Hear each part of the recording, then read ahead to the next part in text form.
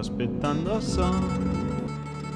Si andrà a guardare un video e poi giù 3 ore a commentarlo sul suo stream per tutto il D o il su che stiamo aspettando Hasan. Chissà quest'oggi che farà, dai che il casino è aperto, si scommette un po', so già però che starò tutto il giorno qui seduto aspettando Hasan. Un tempo era dedito alle news, ora invece parla solo della curva di una Volvo. Dio mio, quanto tempo ho trascorso qui aspettando Hasan. Siamo qui che aspettiamo Hasan.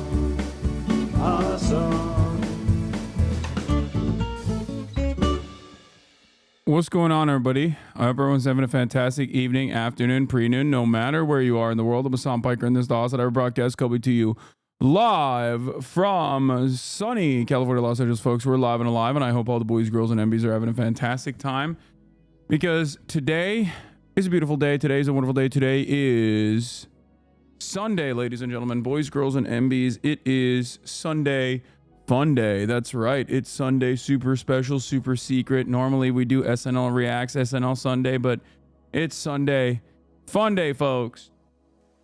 And I am a little late and I apologize, but it's better to be late than never get here at all. It's officially the first day of December. It's December 1st.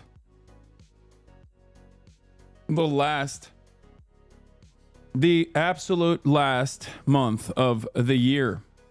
We are bringing 2024 to a close, and I hope that it's going to be an absolute banger. Holy fuck, you look tired. Wait, really? I had fantastic sleep last night.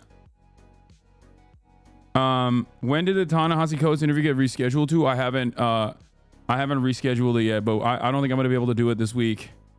Unless we do it tomorrow. I'm gonna hit him up today and see if he's feeling better. Looking real baby girl today. Thank you. Sometimes baby girl is a 33-year-old man who's muscular and bearded.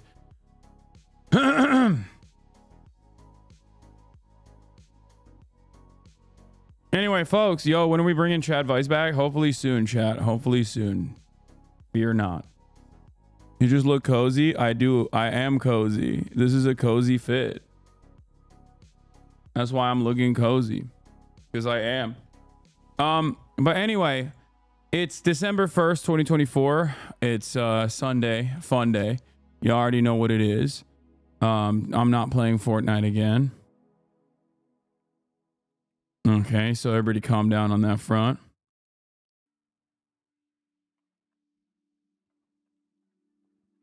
But, you know, what was I doing? This is a part of the broadcast where I tell you about my personal news about what's going on in the world of Hasan, HasanAbi Piker in between the time period where I press the start streaming button and press the stop streaming button. And honestly, can anybody spare a sub for a broke boy? Says Blakey Birdman. Maybe. Please pick this for the meme is crazy. What meme? Are you doing an advent calendar? No, I don't really know what that is. Is that where you get like a chocolate for every day up until Christmas?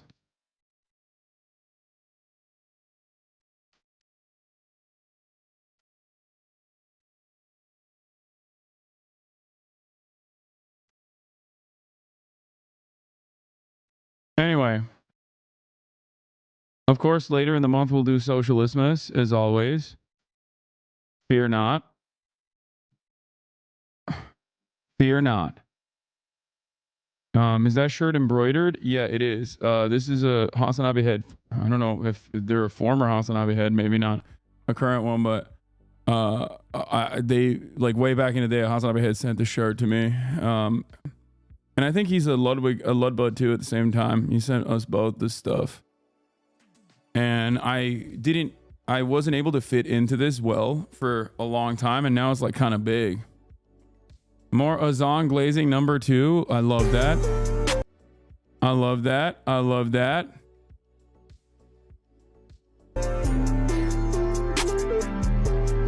fact that Hasan Piker, a Twitch streamer in his 30s, is better political analysis than the Democratic Party staffers and consultants is proof of how useless a lot of people within the Democratic establishment truly are. Okay, nice. I mean, I wouldn't say that I'm like particularly brilliant, but Cash reacted to your hooping. Oh, let's go. More Azan glazing, part 1. Have to bow my head and say a prayer to this man right here. Not only because he's fine shit, because he is, but also because Hasan is literally single-handedly carrying the left-wing media base for men on the internet. Let's just face it, Trump fully sweeped young men this last election. There was no contest. Gen Z men went right-wing. I all know that a lot of Gen Z, a lot of young people just simply don't vote, but the ones who do are going out of their way to look for media that will inform their decisions. The problem with young men today is that the majority of the content that they are consuming is embedded with right-wing rhetoric. You want self-help, you got Andrew Tate. You want entertainment, you have Strawberry Park, you have Pop the Balloon, you have those little like sad boy men loneliness edits on TikTok. You want politics, you have the Whatever podcast. Literally all men have to turn to for entertainment is right-wing shit. And it's the shit that's like subliminally coded. Like it's the stuff that won't outwardly say Trump 2024. They will like push stereotypes and push rhetoric that almost subliminally say to you, vote Trump. What makes this problem? And it's really funny because all the while, the very same people that are progressive are like trying to put a fucking fine tooth comb on every little thing that I say to find disagreements, to find like marginal disagreements with me, when in fact like, and to say that I'm a bad person, when in fact like right-wing media is so dominant and they do not give a single shred of a fuck. You know? They do not care at all. Like it's pretty wild where like you have so many different people online on the supposedly like progressive side of things that are just like, you know, fuck this Hasan guy. He sucks. He's a piece of shit. I don't like him because I misunderstood something that he said, or I saw a clip out of context. If you're relying on him, you're doomed. Destiny's smarter than him. Hasan only got to where he got because of money and looks. Bro said it's okay to say the N-word, but cool. Debate him. Oh, that's amazing. It's so crazy how educated people fall for a lunatic like Hasan. As a right-winger, Destiny is miles ahead of him. Of course. Oh my God. That's so funny. That is, I mean, look, back in the day, these comments used to be a dime a dozen, right? It used to be very commonplace, but there was never this kind of like active pushback against it. So I'm glad that some of y'all are out there doing the Lord's work. Okay? Because Jesus Christ, dude, this dude got away with, this dude basically got away with just like fucking brigading every mention of me for so goddamn long. Anyway, they got email alerts for when Hasan gets mentioned. I don't know how the fuck they find it. I guess it's because they're hate watching here. So when I look at it, they just know where to swarm. It's in their best interest to not talk about you know who at the moment. Oh, what do you mean? Talk about corporate greed exposing the gaming industry by Gamers Nexus. Y'all should collab. What is this? Aw, this is a sad video. He doesn't know. Most validate ego. No, it's good. It's good to highlight content like this on the stream, especially in the beginning of the broadcast, because honestly, you guys might be like, "Oh, you're satiating your unquenchable thirst for love and admiration from people." But the reality is, I'm happy to highlight and signal boost stuff like this. I'm happy to highlight and signal boost stuff like this and you know, urge people to do stuff like this more frequently. And it has nothing to do with necessarily with my ego. I mean, I'm sure it feels good, but I think overall, you know, there's a lot of negativity outside of this space in a lot of the you know, politically adjacent commentary spaces, like debate spaces, because they've been just like completely fucking brigaded into oblivion. So I'm glad that there's like this kind of stuff out there as well. And it's important to give people the permission structure to, one, to be openly a fan and get other people on board and show others that it's like not weird or gross to be a fan of mine.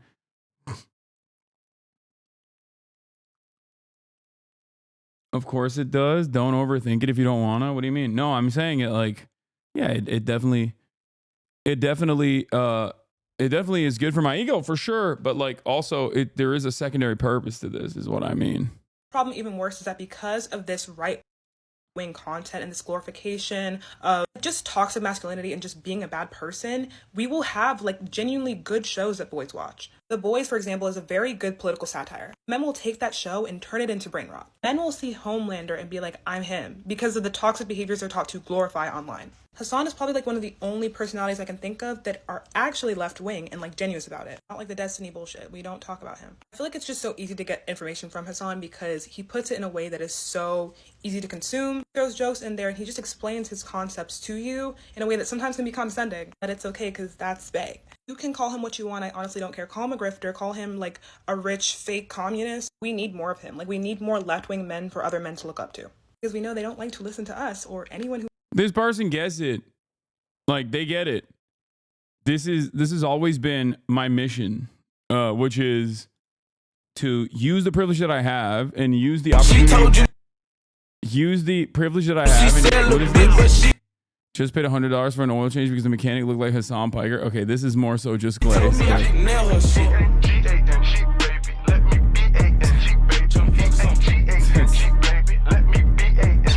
Okay. Yeah, for me, that is. What is this? More vindication? What are we doing? Destiny and Loner Box's disgusting features exposed. They did what with Nick Fuentes? Wait, what? Oh my God. Come on, guys. Oh, I don't even want to think about that shit, bro. I don't want to think about that shit. I don't want to see that. People see that guy get radicalized by VOD propaganda who shot the store owner and be like, damn, that's just like me for real. Yeah. But yeah, I think what a lot of people have very successfully done. I'll be honest. I'm being really sincere when I say this, but I think a lot of people have successfully figured out that it's much easier to like attack a person and try to establish some semblance of like hypocrisy in their operations because most people, you know, hypocrisy bait pretty hard and that's what people respond to. And it's much easier to just attack a person's character rather than like tackle the argument in and of itself. And a lot of people in this community don't understand it. A lot of people personally don't understand that in this community. They don't understand the importance of like propaganda and positive PR. And they just kind of cast it aside and they're like, whatever, who cares? And then they're shocked when there's so much hatred out there, even against them. You said, I really didn't like you. I'm a Brit and you pissed me off when you celebrated the Queen dying. I'm not even a royalist. It just rubbed me the wrong way, but getting past that was a really good decision, not going to lie. I mean, yeah, I hope you understand why I'm going to make fun of the Queen dying, right? Like, that's a queen. Like, that's a relic of the monarchy, right? Hasan, why has no leftist talked about this? I'm going to go insane for real. What is this? How the fuck did Trump actually win? Unc be doing everything but dropping the Diddy video. What's Unc saying? I've noticed lately you're trying to be kinder and more patient. Keep it up. Yeah. Apparently, Destiny has some sex scandal stuff aired out, and allegedly one of the people he was with is his favorite neo-Nazi. Yeah, I don't know what the fuck's going on there. I'm gonna be honest with you. Okay, I've tried to figure.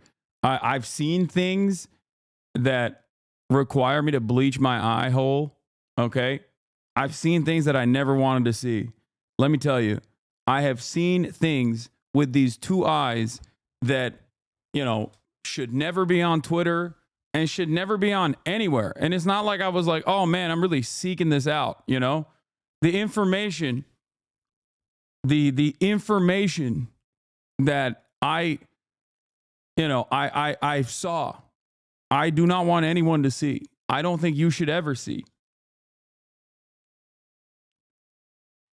Okay? No one should see those things. Now, as far as like,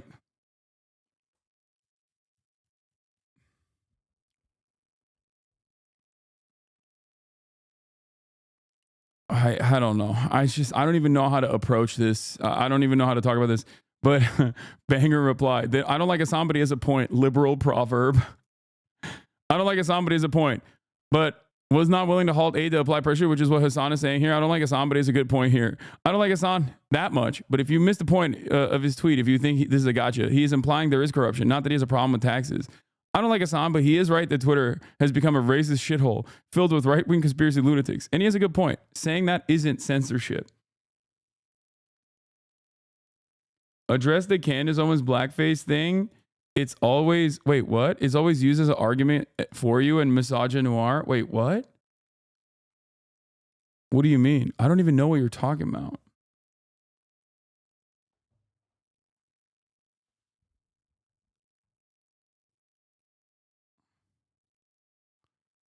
What? People say I exhibit misogynoir. Is that what they say? I mean, okay. It's kind of funny because like that's literally what I was talking about when we were just covering this video, where I was like, people will just like find something and they'll be like, you have to address this thing. When you said Candace Owens was Tommy in blackface allegedly, no, I said something like, I forget what it was, but Candace Owens is a black face on white supremacy. That's what she does. That's her role. That is her primary function. It is 100% true.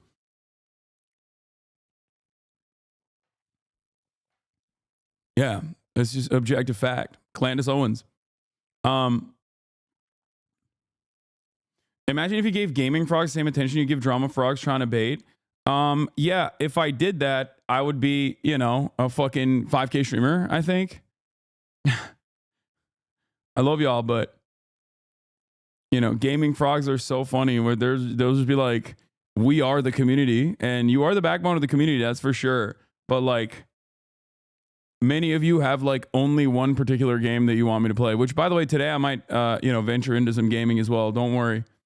But yeah, let's blast off. Sunday Funday, a little bit of drama. But yeah, as far as personal news goes, I balled this morning and I had a really funny experience. I was playing basketball this morning and I'm Jimmy Buckets out there. Okay. I was doing a good job. And these two kids, while I'm bringing up the ball, these two kids come up, they're like 10, maybe like maximum 12, 13. And they're like, oh my God, you're in that Jesser video. I've seen you in that Jesser video. And I was like, damn, that's sick. Like these kids know who I am. Because normally people that come up to me at the park or whatever are usually like older, They're like Gen Z. They're not Gen Alpha. Okay. And they got real excited. And then I think they got really upset because I bring the ball up and I immediately fucking dump a three. It does not go in. Okay. Brick. And I think they saw that and were like, maybe everything I see online is not real. You know what I'm saying? Maybe it was editing magic. Feel me? That was a very important lesson that the next generation learned on that day, which is don't believe everything you see online. Sometimes you see a 33-year-old unk actually cook up out of nowhere an 8-0 Chris London, an actual baller, okay? And then you see them in the real world and they're like, damn.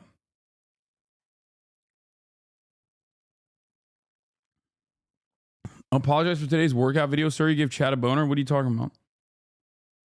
I didn't even... What?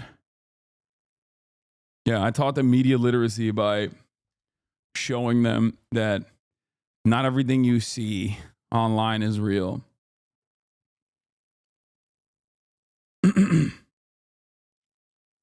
What is this?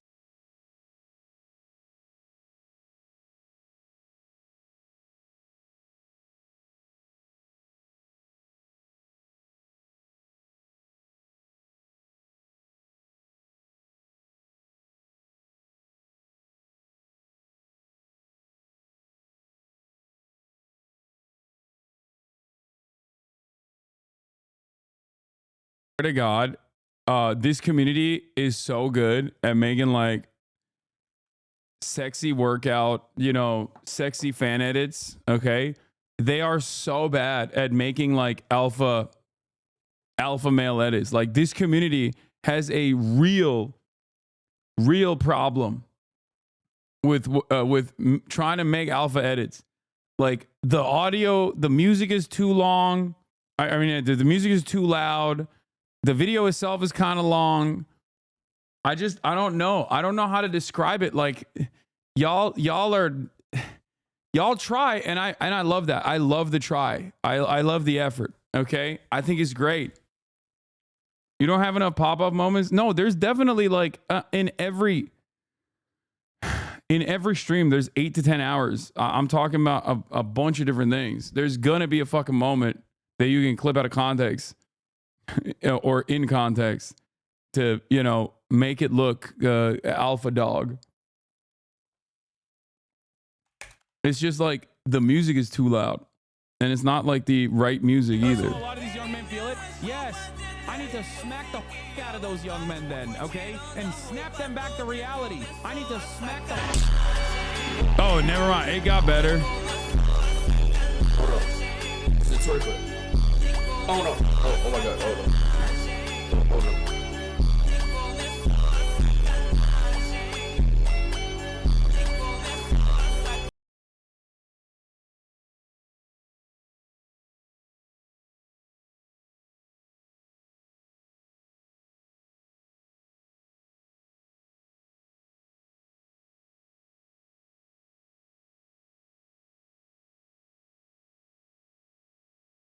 I mean, it got a little gay by the end of it, but, you know, just need to tighten up the timing, but it's good. You know, it's a good jumper when everyone on the court is 100% dejected.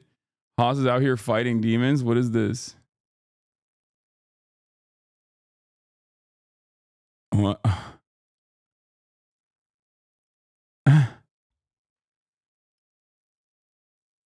Trying to get this community to do alpha edits is like Democrats trying to win over Republican voters. Play modded New Vegas literally once, and Democrats will never lose again. Yeah.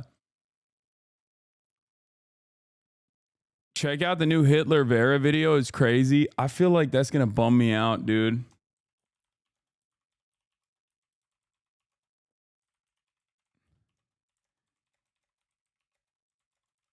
Okay. Let me blast off real quick.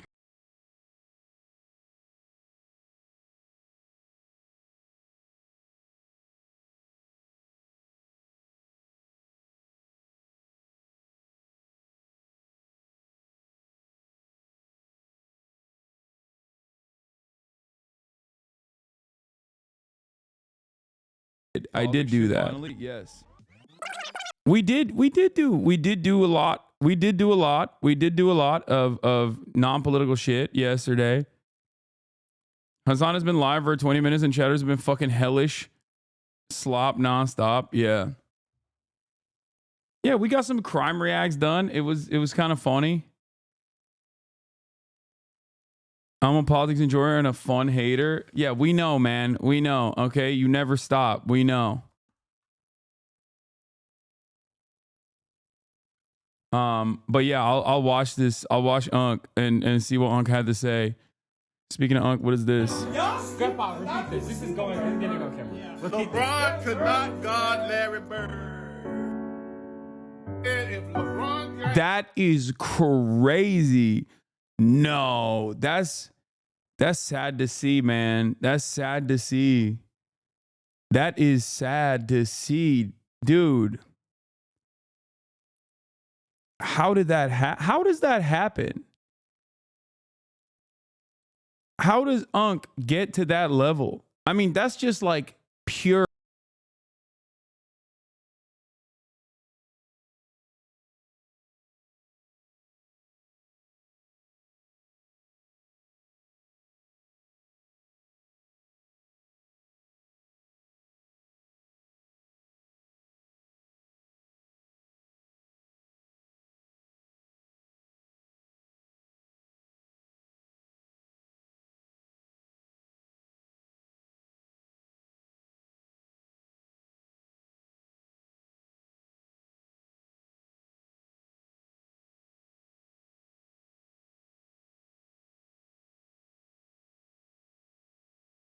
demonstrably wrong. I mean, yeah, but yeah, of course, because it's racist.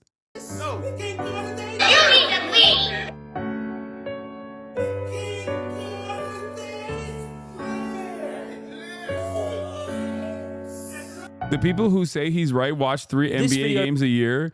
Dude, I don't know how you can watch 3 consecutive NBA games or 3 random NBA games in 1 year and then still arrive at that conclusion. Okay? Like, you need to watch, I would say, like 5 possessions to immediately figure out that, like, the level of skill in the NBA now is entirely different than where it was when Larry Bird was dominating. Okay?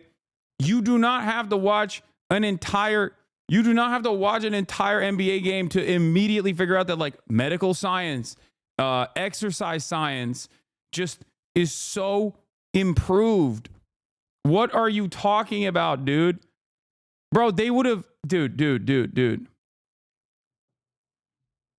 Like, Wemby, in and of itself, Giannis, Wemby, look at these guys, okay? Look at these guys and then imagine them existing. Like, people are going to say, like, oh, Kareem Abdul-Jabbar, right? Or any number of, like, famous big men, right? No, I'm not going to say Jokic, because Jokic is, like, actually the type of player, like Wilt Chamberlain, right? But, like, Jokic is exactly the type of player who would have played in the same exact way, I think, in the past. He's the closest to, like, old school NBA in his play style. But what I'm trying to say is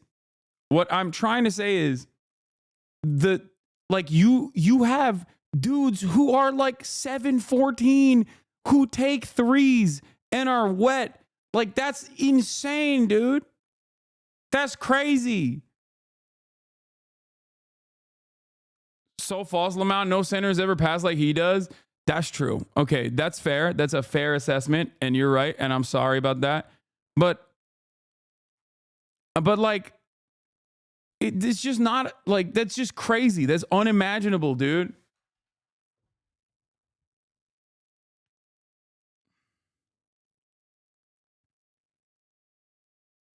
Yeah, the game has improved dramatically across the board, every aspect of it. And it will continue to be better. It will continue to get better, which is ironic because, like, people watch it less because everyone's always talking about how, I don't know. I feel like the new NBA drama is that, like, everyone is doing 3 points and it's not. Everyone's shooting threes, and Steph Curry actually ruined the NBA because everyone wants to play like him and everyone wants to spam threes. So obviously, like, the games are no longer as entertaining because you don't get as many posters and no mid-range, like, no contested middies, all this stuff. You just, like, bring the ball up, look for open possession, boom, fire it off.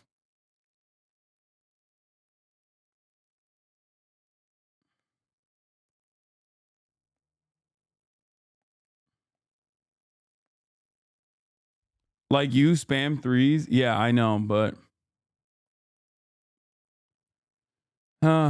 you were incorrect about Jokic. How many sinners in the NBA back then get triple doubles a game like he can? He can dunk, shoot, pass, and make plays. Most sitters back then only just blocked and scored with him up. Yeah, no, I know. I'm saying, I was just making a joke about, like, the way Jokic plays as, like, a tall white guy who is just, like, the slowest dude on the court. It was more so an aesthetic joke, a joke about his aesthetics, like his play style and the way he. Being a basketball coach and player, this tweet sums it up nicely. Basketball has unofficially become an upper middle class and rich person sport. It costs anywhere from $30 to $100 per hour to get a kid basketball training and play on the AAU teams. Can cost anywhere from $300 to $600. That's without travel, hotels, food, gas, new shoes, etc. Today, if a kid isn't getting trained year round, they almost have no chance of making an NBA, and the average American parent doesn't have the funds or time to invest into development. Historically, players that came from low-income backgrounds is what made the NBA, because they play with a flair, passion, and hunger that typically comes from not having much. LeBron, Magic, Kareem, Wilt, Iverson, Isaiah Thomas, Shaq, KD, D-Wade, D-Rose. Well, I mean, was Shaq broke? I thought Shaq's dad was like a fucking, I thought he was an army brat.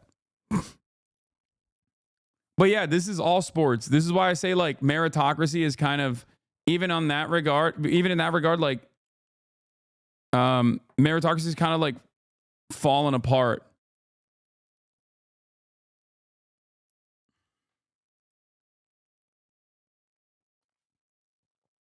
A lot of those mentioned players were college players. No, they're talking about the training and the scouting process. This is pre-college. This person is exclusively talking about, and I know a little bit about this as well, because, you know, while I suck ass, like I, just like every other kid, you know, shot buckets in my backyard and shot and imagine myself being Kobe Bryant. You know, I'm assuming that everyone has had hoop dreams like that at a certain point if they ever played basketball. So, overall, like the talent pool is, you know, it was deep, it was wide, it was diverse, because there was, you know, you could scout out kids from all around the country and immediately pick them up and put them into good schools so they can train and become good college players and then inevitably get to the NBA. But nowadays, I feel like the NBA also is like turned into, you know, a league full of former players' children. A lot of the top players right now are the sons of former players themselves. I mean, even Steph Curry. But yeah, today's NBA is filled with mostly players that come from upper middle class, well-to families or foreigners. That's why it seems to be so uncompetitive and passionless, which is why the ratings are way down. Like, as far as I understand, like even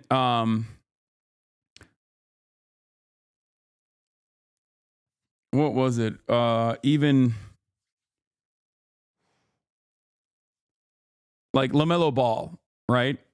He has the aesthetics of someone that comes from a very different background than the background that he actually comes from. Like, he comes from a fucking rich family, right?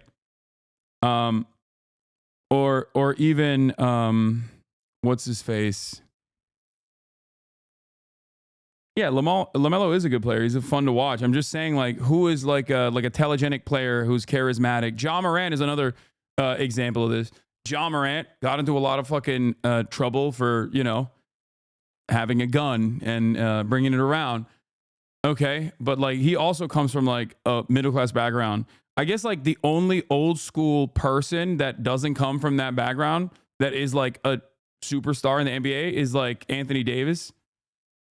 Or not Anthony Davis. Anthony Edwards, sorry. And that's like there are still some. Jimmy Butler, yeah. And there's probably a lot more. There's probably a lot more people like that, like Giannis, for example, in the European that come from like a Euro background. They actually ironically come from like poor families for the most part, and they get scouted and they like somehow make their way up the ranks. Because like Giannis literally was selling fucking watches and shit on the street. Like, he did not have a citizenship. It's crazy.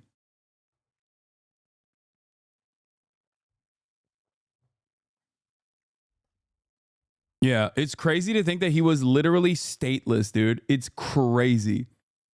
If you're an African migrant, like the shit you have to do to be recognized as a human being worthy of getting citizenship is insane. You have to pull off like the most impressive feats. Then they'll be like, okay, we now recognize you as a full-fledged human being. That's crazy. Okay, that's crazy. Anyway, this is to say that Turkey dropped the ball big time by not immediately nationalizing Giannis when there was an opportunity there, okay, at a certain point. In my head canon, can you imagine? Instead of Giannis, his name is Yunus, which means dolphin in Turkish, okay? Yunus Antep. And he's nationalized as a Turkish citizen, and he gets the development necessary, okay? They call him Yunus Antep. Antep is Gaziantep. That's great. It works, you know? Yeah, Antep. Antepoğlu. Antepoğlu. Greek. Giannis is the GOAT. He is. He's great. I'm just saying, I fucking wish he was Turkish.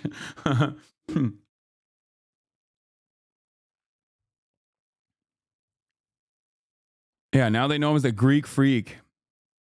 He could have been known. He is Greek. He is ours. I know, man. Y'all got lucky. That's all I'm saying. Y'all got lucky. Alperen Şengün is still putting the numbers on the board for Turkey. Anyway. JJJ. Os bayrakları. Os! Alperen Şengün! All right, I'm done. I'm done talking about ball. Why the fuck do I always get into these like random tangents about basketball? I don't know shit about ball, dude. I don't know anything about ball. Ball talk. Okay, I don't want to watch this. It's too sad. What is this? Me caroling outside of Hasan Doğan Piker's house?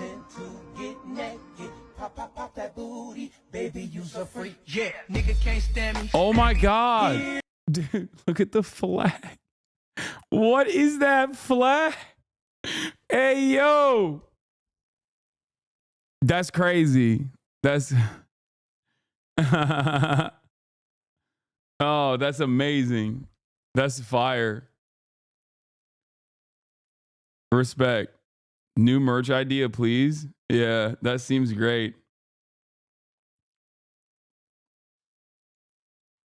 I need to sell that.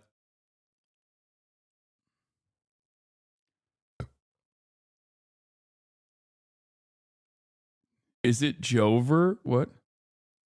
What is this?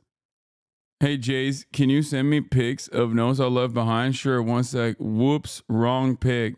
Here you go. Wait, what? That's crazy. How does this have 23? Bro, what is going on? I'm in arcane memes? What the hell? I'm in this is deep lore, dude. This is Jwick arcane memes. It's real, by the way. Jace Victor is real. Jvic is real. You will never convince me that it's not real. It is real. Okay?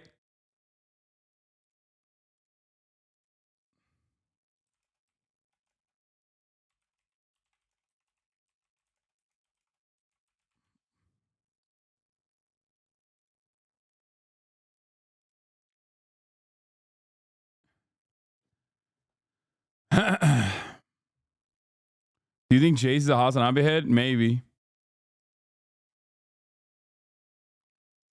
Yeah, Israel. The way that pig has a hold in my brain, I can't believe that has 30,000 fucking... I can't believe on Twitter it got 200K likes and 30,000 bookmarks. Oh yeah, I saw this. Speaking of ball, this is the last thing I'm going to say. Okay. Speaking of ball, what is this? The scariest pick me on TikTok? Maybe we'll look at this. Scottie Pippen posted, how many championships will we have won with Elon Musk? There is 0%. I'm giving it 0% chance that Scottie Pippen runs his account. Okay. There is no way that Scottie Pippen actually runs his account. He has probably given this account over to some fucking, yeah, this is $ ball is innovating sports and crypto. Yeah. This is, I'm telling you right now, this account is run by some fucking cryptocurrency geeks, okay? And it has nothing to do, absolutely nothing to do with Scottie Pippen at this point. Ain't no way. Ain't no way. Ain't no fucking way, dude.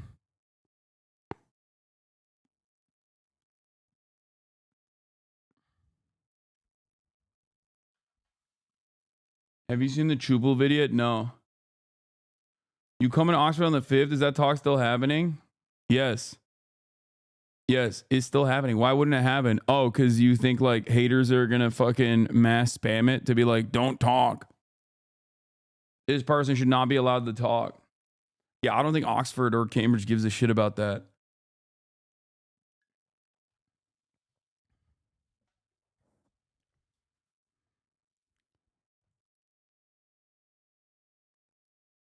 No, he's in the crypto shit. I know he's in the crypto shit. I'm just saying that he's probably giving off the account to someone else. Okay, let's get started with this. let's get started with this FD signifier Unk vid. It's got 600,000 views in 3 days. How the fuck did Trump actually win? Now, I think I'm going to have some reasonable and mild disagreements with Unk here. All right. As far as I understand, people have been trying to get me to watch this for a minute. So I'm excited to see it. Let's go. And then we'll do the drama a little bit. All right. Not a lot of fun and games today. We're going to jump right in. Unk is a little libbed up. I did a live the day after the election where Donald Trump became only the second president in American history to win a non-consecutive term by convincingly beating Kamala Harris, and emotions were high, limited information was available. But based on what I had seen and what I had been hearing at that time, I made the proclamation in this live that the core reason Kamala Harris lost her bid for presidency of the United States was misogyny and racism. I base this not just on my general beliefs on the pervasiveness of sexism and racism in this country, but on the fact that at the time, the early data indicated that there was a huge decrease in voter turnout for her specifically with rural and suburban white men. Many folks, including more moderate leftists and liberals, agreed with this take, but also disagreed with the take. Others that I would call my peers politically, and some even further left than I, felt like this take was erroneous and in some ways let the Democrats off the hook for their many mistakes, their many mistakes during this election cycle. Or like their liberals, ironically, they didn't like the finger being pointed at white people when there's black men, Latino men, and Palestinians to take the blame. I found both of these responses frustrating as neither really aligned with how I saw the whole situation. But at the time, I didn't have enough data and I hadn't talked to enough people to feel too confident in my own take. But now, some weeks later, as most of the details and info are near final, along with being able to observe and process a lot of other people's opinions in the aftermath, I want to return to this opinion with a little more data. That's what we'll be doing in this video, using a mostly data-driven approach to explain why Kamala Harris lost, or better yet, why Donald Trump won, and what lessons could and should be learned from this election. I want to first make a few things clear. Here in the swing state of Georgia where I live, I voted for Kamala Harris. I didn't do this out of an alignment to the politics that Kamala represented or ran on, especially in the latter part of her campaign. I didn't do this with the mythical hope that she would be pushed left. That just doesn't really happen. I voted for Kamala Harris because of the two devils I was faced with.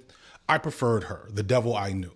To many, that is unsatisfactory. And to those of you who feel this way, it is what it is. To me, the world is already in a hellscape situation, and I personally find no solace in the individual victory that would have been a protest or third-party vote, nor did I think that it would make a difference, and we'll look at why that's completely true later on. I am not of the mind that a Trump presidency and a Kamala Harris presidency would have been indiscernible from each other. On a grand scale, that's likely true, but at a micro level, at an interpersonal level, and at an immediate level, I think this is demonstrably false, and I don't think anyone who's serious can say that to be a fact across the board. Trump's 4 years as president before were harmful in numerous ways that were unique to him, including his handling of a once-in-a-lifetime pandemic, which was made worse by his incompetence. But I digress. I'm only bringing this up because I also don't want this video to be mistaken as a defense for Kamala Harris or the Democrats. And it's really frustrating that our political discourse on the left has been so atomized and just made into content garbage that people who take nuanced look at these complex issues end up having to be in one camp or another. Like, I'm literally in the moment have done this take like 10 times because I'm trying to find the words to say how frustrating it is to want to have a nuanced conversation around electoralism when there's people that if you don't support Kamala Harris, they don't want to hear anything you want to say, even though there's obvious reasons to not support Kamala Harris. And people that don't support Kamala Harris feel like there's no logical or moral reason to vote for her regardless, as if anything in our political reality is that black and white. But it is what it is. Have you already forgot us, the chat, since you're already the almost mainstream Monk? First of all, no. And being quote unquote almost mainstream doesn't change anything. This is where I choose to be. I feel like it's important to continue challenging my more liberal and moderate audience to dispose of the belief that Democrats are on our side. At best, they hold us hostage and force us to be complicit in their failings and atrocities by holding the knife to our throat that is the Republican Party. But I also think the grandstanding and finger wagging, often by people who are least affected by the threat that is the Republican Party, is just as ridiculous, especially when that ideology veers into, I'll just call it magical thinking at this point. But for those who still don't understand why the Democrats are bad, I'll link some other videos that break down their failings in the description. With that out of the way, let's get to it. As of writing with 99% of the vote in nationwide, Kamala Harris has 73,879,941 votes, and Trump has 76,528,802 votes. This ranks second and fourth all time in popular votes for president. And this is with 90 million eligible voters deciding to stay home, which, believe it or not, is typical for non-voters. Usually voter turnout is around 60 to 65%. However, one important detail that we'll come back to a few times is that in 2020, Joe Biden set the record for popular votes with 81 million votes. Yeah, and the reason for that obviously was because of, and this is something that like a lot of people argue for when talking about expanding access, but when you expand voting access, when you make it easier to vote, yeah, more people end up voting. That's it. It's that simple. Important fact to point out here is that Kamala Harris got around 7 million votes less than Joe Biden did back in 2020 nationwide. Now, you might immediately look at that and say this is because Kamala ran a bad campaign and because she campaigned on the wrong things that her base and regular people did not care about. Or you may immediately look and say that Kamala is a victim of sexism and racism because the same people that voted for Biden, whose campaign was exactly like hers, did not vote for her. And I think when you're looking Do you think Biden would have won without COVID? No. I've said that before. No, of course not. No fucking shot. And this doesn't even mean that like Donald Trump was super popular. He was not either. But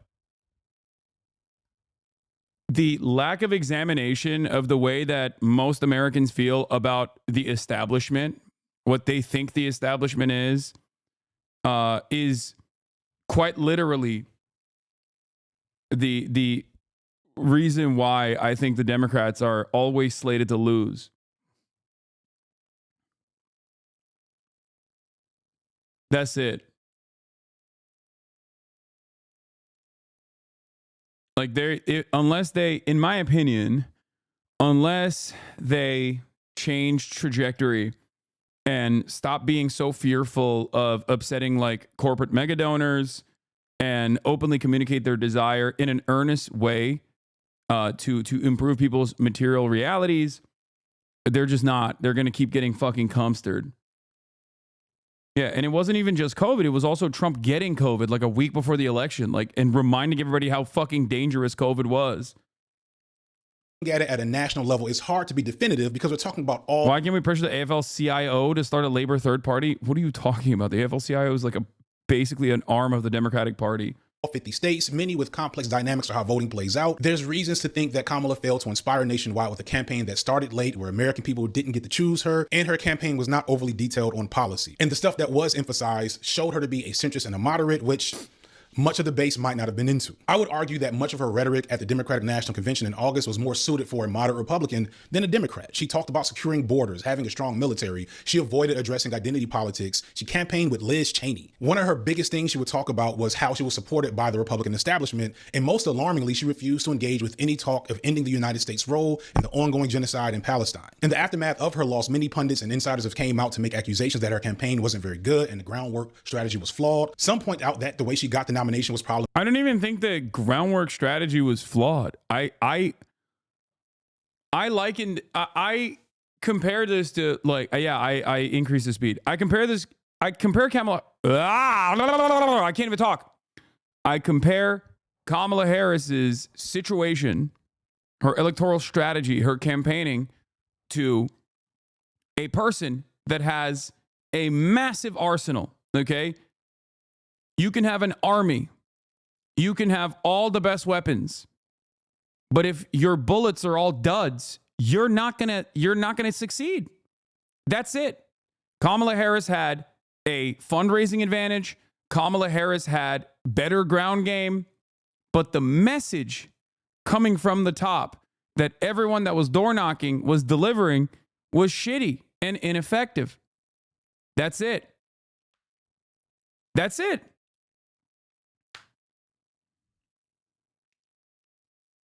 You can have an army. You can have all the weapons. But if you're firing blanks, you're not going to win.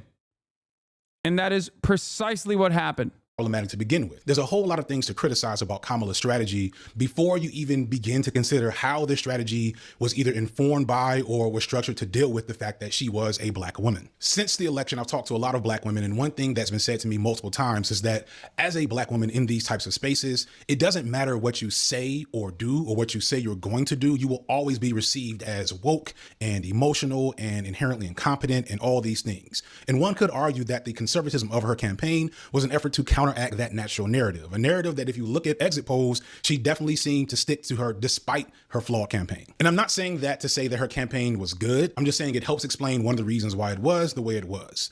However, this doesn't seem to matter when you look at the data. When you zoom in from the national level and just look at the 7 key swing states that really decided this election, you begin to really get some answers. For those unaware or outside of the US, our presidential elections are some bullshit low key. The country has 50 states, right? And each state is worth a certain amount of points. If you win that state by getting the most votes in that state, you get all 20 points. Even if you only got 51% of the vote, you still get all 20 points. What this ends up doing is making it so 5 to 10 states that are up for grabs really control the entire election. And that's because most states in America consistently vote in a very specific way. Some states like Minnesota, for example, haven't voted for a Republican for president since 1968. States like Texas, on the other hand, haven't voted for a Democrat since 1972. This means that any analysis of the election that doesn't hyper-focus on what happened in those states isn't necessarily the greatest analysis, because in those states is where if they were going to call her woke, then why tack to the right anyway? Should have gone left. Yeah, that's the problem. It's running from a place of fear, and Democrats do it. If I'm going to be super charitable to the Democrats and not assume the position that they want to lose, that they want to be the controlled opposition, that they want to be a hurdle in the face of like real leftist movements in this country, and that they do actually want to win.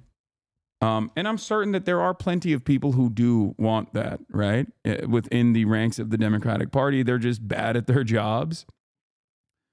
Then I think that they are running from a place of fear. They're always running scared. They're always terrified of their opposition. They always allow the opposition to flood the market with whatever kind of like nonsensical positions that they invent, that they concoct in a laboratory half the time at a think tank, right?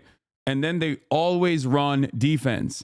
And they're always running defense in territory that is more beneficial for the Republican Party. Running defense on the issue of immigration and adopting the right-wing framing on the issue of immigration, you're cooked. You're cooked.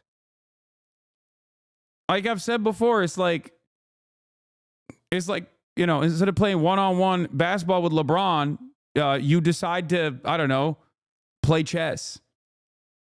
Like on the one hand, you got a grandmaster in chess.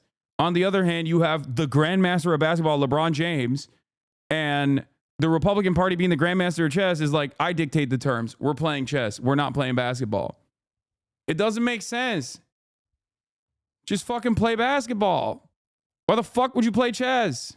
You're LeBron James. The voting population has and feels the most responsibility. This is where campaigns spend the most money, and this is where the campaign's successes or failures are really reflected, and where data and feedback is most valuable. So that's where I'm going to focus most of my analysis on. And when you focus the analysis on the 7 battleground states, you start to see some really interesting features. In 2024, there were 7 battleground states: North Carolina, Georgia, Michigan, Pennsylvania, Arizona, Nevada, and Wisconsin. Kamala Harris lost all of them. However, the narrative that I presented a second ago about her flawed campaign, that voters stayed home because she ran too far to the right and didn't support Palestine, that she didn't run on any policies, etc., that doesn't really hold up here, because in 4 of the 7 swing states, Wisconsin, Georgia, North Carolina, and Nevada, Kamala Harris actually outdid Joe Biden in 2020. That's from small numbers. It's not like she outdid him by a whole lot. But considering that Joe Biden had 7 million more votes nationwide, the fact that Kamala Harris kept up with him in these 4 battleground states indicates that she wasn't doing nearly as bad as people are trying to say she was. And in the 3 states where she didn't outdo him, Michigan. Okay. As far as especially Georgia, like, if we're going to talk about Georgia, Joseph Robinette Brandon, 2.4 million votes. Kamala Harris, 2.5 million votes. The reality of the matter is this is because of changing demographics in the state of Georgia. Okay. A lot of this can be A lot of this will be like actual demographic patterns shifting in the state of Georgia, population growth in general. Okay. As far as North Carolina goes, these are areas that they like very openly and very actively targeted. The problem is none of these areas were the areas where they were supposed to. None of these areas were the areas that were supposed to fucking put up numbers. The real numbers were supposed to come from the blue wall. They're hyper focused on North Carolina, especially where she did outperform Joe Biden and still lost. You're scrambling, FD got your number? No.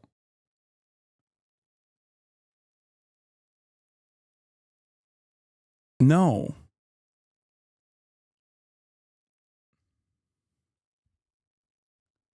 Hyper focusing on these other states when your battleground states that are going to get you the victory, being the blue wall, was a mistake. Wisconsin being one of the examples. And even then, when they hyper focused on the blue wall states, okay, they did a horrible job at it. Look at this. Like, what do you mean? Like, trying to fucking tap undecideds, independents, and moderate Republicans is just like failing spectacularly to do so. Of course you were going to lose. I don't understand what FD's argument here is. Like, is he just saying that Trump is simply too popular to beat? Is he saying that? I don't fully understand what his argument is here. Like, that she wasn't doing nearly as bad as people are trying to say she was. And in the 3 states where she didn't outdo him, Michigan, Pennsylvania, and Arizona, she got within around 70,000 votes or less. So he didn't blow her out there either. Now, you may still feel that Kamala's campaign was bad because you don't like her politics or tactics on a specific personal level. And I would agree with all of those opinions. However, that doesn't mean her campaign was ineffective. The numbers say that it was. The difference is in Trump and some of the specific voter bases that he was able to pull in those same states, as well as specific voters that did not show up for Harris, that showed up for Biden. While all the criticisms that you probably have of Harris and her campaign are true, I still think the results are more consistent with this country's deep-rooted misogyny and racism. I know people don't like that. Yeah, the reason why I don't like this argument is because the solution to this argument literally is never run a black woman ever again. And I disagree with that on principle. Never run a woman of color ever again is not a good solution to this. And I do agree that like racism and misogyny always is going to factor into it. This is something that I talked to Estet about as well. If you recall, and something that FD also brought forward originally, which is the idea that, no matter what Kamala Harris said or did, she was going to be considered woke. She's a black woman from Oakland, okay? A black woman from California. Of course, she was too woke for a lot of people because they were not even considering anything. When you stand for nothing, seemingly, okay, people will make their minds up about what you stand for. And this is a major problem with the Democrats. They get bullied relentlessly and mercilessly. They get written out. That's the reason why, while Americans are on board with progressive policies, as long as it's a faceless, lifeless ballot initiative not attached to the Democratic Party, people vote for it overwhelmingly. But the moment that you put a Democrat on in charge of, defending said policy, people go, ugh, I don't want that. It's gross. The Democrats have a Riz problem. I think where FD loses some ground in his analysis that it wasn't an unknown. The numbers projected this months ago. We knew she was keeping up with Trump, but that wasn't enough. We knew this. Her deciding to continue this campaign is a campaign decision. Exactly. This is something that I pointed to time and time again throughout the campaign. Months leading up to the election, Kamala Harris would come out and spend like $30 million in one of these specific markets, right? And it wouldn't even fucking move. It wouldn't even move her polling in the direction that was necessary for her to secure a victory. And I kept saying, like, what are we doing? I mean, it's clear that the message is not working if you're flooding the TV markets in Pennsylvania and the suburbs and whatnot. Like, it's obvious that the message is not working. You got to change the message. Central Committee says she lost the election in the industrial cities in the Rust Belt because young people and black people had low enthusiasm. We saw it coming weeks before, at least you and I did. Look at his old post. Is he saying that black people and young people hate black women? Make it make sense. No, I think he's talking about. I mean, I do think that there's definitely still a shit ton of people who were not on board with her for her being a black woman, like people that otherwise might have voted for her that stayed home because she's a black woman, for sure. I mean, it's automatically correct.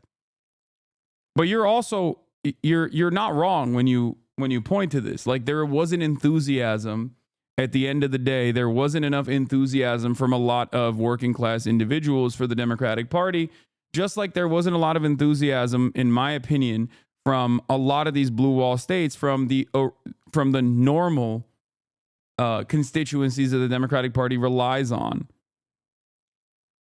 So let me address some of the common arguments that I've seen against this take. So one of the main things I've seen is that Kamala lost because of abstainers and third-party voters, most of which who had the genocide in Palestine as a deal breaker. All that said, very little data points to those people having a significant effect. Yeah, they didn't. Kamala Harris lost by wider margins than like third-party votes would go in her favor. And not only that, but also third-party votes are not to be taken for granted. There's the automatic assumption. Yeah, nothing signals. Ogre Boy says nothing signals to people worried about the Middle East like glazing the architect of the Iraq War while on your campaign tour. Like, this was a massively consequential decision, in my opinion. It was because you have a finite amount in your truncated campaign to basically craft a message to show America who you are and what you stand for. And that actually offers a wonderful opportunity, especially when you're Kamala Harris and you're basically a fucking blank sheet of paper, right? And instead of using that opportunity to just like fucking put forward a bold declarative agenda that is going to address a lot of the issues that people are experiencing, going along on this like, I'm right wing, I want a muscular border policy, I'm the top cop, all this shit was not great. I think they did think, well, Kamala Harris is a black woman, she's younger than Joe Biden, so a lot of the normal constituencies that go out and vote for the Democratic Party will come out and vote for her regardless, and that didn't happen. They just, many of them stayed home. And it's crazy because like a lot of people have written off Gaza, for example, from the equation, or falsely attribute just the third party momentum, which was lackluster. It was nowhere near where it was supposed to be. And say, oh, well, people went and voted for the third party, but they didn't vote for the third party by large enough margins. Clearly, Gaza's not an issue. Like, no, there's a shit ton of people who just didn't vote. There are a shit ton of people who just didn't vote because that was an issue for them. Okay? Straight up.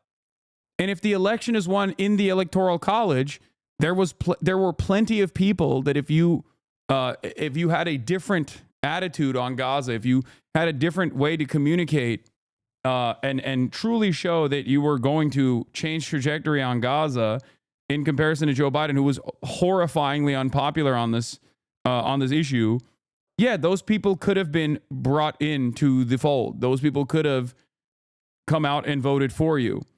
You cast them aside, and that's part of the reason why you lost. It's not the most consequential reason. There's no singular, like, silver bullet here, right? The elections are complicated. There is no one thing like, oh, if you do this and then you win. I don't agree with that. Sometimes I think even in my commentary, people hear parts of my analysis and they agree with it. So they think like, no, this is the singular policy. But whenever I talk about Gaza specifically, I'm referencing the polls that I saw leading up to the election for months, and how many people openly came out and said like, yo, this is important to me. And it wasn't this like sectarian fight either. It wasn't this sectarian only Arabs or only Muslims care about Gaza shit either. There was a lot of people across the board that I think would have been more enthused to go out and vote for Kamala Harris, at least according to the polls that showed that she would get at least like a 2-point boost in 7 of the swing states, the 7 of the battleground states. Yeah, there were. This is a HasanAbi head who made this. Here are the 34 polls that show a ceasefire and weapons embargo help Kamala win. Michigan is the blue wall state that swung the most against Harris in this election. It's very clear it had an effect. This is quite frankly an attempt by left liberal progressives that told you to just vote for Harris for harm reduction, trying to pretend that it wasn't a bad strategy to win. If Harris had separated herself from Biden on Gaza and other issues, she would have been more likely to win. I agree. I think she always had a tough road ahead. She had a truncated campaign. She was attached to the hip to a historically unpopular incumbent. You are not going to fucking win an election like that. It's very difficult. It's an uphill battle no matter what.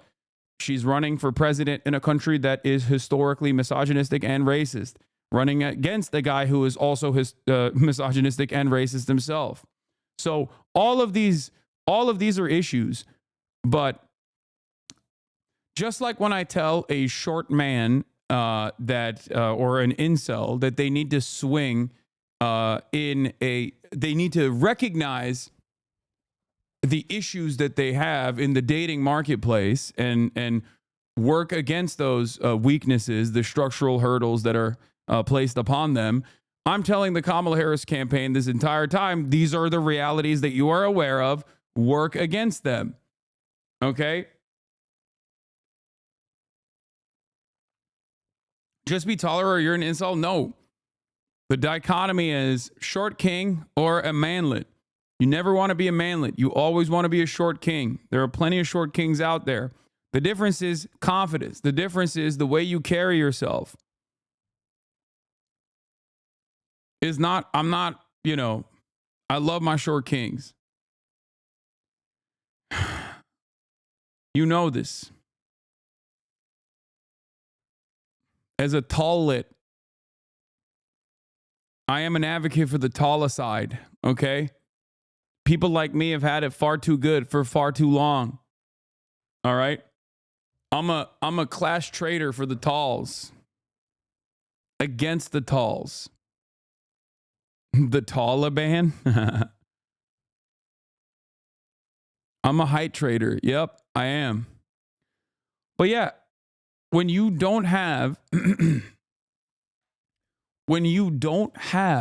a lot of leeway and you know that the deck is stacked against you, you can't be making mistakes. And their whole campaign was a fucking mistake. Prominent third-party candidate left to Kamala who did not support the genocide was Jill Stein. And in no swing state did Stein get even a full 1% of the vote. In Wisconsin and Georgia, she didn't even come in third. I know some truly principled leftists actually voted for Donald Trump in protests, which, okay. But I seriously doubt that that was enough to really make the difference here to put the loss on Stein and protest voters. You could argue that more principled anti-genocide voters just stayed home, but that would clash with the aforementioned fact that turnout was up in swing states. Stein did her best in Michigan, where there is a large Muslim population, where there was also a well-organized effort against the Harris campaign because of her response to the genocide. But even in Michigan, if you add all of Stein's votes to Kamala's, she would still lose. This is important to point out for a few reasons, but for the moment, I really wanted to sink in with liberals and moderates who have went full mask off online with their vitriol towards the people of Palestine and the anti-genocide movement. In the days and weeks after the election, many on social media pointed at Palestinians and their supporters as the cause of Harris's loss, and it was gross and abhorrent to witness. People posted videos of them going to Starbucks, which, by the way, Starbucks was never actually involved in any boycott related to Palestine. That's just a significant marker of how uninformed a lot of us are online, myself included. But regardless of whether or not Starbucks was a part of the anti-Palestine movement, the fact that people were going there explicitly to spite Palestinians, that shit is whack. That shit is fucked up. All you should be ashamed of yourselves. People argued, well, these folks are just angry and they should be allowed to vent their anger and express their emotions without being judged. And sure, maybe, but in that regard, where is that same empathy for Palestinians who are actively being bombed right now? Of all the things that came out of the election, this was the most disappointing to me because I genuinely expected better. And in some situations, I don't know why I did. But I'll come back to this. Another thing that people point out is that certain progressive ballot measures won in states that Kamala lost. For example, in Arizona and Nevada, they established a state right to abortion. This even won in the deep red state of Missouri. And in these particular situations, progressive ballot measures won big time, sometimes getting more votes than Trump and Harris in a particular state. So this would be a good argument against the misogyny and racism issue if you don't actually understand the difference between progressive politics and progressive policies. Many people will point out that progressive policies like universal healthcare, gun control, abortion, all tend to be popular issues that most of the nation agrees upon. The problem there is how these issues are seen, if they're connected to or in any way can be seen as supporting of. Yeah, this is my, this is a certified HasanAbi take as well. Okay. I always say this. Progressive policy is popular, but unfortunately, people who, carry themselves as progressive politicians are not as popular as the policies themselves. Black people who are seen as undeserving. Whenever an issue is connected to black people in this country, white people will vote against that issue essentially out of spite. Right now, they're trying to repeal the Affordable Care Act, which is known to white people, a specific type of white people, as Obamacare. These are people that will literally lose their health care if Obamacare is repealed, but because it has the name Obama on it, they do not care, or they don't care enough to actually know what will happen to them. And we've seen this historically in America. The easiest example comes from the history of programs such as the New Deal or the GI Bill. Both of these programs provided massive subsidies, social welfare, and handouts to predominantly white people across the country, enabling the largest growth of the middle class in modern history, but only for white people, as both of these programs were greatly impossible to access for African Americans. And when people started even hinting at the idea that African Americans should start to benefit from these programs, public opinion on these programs changed. People started looking at them as welfare and handouts to the undeserving. And all of these programs saw drastic cuts in subsequent years. White Americans were fine with cutting off their own well-being if it meant that black Americans were cut off too. There's an old saying that a white man will shit in his own pants just to make a black man smell it. Moving on.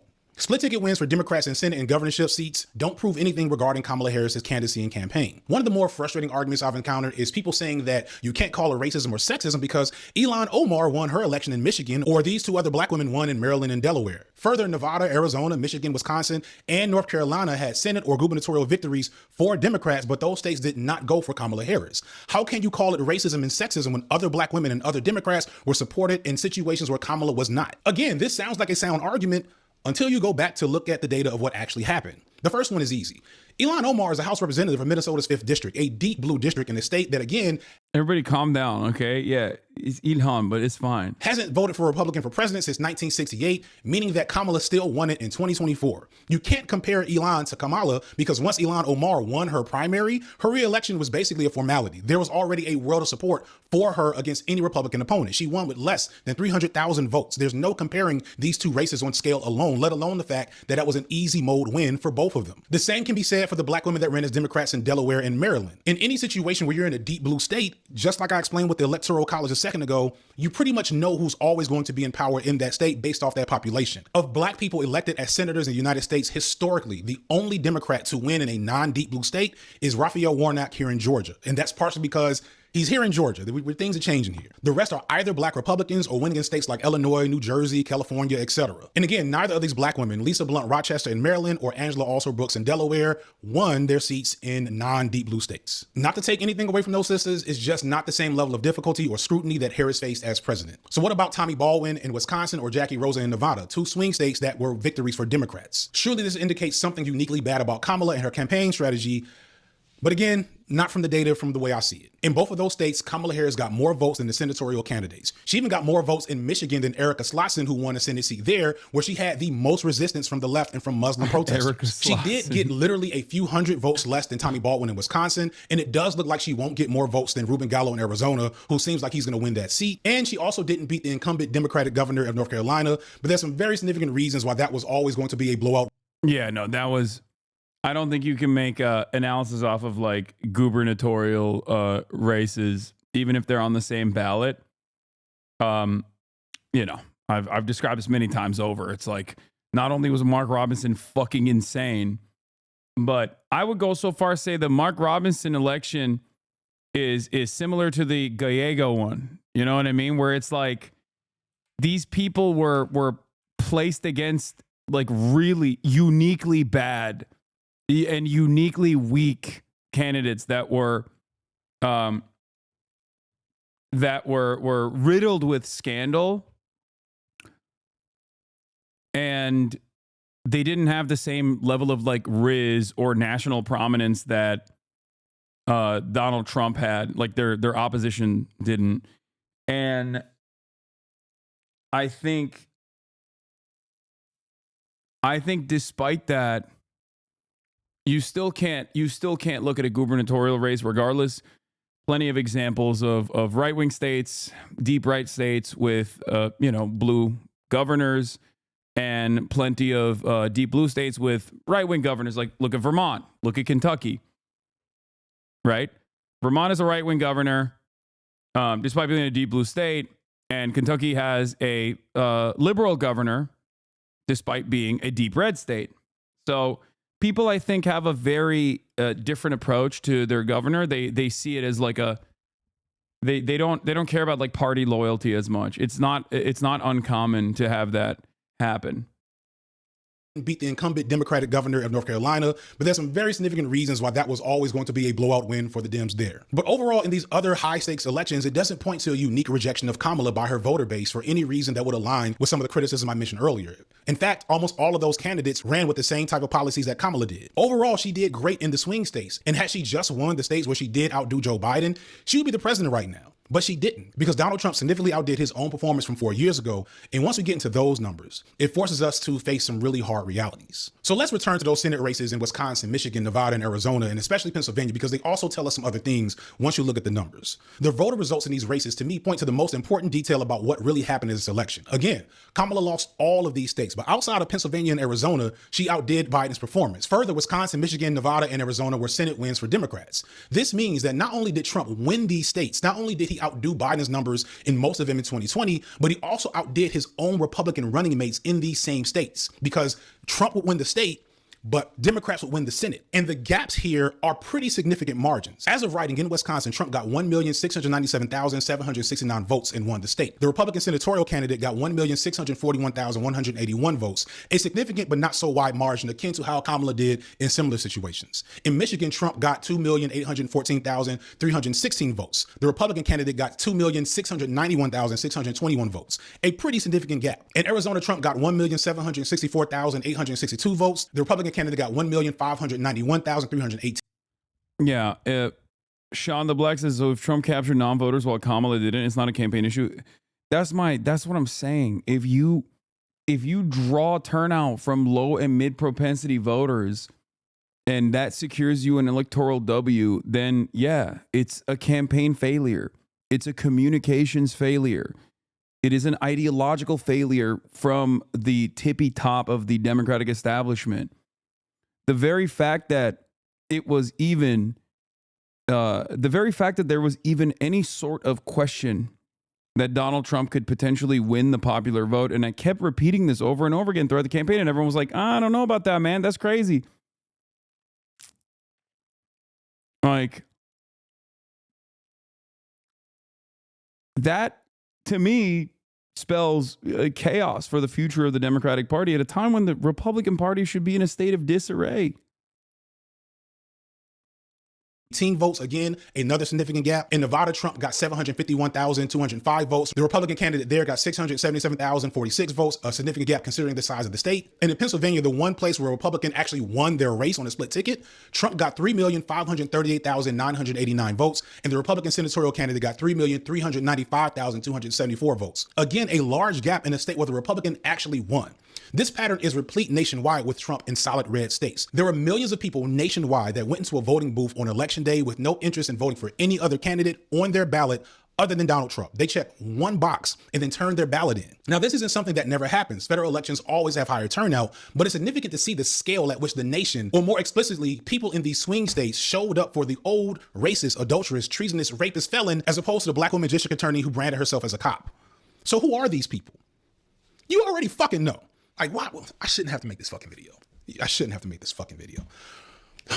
The data I've seen indicates that there are white men in the suburbs and rural areas.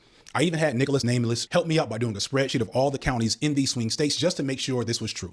NBC's exit polls also show that among white voters in key states, Kamala lost marginally suburban voters and significantly rural voters. These are almost categorically white voters, which correlates to her vote numbers amongst whites. In those key battleground states, she only got 37% of white men and 45% of white women. When you look at the proportion of the vote she got in those areas compared to Biden, they shrink in almost every situation, which meant that Trump got to run up the score, which meant that even though she got close in many of those states, she could. Yeah. So this is where we both agree with one another, but I guess maybe disagree with the solution here. Because, like, we agree that, yes, white men, not exactly the best politics, right? Especially if their educational attainment is, is at a high school level, right? The reality of the matter is that's the board. That's the game. You can't change the rules of the game midway through. You just get, that's it.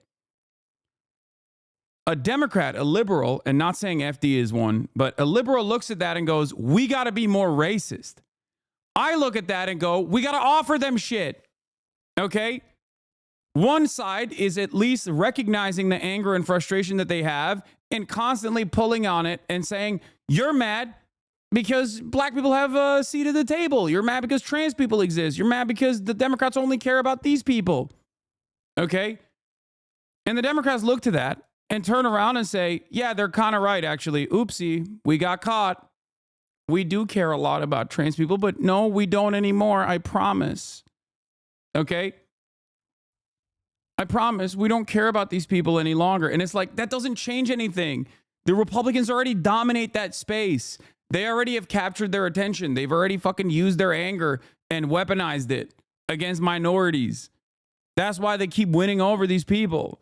What you're supposed to do is go, nah, that's a distraction. Here's what your real problems are. I'm gonna fucking fix that shit. You know? You can't validate the right-wing position that is that comes from a place of anger and resentment and frustration and is used as a mechanism of distraction and deflection while they still rob you blind, while they still pick your pockets. Couldn't get over the hump. There's so much talk about, how Trump gained with Latino voters, including Latino men. And there was a ton still of stupid and erroneous talk about Kamala losing black men, which is frustrating because I've been saying how that's bullshit for years now. And anyone who understands politics knows that that wasn't going to happen. If there's one silver lining to the failure of this election, is that it might finally put to rest that talking point among a lot of people, specifically black women. In an interesting turn of events, Asian women actually voted more for Trump than Kamala, which is not true for Asian men. I'll let you come up with your own conclusions there, or maybe don't bother. Don't bother to even bother the Asian women or the Latino men or the black men. Do not waste your time. Because at the end of the day, white people make up 75% of America's electorate. And no Democratic candidate has won the white vote since Lyndon B. Johnson in 1968. The Democratic presidents that have won since then have won with a strong showing amongst whites and an even stronger showing amongst minorities. That is how they win the election. It's never the will of the white people of this country to allow a Democrat to be president, not in the last almost 60 years. I don't understand how what I'm saying here is controversial. If you are... It's not. I mean, he's right. That's why I think Kamala Harris was wrong.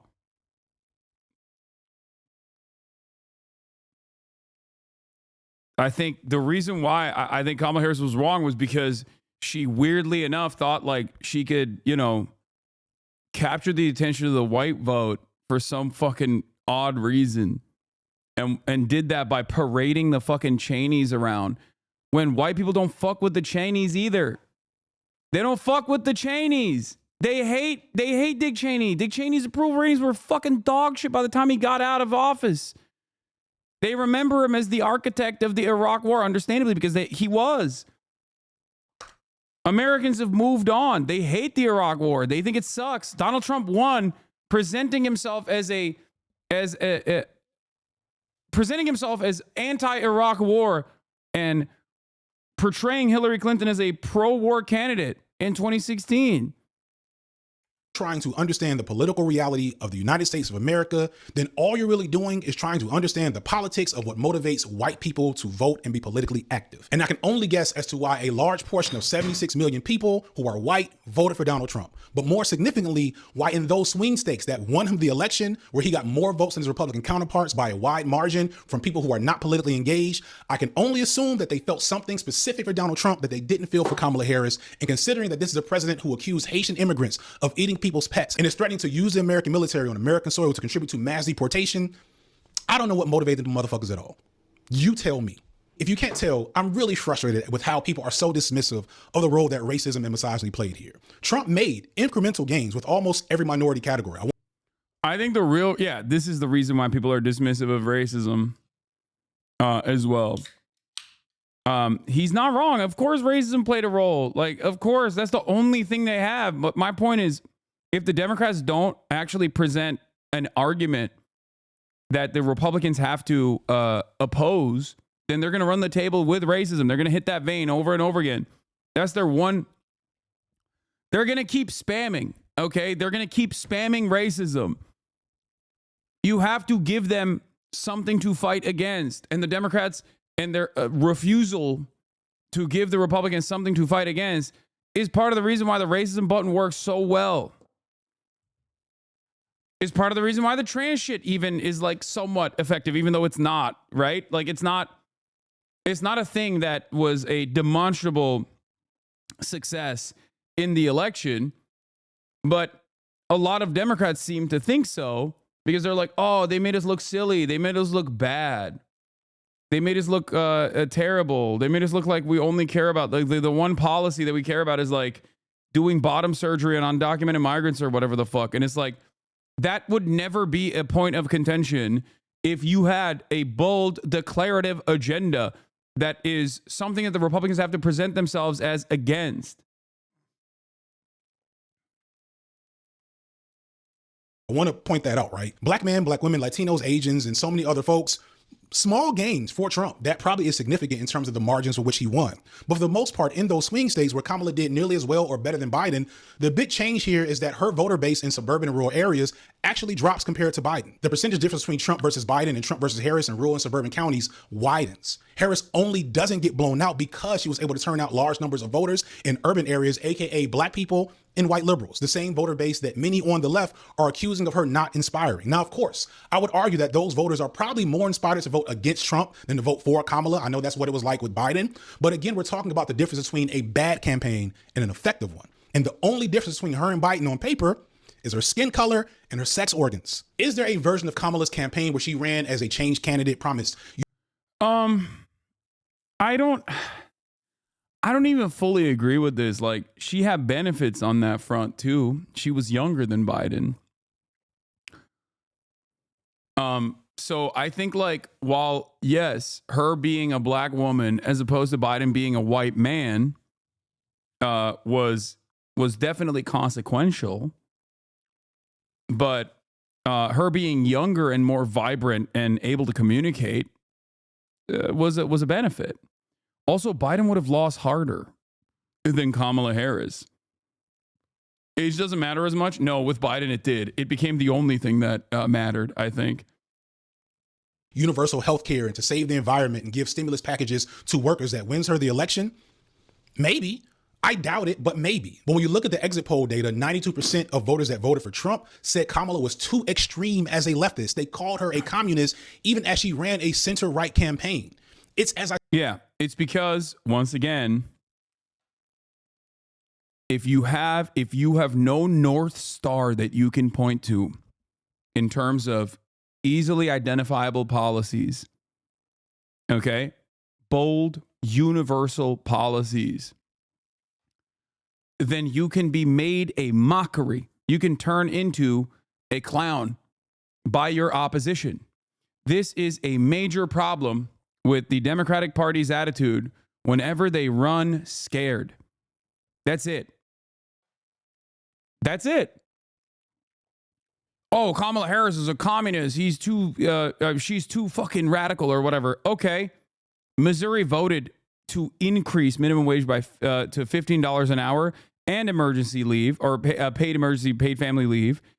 Missouri also voted to enshrine abortion protections in their state constitution. And then they went and voted for Donald Trump. How the fuck does that work? How does that work? The notion that like America is like unimaginably conservative is silly. It's just they hate the Democratic Party because the Democratic Party are not good at associating themselves with specific policies that are popular. They're too afraid of saying this is what we stand for. Okay? Universality works. One of Kamala Harris's most successful policies was one that she kind of dropped after the Tony West change in the campaign. And Mark Cuban started showing his fucking ugly ass face around the campaign over and over again, talking about how great it is that Kamala Harris is going to be great for the fucking billionaires and whatever, and great for the economy. And that was price gougers. She says she's going to go after price gougers. That shit was sitting at 83%. When it first got unveiled, it was at like 79% approval rating. And after a month of attacks from the Republican Party saying it's Venezuela, saying it's bad, that shit was sitting at 83%. And the Democrats were like, never mind. We're just not going to touch this, actually. This is terrible. This is too good for us. We shouldn't keep pushing that. How do you make this? How do you look at this and go, yeah, this wasn't the mistake of the Democratic Party? You know?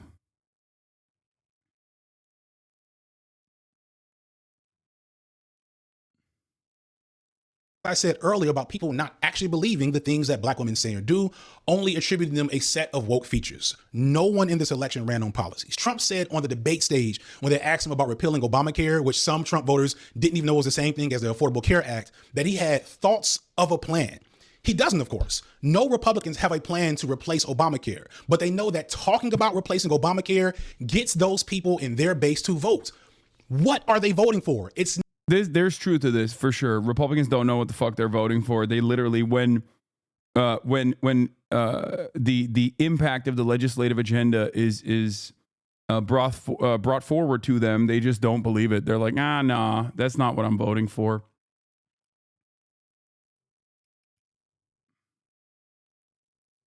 Yeah. The thing is, I think this race kind of showed that, yes, Americans are definitely racist. They're bigoted. They're misogynistic, right? But like, Americans are suffering. They're experiencing economic hardships, and if you present whatever you want as a solution to said economic hardship, they'll be on board.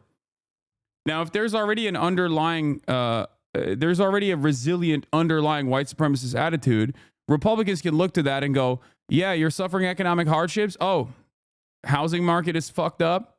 Don't worry, we're going to deport 20 million migrants. It's going to fix it. Oh, the cost of groceries is too high. We're going to deport 20 million migrants. It's going to fix it. Nobody even asked the second question of like how that's going to actually solve the problem, but it doesn't even matter. They just say we're going to deport 20 million migrants and it's going to fix it. They attach right-wing, white nativist, anti-immigrant policies and the fear of the other to the economic problems that people are facing. If the Democrats turn around and have no answer for that, if they don't run around and say, hey, listen, this deportation shit is actually ass. Like, what the fuck are you talking about? These are your neighbors. We're going to humanize them and actively campaign year round, okay, against this very obvious thing that the Republicans are going to spam over and over again. It's not like they didn't communicate that they were anti-migrant and Democrats got caught with their pants down. They knew that this is the one thing that they're going to constantly hit on because they never stopped hitting on it. If the Democrats had actually said, like, no, we see you, we hear you, prices are fucked up, we're going to fix it. We're going to fix it by going after price gougers. We're going to use the federal regulatory bodies to go after fucking price gougers, to go after corporations and the billionaires and the wealthy that have fucked you over time and time again. I think that message would resonate with voters. Okay? It has resonated with voters. That's part of the reason why a lot of these cynical assholes in the Republican Party are now shifting in the direction of slight populism. Okay? They do that fake kind of left-wing populism, but in reality, they don't give a shit. But Kamala Harris was like, no, this is the opportunity economy. We're going to give startups $50,000 in tax cuts. It's like, I felt like I was losing my mind. It's not policies. In some blind surveys on policies, when people got the issues based solely on what the person was going to do, these studies found that people prefer Harris's policies over Trump's almost categorically. Again, you can't tell me that Trump voters were inspired by his policies compared to Kamala's. There's no evidence that points to that. Harris did not run on some serious woke agenda. She didn't talk about race or gender hardly at all. She ducked the conversation around trans people, talked about strong borders, didn't mention the police violence or racism basically at all. She approved fracking, yet liberal pundits are trying to say she was too left and too woke anyway. So God forbid she may have actually ran a populist campaign on change like Bernie did and talk about those things that are important to her base, because she probably would have gotten even worse. But if she were Bernie, if she were a heterosexual white man, I'm confident she'd have won with exactly the same campaign strategy of not really saying much, because again, that's what Biden did in 2020. No, I don't agree, because Biden would have fucking lost by wider margins to Donald Trump. That's why he had to drop out. So this is where I actually disagree with FD Signifier vehemently, because there's a reason why Biden had to drop out, right? This election cycle. We're not even talking about 2020, because in 2020 he won. I mean, it's a bubble ring. Okay, I'm sorry, no disrespect to my goat, LaGod James, but like it was the COVID bubble. Okay, it was a Mickey Mouse ring for Joe Biden, like straight up. It was a Mickey Mouse ring. It was a bubble ring. You know, he did not have numbers on the board like LaGoat did. Okay, LaGoat, it doesn't matter. He would have won it nonetheless.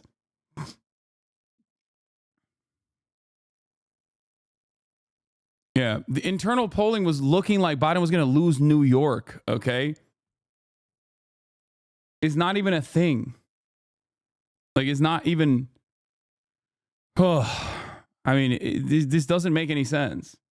I want to be clear. I'm not saying that racism and misogyny are the only reason she lost. When you look at the info that we have, you recognize that she lost white voters, that many white voters stayed home, and that she did well in swing states despite not having policies, and that hundreds of thousands of voters showed up in swing states explicitly to vote for Donald Trump, who also didn't have policies. She even won independents. I was surprised at that. That was something that was not true early on the election data, but in the aftermath of the election, she won independent voters. But those people that wanted what Donald Trump was selling, they came through for him, and they didn't come through for Kamala. I'm a researcher by trade, but I'm not a quantitative guy.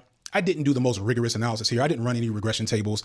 I welcome those of you who have that skill set to come and look at what I've looked at and come to your own conclusion. I hope that I'm wrong, to be honest. I wish we lived in a world where American voters cared so much about Palestine that they stayed home. I wish we had a voting population in this country that cared so much about policy details that they weren't inspired to vote for a candidate who provided none. But nothing in the data points to this. And I think we on the left need to get that through our skulls. Considering everything I've shown you here, I'm genuinely asking you in the comments, please, for my own sake, for everyone's sake, find a better explanation than racism and misogyny that actually makes sense.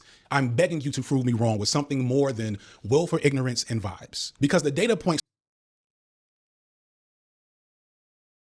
I mean, it's dog shit policies. Like, I think Kamala Harris is not a particularly charismatic individual.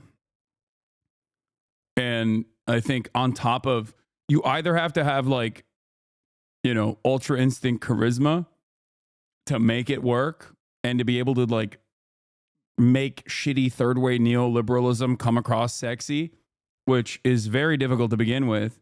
Or you have to be like, Bernie Sanders is not a particularly charismatic individual at all, but he's earnest. He's able to communicate honesty, right?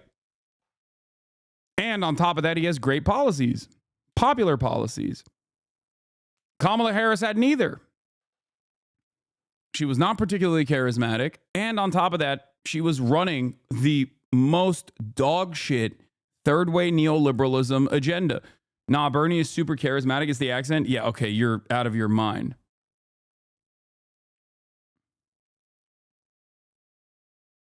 You also can't compare Trump not having real policies to Harris having half-ass policies. Progressives don't come out of half-ass policies or no policies. No. Donald Trump did come out with bullshit policies. But the problem is he at least pointed to the issues over and over again. He hammered it over and over again. The issues that people were experiencing. He was able to deflect the attention, divert the attention, but he was able to basically channel the anger that people were feeling, channel the frustrations that people were feeling.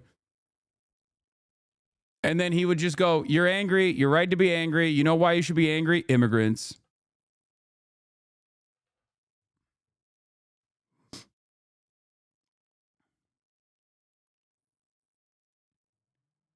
What is this? One Dime had a take on this. The idea that policy and economic conditions played zero role in Trump's victory and that Kamala Harris lost mainly because of racism and sexism and such cope is a narrative that neither is accurate or productive. It's very one-dimensional narrative that implicitly makes people so nihilistic that they abandon the working class because they're supposedly too white and reactionary. I agree. That's the other aspect of this, because you're not going to ever win. It almost loops around back to the Democratic Party's position, which is that like we're not woke. We're too woke. The Democrats are too woke to win elections, right? I don't think, by the way, this isn't FD Signifier's position. FD Signifier does not say that like it played zero role at all. But I think, I think ultimately, I look to the game. I look to the election. I look to the way that Donald Trump won and how he won. And I see two options here. Either the American whites are just far too gone and impossible to fucking convince, and they are they're intrinsically evil and white supremacist, right? And it's impossible to ever convince them to vote for the Democratic Party unless you also become like evil and white supremacist to a certain degree, which is, of course, been a demonstrable failure, right?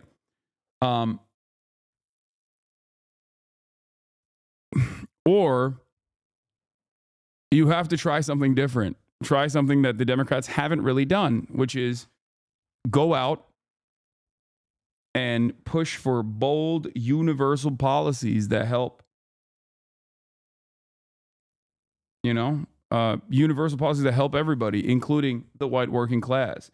Recognize the anxieties that they feel and try to desperately claw them back from the grips of white supremacist thinking.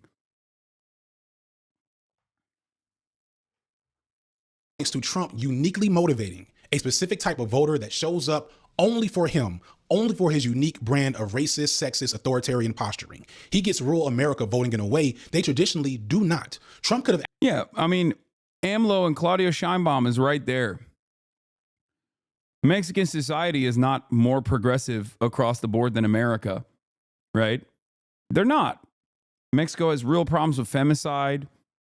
This is a real issue, and yet they voted for a Jewish woman in a 98% Catholic nation by wider margins that they'd voted for the old white guy that came before her. And there's a reason for that. There is a reason for that. And that is because AMLO expanded social safety nets, expanded the welfare state, and also very openly communicated that he was doing that over and over again. He was not afraid of calling out his enemies, right? And it's not like he was it's not like he was a what do you call it? Particularly woke, or it's not like he was it's not like he was like a fucking card-carrying socialist either, right? He's not. But it didn't matter. You improve people's material conditions and they will never forget it. Actually beating Obama in 08. There's people like memeing like Obama's gonna come back in 2028 or whatever because Trump's gonna try to run for a third term. He's going to beat Obama too if we don't fix the actual core issue that this country's dealing with. So I'm sorry if I'm heated and I'm coming off like hot to anyone, but to me it's absurd that we're tossing out this explanation when it's the only one that actually tells us where we are as a country. There's a video from Innuendo Studios I like to talk about in these situations called There's Always a Bigger Fish, and it's to me one of the more important political videos on this platform if you want to understand what motivates the conservative mind. In this video, he argues that the embarrassed millionaire thing is inaccurate. I know a lot of people are saying conservatives vote for Republicans because they think they're going to be rich. And there's all these people that are like, Trump represents the lifestyle and ideology that I want to have, even though I work at Foot Locker and make less than $30,000 a year. He makes an argument that that's not really what it is. He argues instead that conservatives fight for power for other conservatives, not because they think that they'll be powerful one day, but because they feel like the people who have that power are supposed to have it. And they feel like people who naturally don't have power should never have it because they haven't earned it. And somehow those who do have power did earn it. And this is why Trump can get away with saying that he started from a small loan of $1 million and had so many conservatives be okay with that. And this is what Trump presents to the world, this populist strongman figure that puts everyone in their place and cannot be controlled or held accountable in any way. This is why he had to say the previous election was stolen. And even as he faced charges and was convicted on some of these charges, it doesn't make a difference. It's why his assassination attempt was a huge deal for him. And the media and everyone else just keeps letting him get away with it. No matter how dumb he looks, no matter how little some of the things he says make sense, it doesn't matter because he's Donald Trump and he can get away with it. But you know who doesn't get away with anything in America ever? Black people. especially black women. No group is more required to know their place and know their lack of worth in this country than black women. The double standards for women become quadruple standards for black women. Beyonce didn't even get nominated for a country music award. What the hell made you think that we were going to elect a black woman as president of the whole country, even in 2024? I'm sure you can pull out some surveys that say more left-leaning people would have voted for her if she endorsed a ceasefire or ran a more left-wing campaign. And of course, her decision to campaign with Liz Cheney and all the other.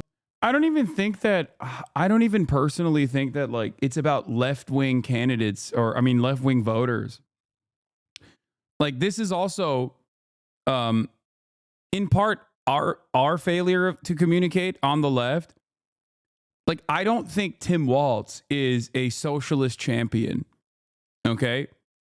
I think that Tim Walz did a really good job in Minnesota by utilizing the 1-seat majority that they had in the state Senate to push for a lot of legislative changes in the state that impacted people's lives in a positive way, right? These policies might have been portrayed as radical, but it didn't matter because Republicans want to feed children too. Like they also benefit from these policies. And they start recognizing that these policies are good. So I think like the left-right dynamic here, or the woke, not woke dynamic, or progressive dynamic is not completely accurate. These are policies that are beneficial for every American. You know? That's it. It doesn't matter. Even if you don't vote for the Democratic Party, I think ultimately the goal should be to improve everyone's lives.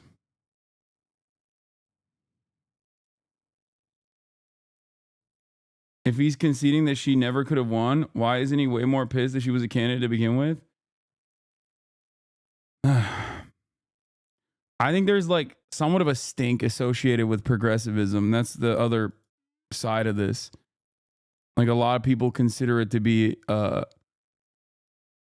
a lot of people consider it to be like a electoral anvil on people's necks, because most people don't understand it. They think it's like tied to liberalism, and people fucking hate liberalism, even if they are themselves liberal. Like Republicans, they love liberalism. They do it all the goddamn time. It's monoculture. They just do it with a reactionary slant. A more reactionary slant than the Democratic Party's voters.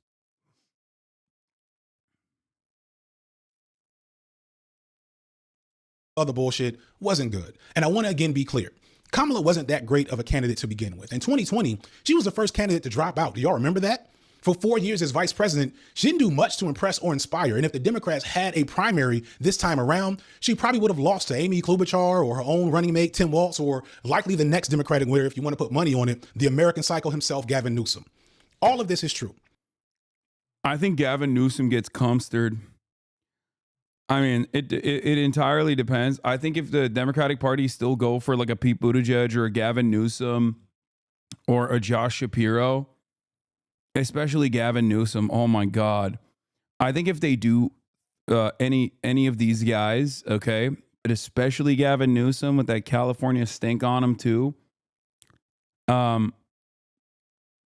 unless the Republican Party has a direct line of lineage, like a successor, that they somehow develop. And I don't know if that's JD Vance, honestly, because he's patently unlikable. I don't know. Like the Republican, make no mistake, there is a holistic problem with the Republican Party as well. They're relying on Donald Trump's telegenic riz far too much. They tried to put an establishment figure that represented Trumpian politics and failed spectacularly. Ron DeSantis, right? They are kind of in their Obama era right now.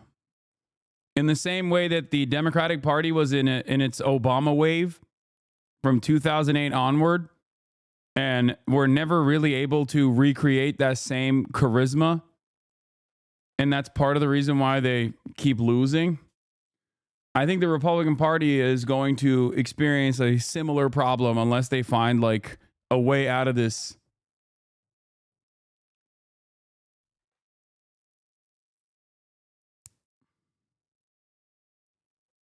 I've said this a million times.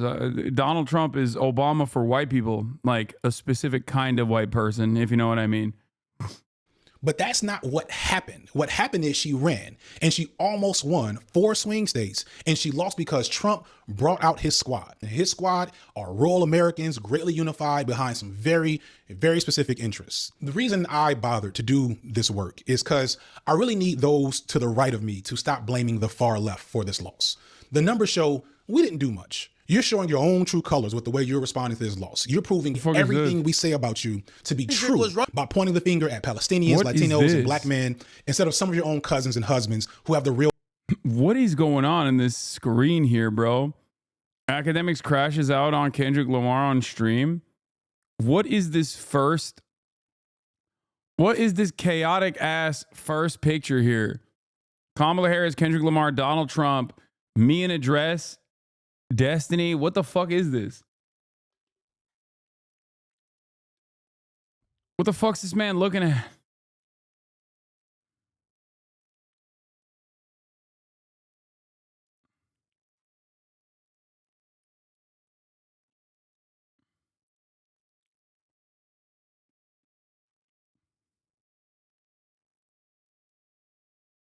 Is this his goon folder? Why does he look like he's gooning too?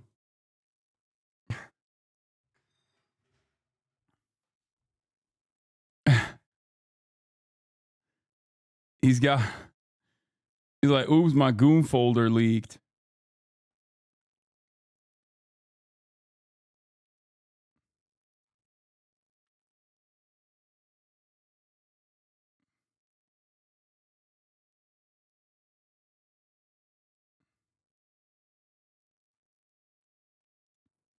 Real impact here. We barely had any impact at all. I also need those to my left to get a reality check because we barely had any impact at all. We are much further from our goals than many online like to believe. I'd argue that much of our behavior online, from the infighting to the purity testing to the constant engagement with rage bait, is a core reason why we're not nearly as far along as we think we are. We're chasing the feeling of winning something, anything, and getting it with mean tweets and comments while nothing is actually getting done outside of our screens. This isn't everyone to my left. You know who you are, but it's some of you, and you know who you are too. This election's results are beholding to the same massive forces that American politics have always been beholden to. White supremacist patriarchy in its varied and most subtle forms. Again, if you don't see the role that racism and misogyny played in this situation, I invite you to present your best argument in the comments. But then after that, tell me what you're doing next.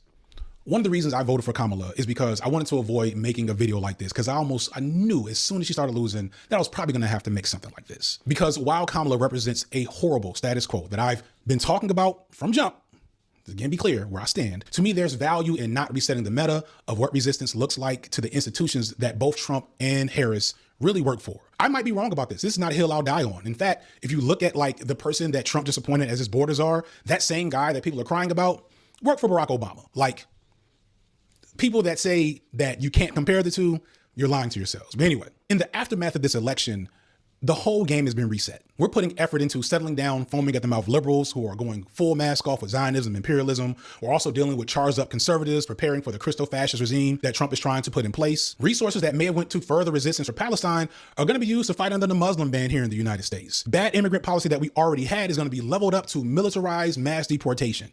And this isn't even getting into the drastic changes that will likely face LGBTQ people and especially trans people going forward. And I'm not saying all this to prepare for a future I told you so, because at the end of the day, Kamala and the Democratic Party deserve exactly what they get. They are bad for all the reasons we know them to be bad. And all the things we're complaining about are exactly why they're bad. So they deserve it, but we don't. So what are you going to do about it? After you leave your comment of approval or your comment of disapproval, what are you going to do next? What meeting do you have on your calendar? Have you reached out to your neighbors to see who you could coalition build with? Are you capable of protecting yourself or others? I've been on his side and said he was right. Y'all white ass couldn't see why he's right.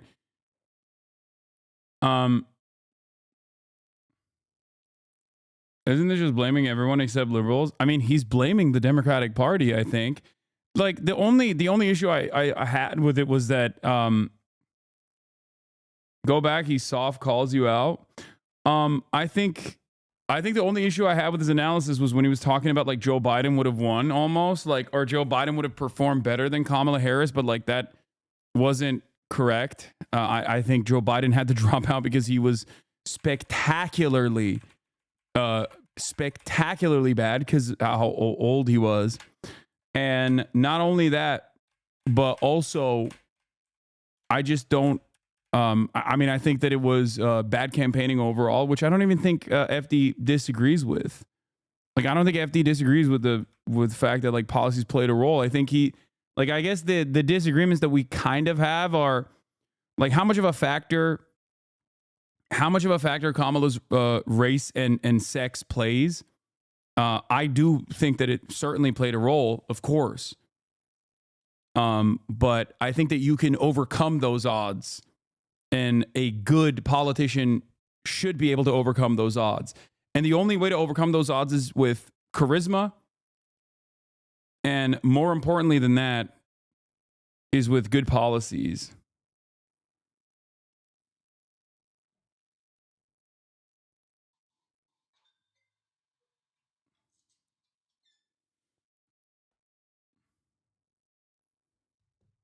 Because Kamala Harris was aware that racism played a formative role in the mindset of Americans, right? That's why she never did that Hillary Clinton style, like, I'm a woman and you have to vote for me shit.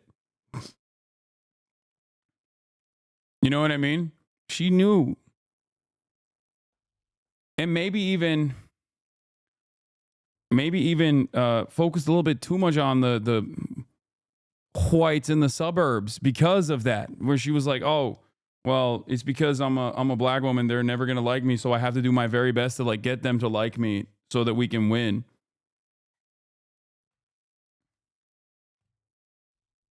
This isn't everyone to my left. You know who you are. This is not even a soft call out, man. What the fuck are you guys talking about? You guys are so silly. And you know who you are too.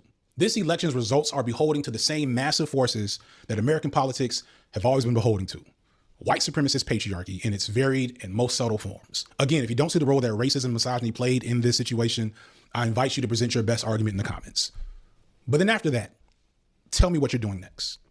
One of the reasons I voted for Kamala is because I wanted to avoid making a video like this, because I knew as soon as she started losing that I was probably going to have to make something like this. Because while Kamala represents a horrible status quo that I've been talking about from jump, again, be clear where I stand, to me, there's value in not resetting the meta of what resistance looks like to the institutions that both Trump and Harris really work for. I might be wrong about this. This is not a hill I'll die on. In fact, if you look at like the person that Trump just appointed as his borders are, that same guy that people are crying about worked for Barack Obama. Like, people that say that you can't compare the two, you're lying to yourselves. But anyway, in the aftermath of this election, the whole game has been reset. We're putting effort into settling down foaming at the mouth liberals who are going full mask off with Zionism, imperialism. We're also dealing with charged up conservatives preparing for the Christo-fascist regime that Trump is trying to put in place. Resources that may have went to further resistance for Palestine are going to be used to fight under the Muslim ban here in the United States. Bad immigrant policy that we already had is going to be leveled up to militarized mass deportation. And this isn't even getting into the drastic changes that will likely face LGBTQ people and especially trans people going forward. And I'm not saying all this to prepare for a future I told you so, because at the end of the day, Kamala and the Democratic Party deserve exactly what they get. They are bad for all the reasons we know them to be bad. And all the things we're complaining about are exactly why they're bad. So they deserve it, but we don't. So what are you going to do about it? After you leave your comment of approval or your comment of disapproval, what are you going to do next? What meeting do you have on your calendar? Have you reached out to your neighbors to see who you can coalition build with? Are you capable of protecting yourself or others? What are you doing besides watching my videos? I don't know what should be done next. I'm just a creative. I'm not a leader or an organizer. I'm barely affiliated myself. But I will tell you, regardless of what you think of this video's thesis and me, now that the election is over, neither of those things are all that important. Whatever work you are doing or planning to do while supporting or resisting a Kamala Harris presidency, you should be doing the same exact thing under Trump. You need to wrangle whatever loose threads you have developed from this, get over whatever it is that you're needing to get over, and get back to work in whatever way you can. So in support of that, the pinned comment of this video will be used as a place to list organizing opportunities and networks of support. Please be responsible, as this is a Google platform that is public. None of this is secure, but if you have a safe way to share an org that you want to support and pull people into, please list them there, contact info for them, location, etc. in that pinned comment. Please put nothing else in that comment because I don't want it to get bogged down with debate. Feel free to broaden that discussion elsewhere in the comments, or if you're still not with me in my explanation, explain why. Again, I hope somebody finds, I hope I look stupid. I hope this video ages really poorly because I'm just so fucking wrong about American politics. Please show me how I'm wrong. For what it's worth, I'm praying for everyone to win regardless. That's all I got for today, y'all. No sponsor for this one. Peace, I'm out.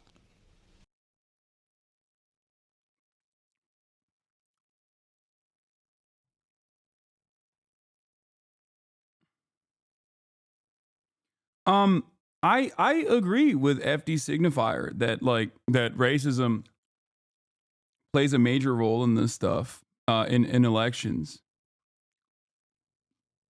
I don't disagree with that at all. I think disagreeing with that would be disagreeing with reality. I just think that the way to overcome bigotry, the intersectionality of bigotry, you have to have a fucking universal, bold agenda of change that addresses with honesty and earnesty the many problems that, you know, white working class Americans as well as Americans of every background are experiencing. This is why I always stress the importance of universality, because I'm always like, listen, like, black people are not magical, mystical beings. Trans people are not magical, mystical beings that are not that are not impacted by market conditions, you know?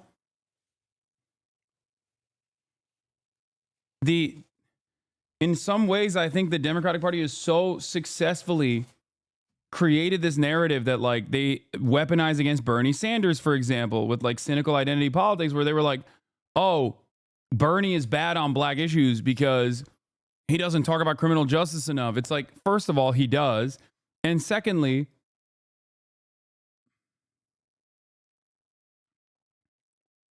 not only does Bernie talk about that, but he also talks about other issues that are other issues that are genuinely impactful for everyone. Like when Bernie's talking about universal health care, if black people are disproportionately fucked over by the current healthcare system, given the economic conditions that black people are facing in this country, then universal health care helps black people too. It disproportionately helps black people, as a matter of fact. That's it. As long as you're not fucking running around and being like, yeah, no, we're going to do universal health care except for black people, in the way that like FDR carved out, specific subsects of the American working class in the New Deal era, in the OG New Deal. As long as you don't do that, then it's great. And Democrats have cynically countered against that position, have cynically painted themselves as like, no, you can only be woke and an advocate for social justice if you're like if you're channeling hyper specific campaign promises.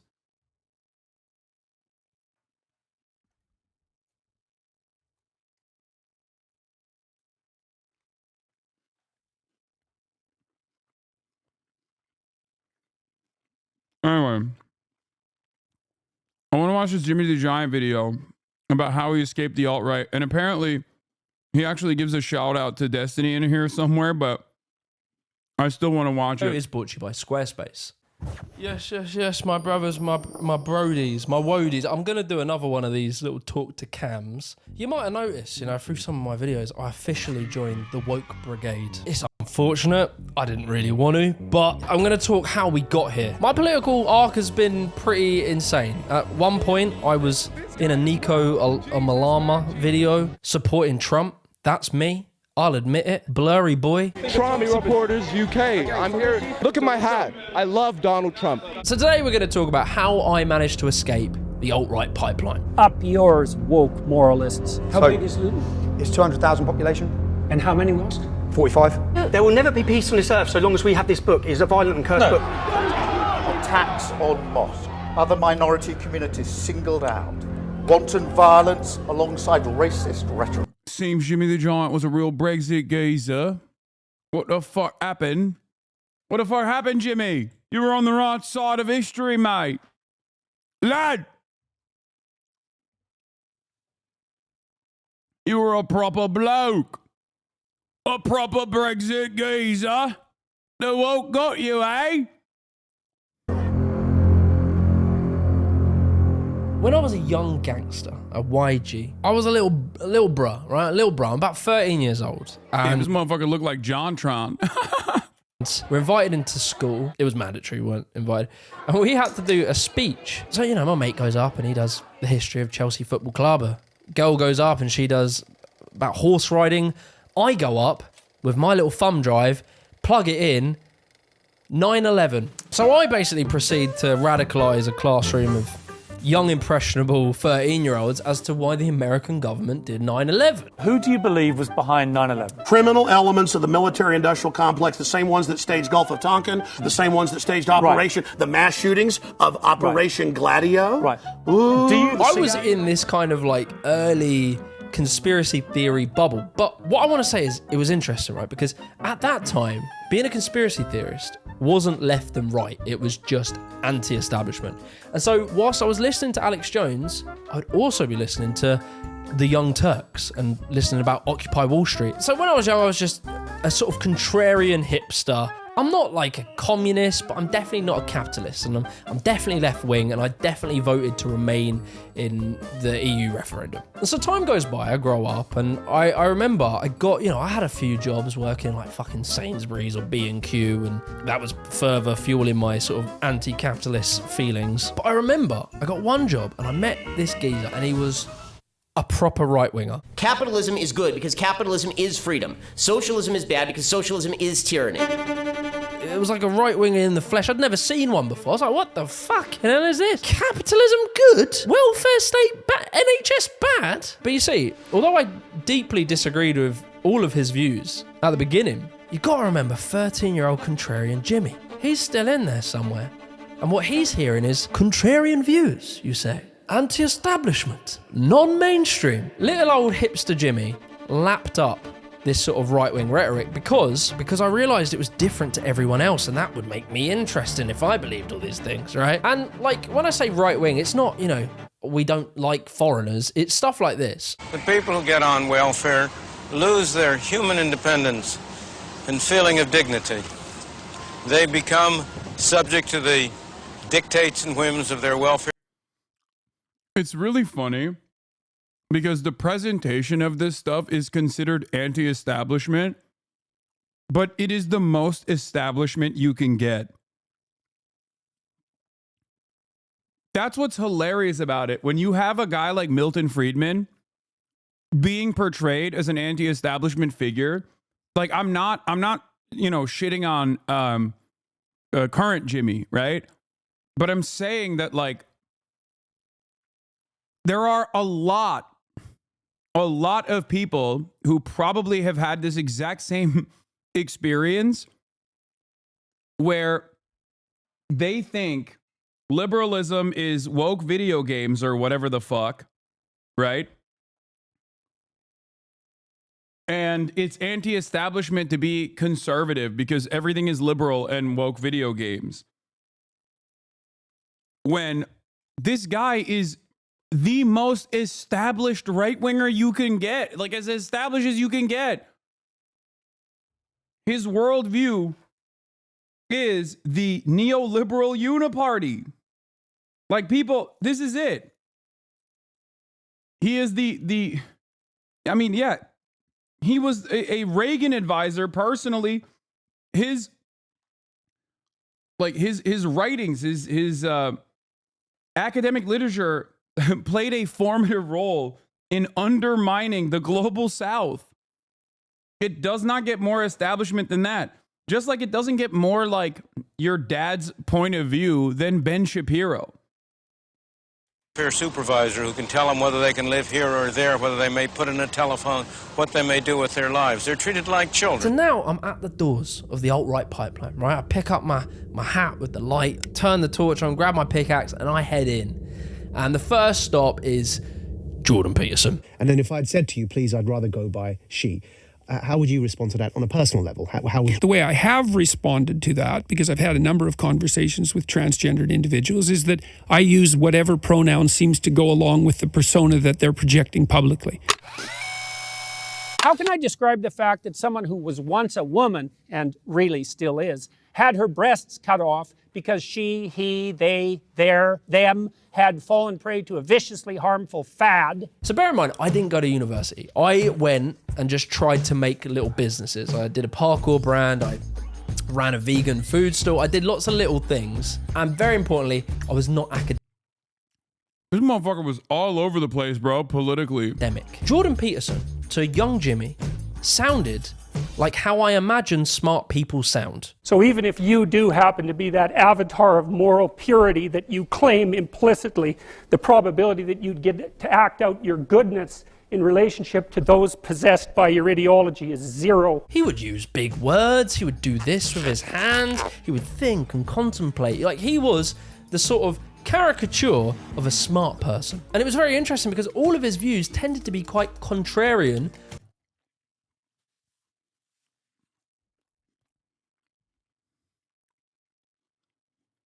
I think there's something really interesting about this. Especially if Destiny played a formative role in him escaping the alt-right pipeline. What this man doesn't recognize is that he went from one,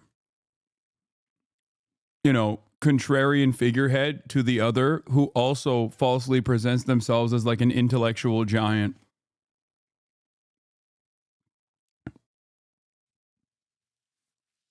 Ultimately, though, I will say it's marginally better, I guess, as long as he doesn't pick up on a lot of the other habits, like advocating for white people's right to say the N-word or whatever the fuck, you know what I mean? Or constantly fucking spending time and effort on shitting on left-wing people, or,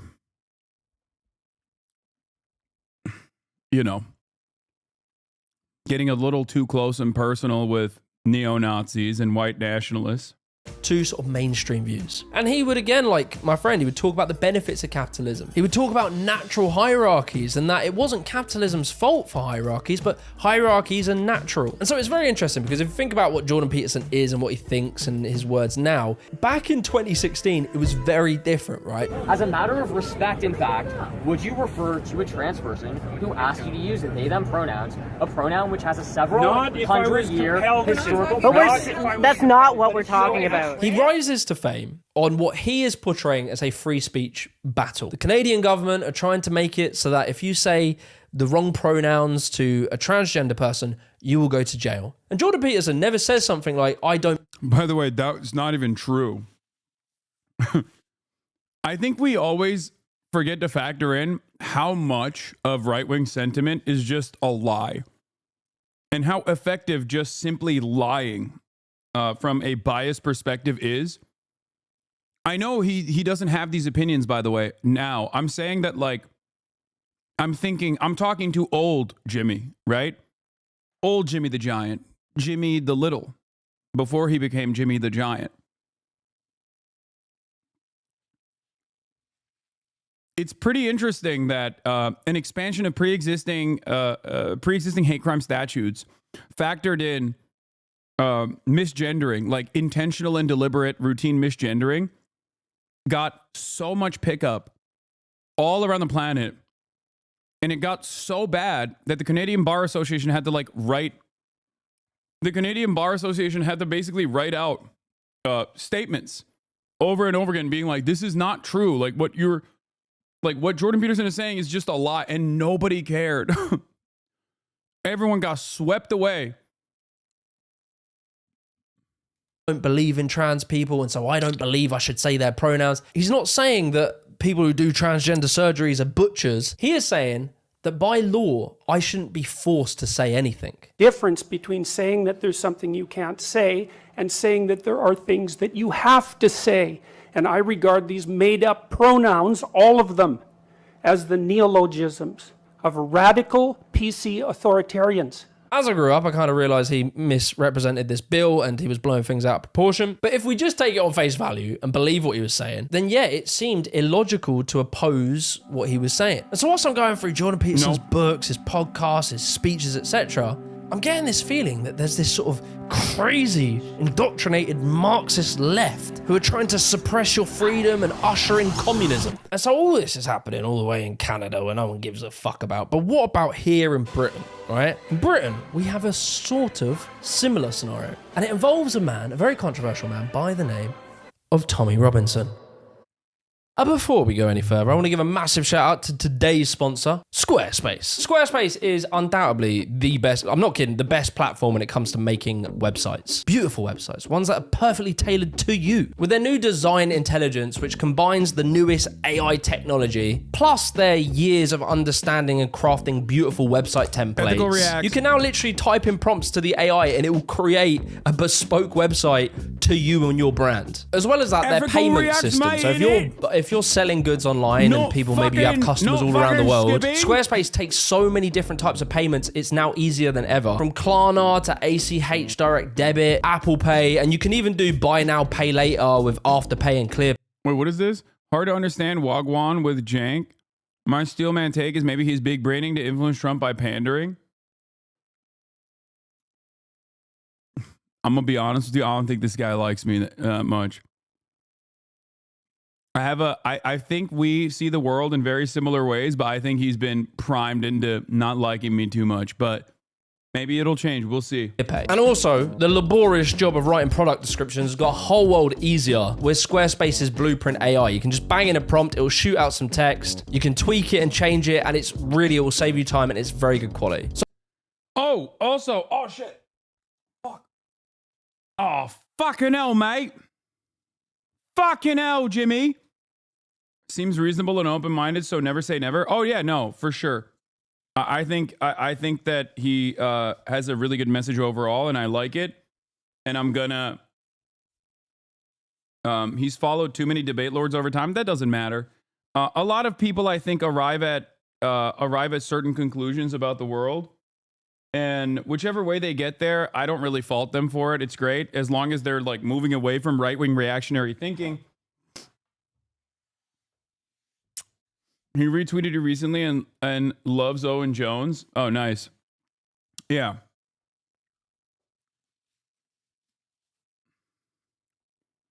One thing I will say, he was talking about Jordan Peterson, right? And how Jordan Peterson's like rhetoric about I arrived at you through destiny, then Vosh, then you. That's a crazy journey, my man. Holy shit.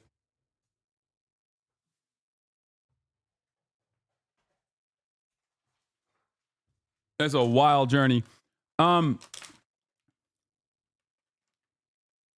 I mean, there are people in here that fucking probably despised me because they were right wing, or probably despised me because I thought I was like a fucking bad person or whatever. There's plenty of people who make a lot of money presenting me as like a bad guy online professionally. So it is what it is. He's just tweeted about you. He's watching. Oh, hell yeah. Nice. I'm down to have him on. But if he's watching, I want to show him something. Okay?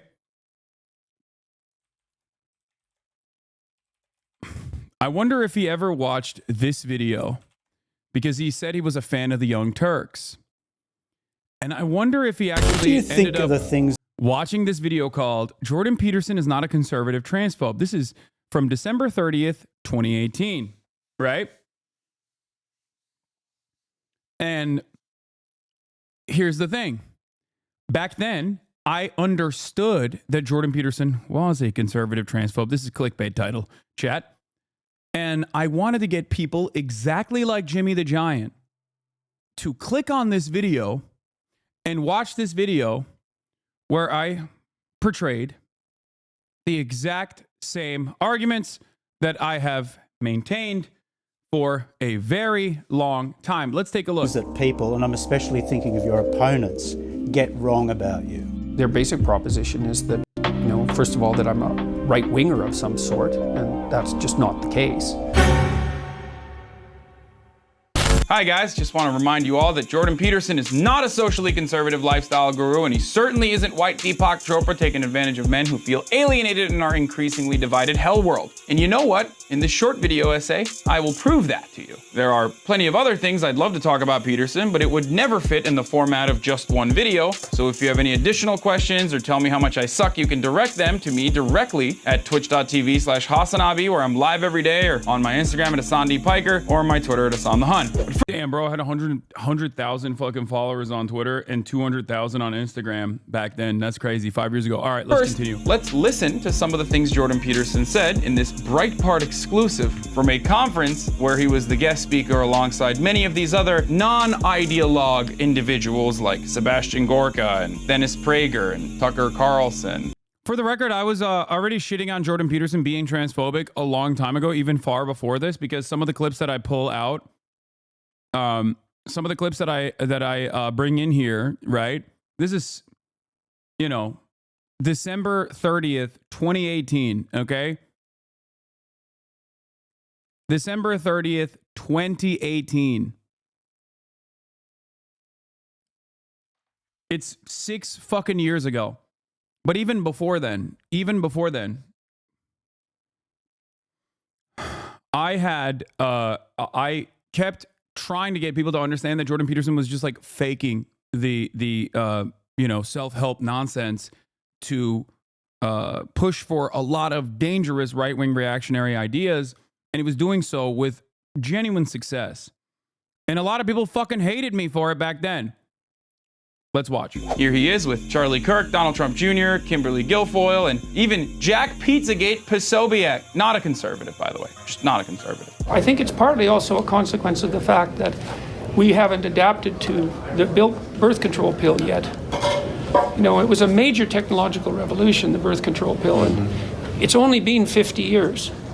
And we haven't figured out what it means for women to have control over the reproductive function, or what the consequences what the consequences of that should be socially. Now, Jordan has a lot of wacky ideas about women in the workplace, but that's for another video. In this video, I want to talk about his perspective on trans rights, because that's a big point of contention for a lot of people, including feminist liberal TERFs, or for those of you who are not extremely online, trans exclusionary radical feminists, basically people who say like this. I'm not saying that people should not be allowed to go through that procedure. What I'm saying is it doesn't make them a woman. But Hasan, you said he was conservative, and this person's a liberal, and they're in agreement. Yeah, that's also for another video. Okay, back to Peterson. Jordan Peterson initially made a name for himself by misrepresenting Bill C-16 in Canada, which expanded previous legislation on hate speech to include gender identity, in accordance with international human rights. And of course, the backlash was tremendous. People started praising Dr. Peterson as a brave truth teller, finally standing up against those trans bastards who dared to ask for equal rights. And of course, then there were a lot of radical ideologues who claimed that I, Dr. Jordan Peterson, was transphobic. They were all somehow taking me out of context. Look, I'm not against trans people existing. I'm just against being compelled to call someone by a pronoun other than what I think they should be called. Why are you against the use of alternate pronouns? I'm against the use of legislation to determine what words that myself and other people are required to utter. Except the Canadian Bar Association expressly mentions that this is simply a mischaracterization of the law, which is probably why 0 people have gone to jail over misgender crimes in Canada. But what do I know? I think I've made my position on that clear already. Well, perhaps not to our audience at home who are just being introduced to this. Would you use alternate pronouns? And why not? Because I don't believe that other people have the right to determine what language I use, especially when it's backed by punitive legislation. And when the words that are being required are the constructions, they're artificial constructions of people I regard as radical ideologues whose viewpoint I do not share. I mean, Peterson's being totally reasonable here, right? Like if a person told me their name was John, I might refuse to call them that because I think their name is actually Bart. Sorry, Bart, you can't compel me to call you anything else. This assignment is totally not arbitrary. Just like gender is totally not a social construct. All men have to express themselves in this traditionally masculine, Western sense, and I've never cared to research how other cultures view gender. Sorry, not going to do it. Someone with less bone density than myself, for example, who can't grow body hair, facial hair, who is 5'4", maybe has a higher pitch, is now going to be considered a woman since gender is absolutely binary. Take that, Jen Shapiro. She is pretty hot though. But speaking of gender identity and how it absolutely is not functional if we... Dude, I've been running that Ben Shapiro bit for so long. It's crazy. I think I partially am the reason why he fucking grew that beard, bro.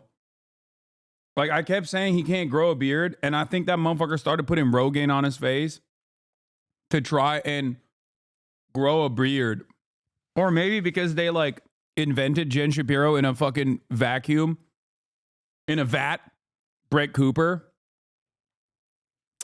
So then Ben was like, I have to look different than you know, the female version of myself. We were to live by Jordan Peterson's rules, let's play a little experiment. What pronouns would you use for this person? What pronouns would you use for this person? Well, how about this person? Or even this beautiful MAGA broad? Or this person whose YouTube channel you should absolutely watch because she's amazing even though she doesn't reply to my DMs on Twitter. Like, imagine meeting up with Valentina Sampaio at a restaurant. How would you point her out? Dr. Peterson claims he called them by the pronoun assigned to them at birth, which is literally insane. For those of you who didn't get the point that I was making, every single person I just showed you are very famous trans people. But yeah, this is totally about free speech and not because Jordan Peterson is a transphobe or whatever. Do you think a trans woman is a woman? No. Oh, so that's why he was refusing to do that. I mean, this is a principled academic philosopher king. We're probably taking him out of context. I'm sure he has reasons. Give us your reasons, Dr. Peterson. Why not? Because I think that women are capable, generally speaking, of having babies, and they have female genitalia, and they have an XX chromosome, and I think the biological markers are relevant. Okay. Total bro tip. You should only follow pronouns if you pass. Yeah, for the record, you cynical little shit. Yes, I will address that as well in a second. Just wait for the rest of the video, okay? Before chirping. Yeah. No, this person is shitting on me, saying like, oh, classic reactionary thinking. You should only value someone's gender pronouns if they pass. No, man. Sometimes it's good. Sometimes it's good to fucking start the conversation. Especially considering that gender is a socially developed phenomenon. And it's a social construct. It's probably important to meet people where they're at, you know? Maybe that's precisely the reason why I do a decent job at converting people away from transphobia, and you just fucking come in here and enjoy the show and can, you know, be entertained and know that this is a safe space for you.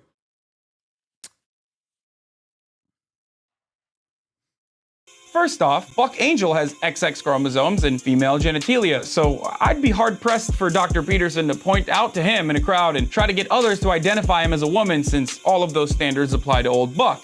This opens up the conversation for people. This is not where the conversation ends, okay? I'm not like a trans medicalist or whatever the fuck. But this is a very good way to start the conversation for a lot of people. Passability is not the end-all be-all of being trans, okay? But shut the fuck up. I know better than you. I'm a cisgender, heterosexual man who literally used to be transphobic. That's it. If your goal is to convert transphobic people to not be transphobic, then yeah, I'm the fucking king of knowing that, okay? Not only have I gone through this journey individually, but also simultaneously have been able to bring a lot of people on board with that lived experience. Get mad all you want. It's the truth.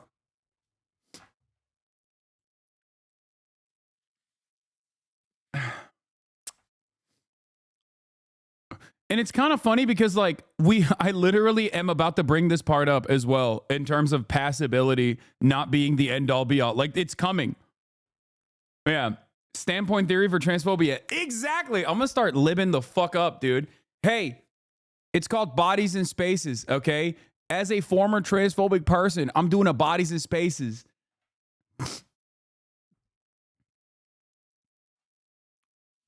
You helped me evolve my understanding concerning transphobia as well. I know.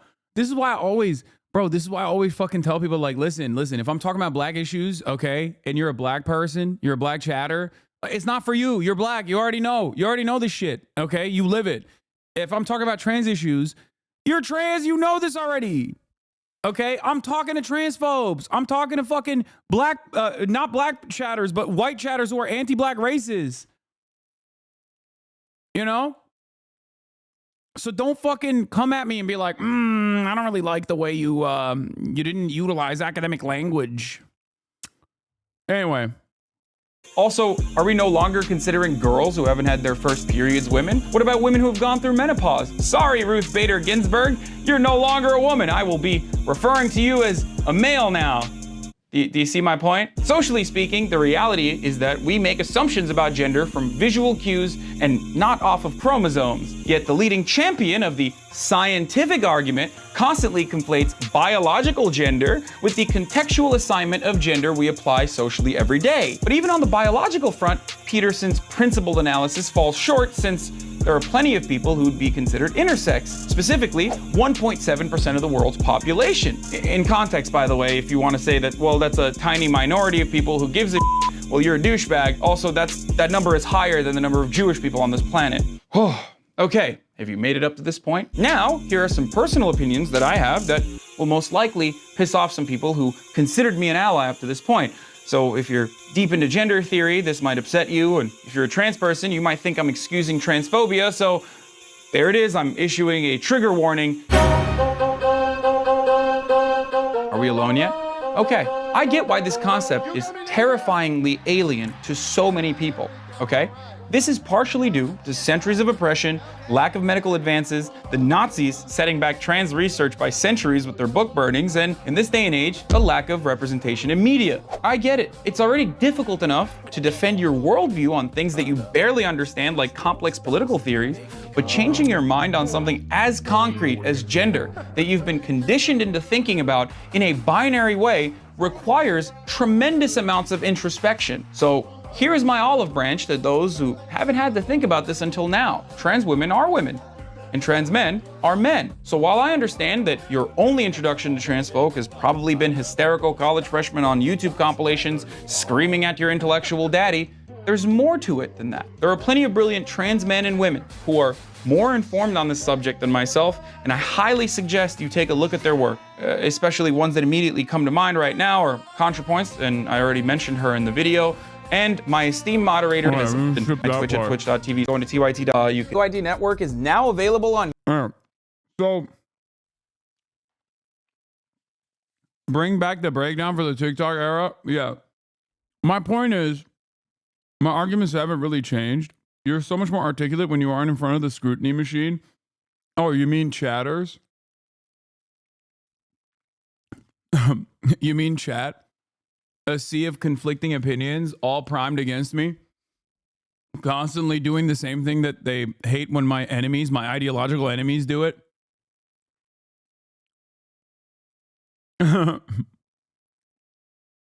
Anyway, like that one chatter who was fucking saying like, oh, you're doing transmedicalism, like implying that I was doing transmedicalism, and it's not like an effective starting point for a lot of people who genuinely think trans people are gross, weird, bad, whatever.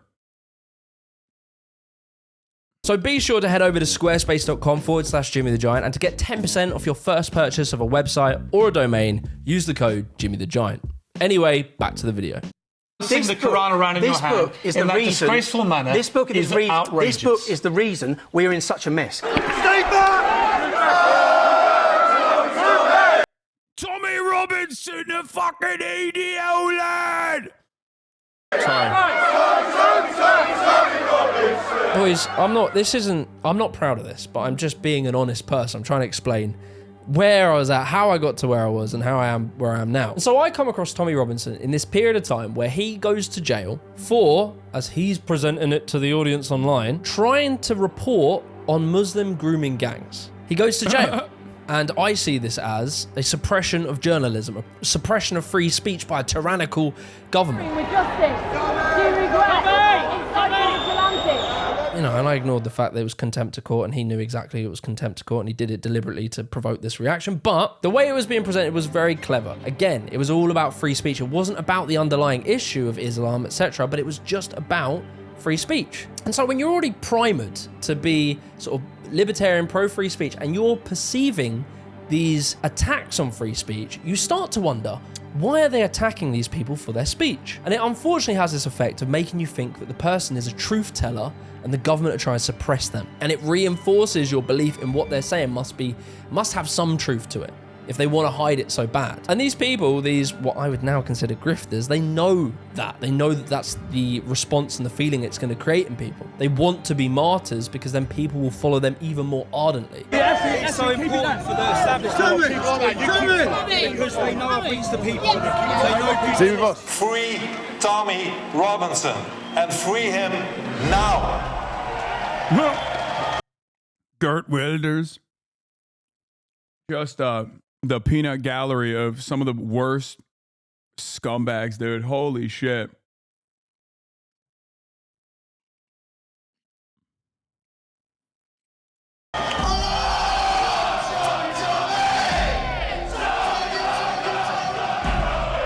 And so, yeah, I go to like a rally, like a free speech rally when Tommy Robinson's about to go to jail, and I come across Nico, and I see Nico, and I've seen him online, and I saw how he was trying to present everyone that went to a Tommy Robinson rally as a racist. And I knew from my perspective, and knowing who I was, I knew I wasn't a racist. And so I go up to Nico and I tell the people around him that he's trolling you and he's trying to like make you look stupid online. And then Nico does... Jimmy tweeted at me, he said, cheers for watching.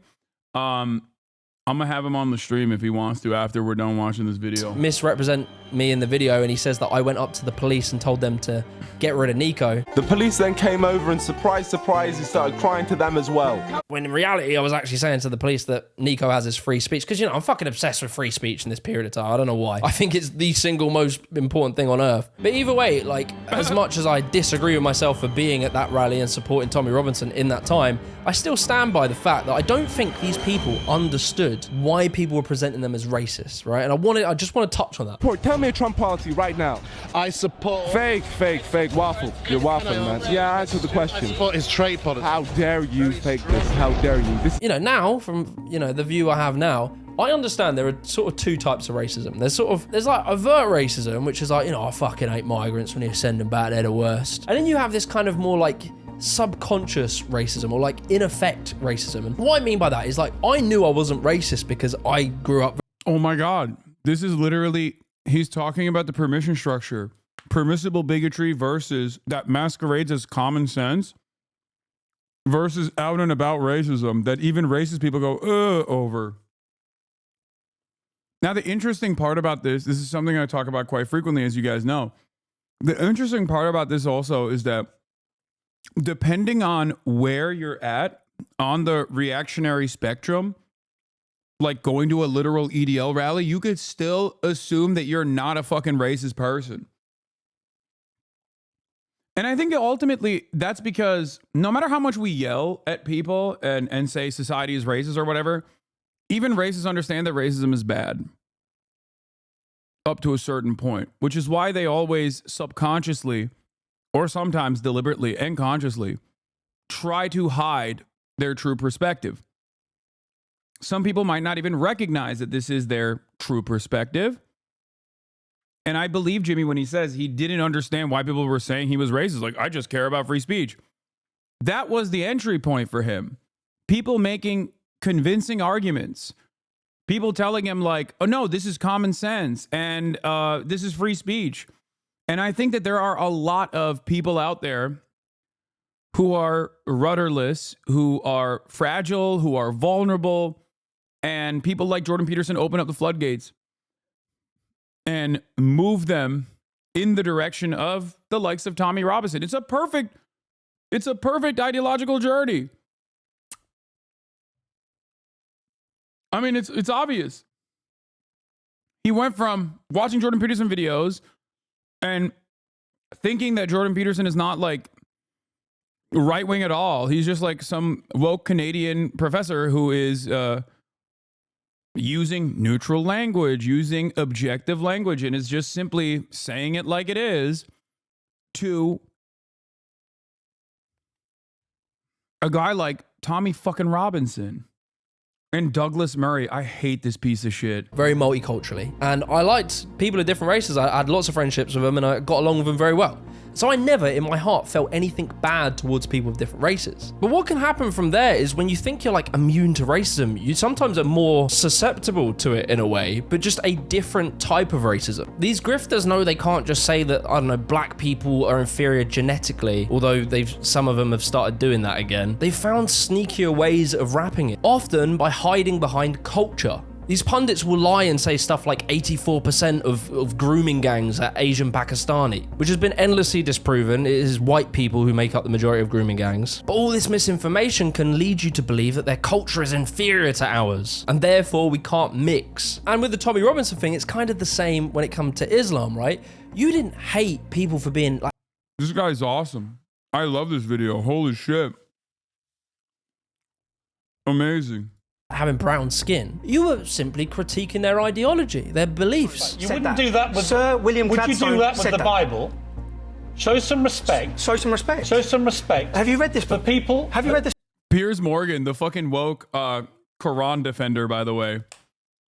God, fucking Piers, man. What a fucking clown! What a fucking bellend! This is bellend on bellend violence, mate.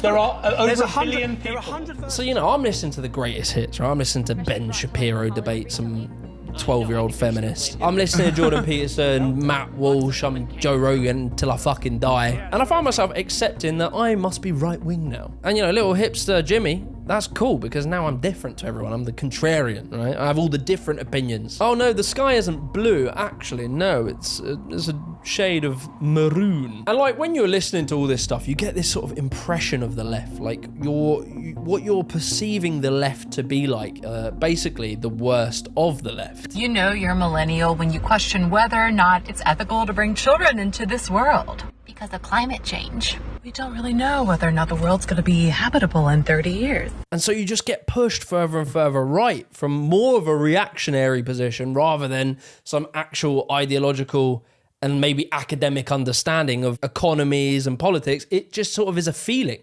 And it's so funny, like when Ben Shapiro and these sort of people get famous off of facts don't care about your feelings. But to be honest, like conservatives these days, it just seems to be mainly emotion. It's how they feel about topics. That's, dude, perfect. No notes. And that's always been the case, by the way. Just so people understand.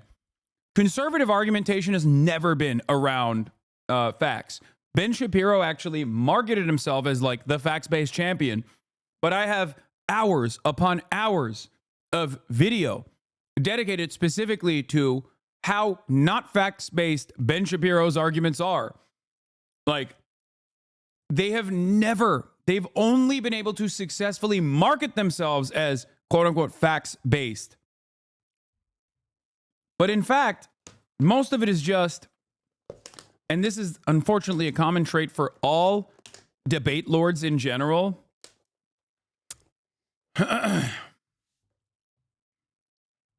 debate lording online in an unstructured setup that doesn't have like points or whatever is simply who can rationalize logical fallacies faster and justify it. That's all debates devolve into.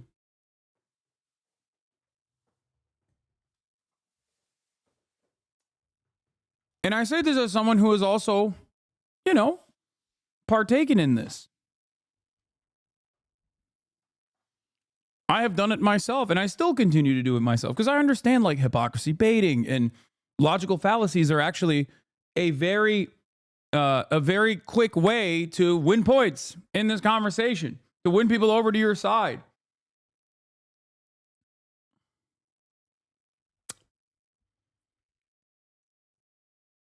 But yeah, make no mistake. Republicans have never, ever fucking had facts on their side. They just haven't.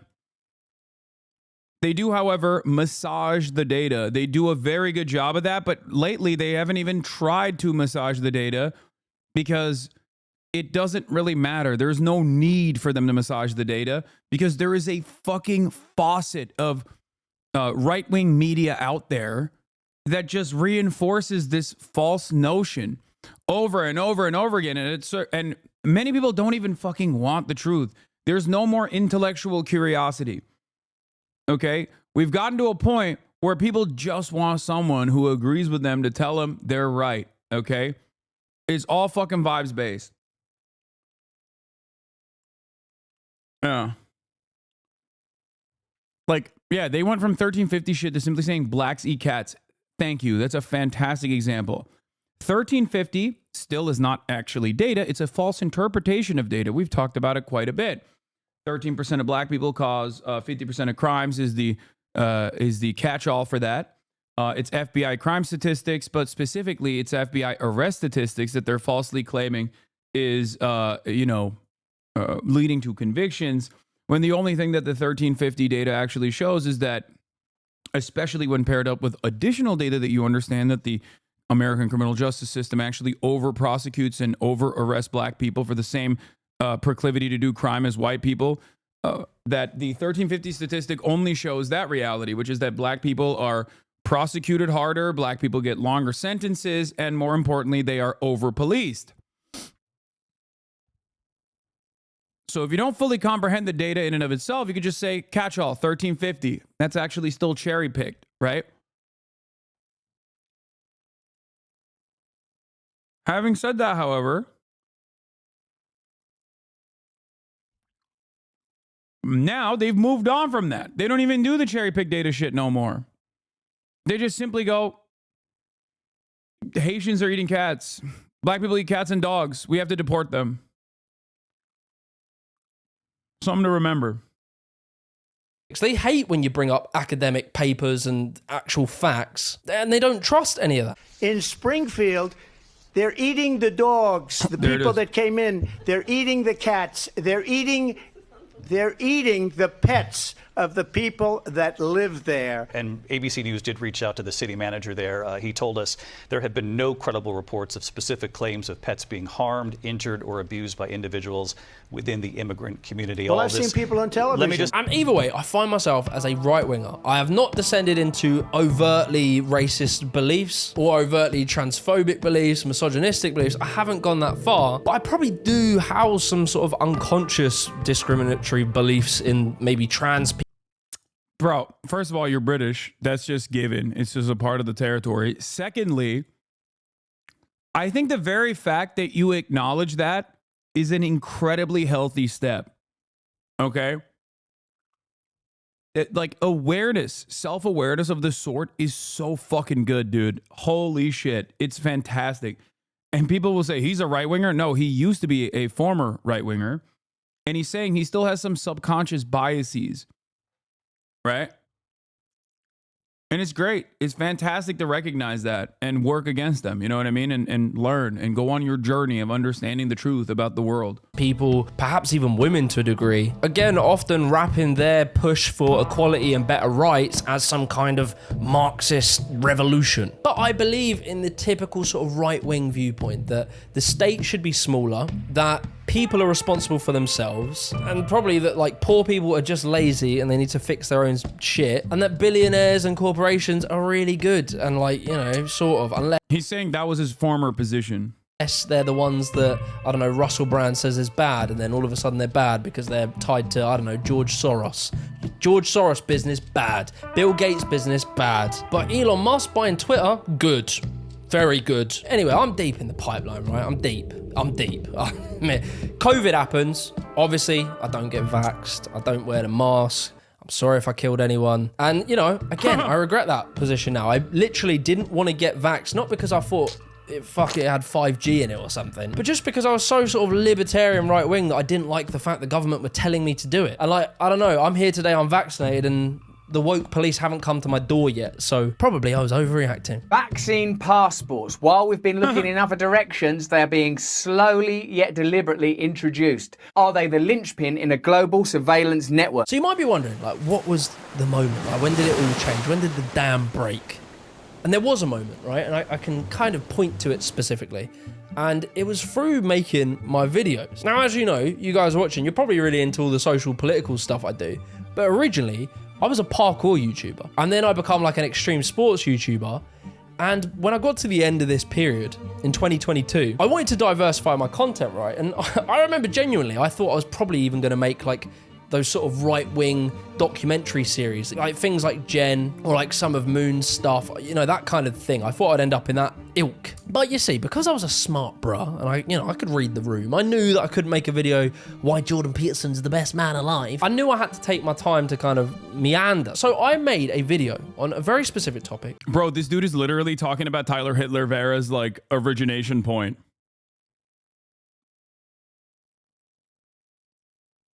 It's kind of crazy. Like he could have gone down the fucking Tyler Hitler Vera pipeline, you know?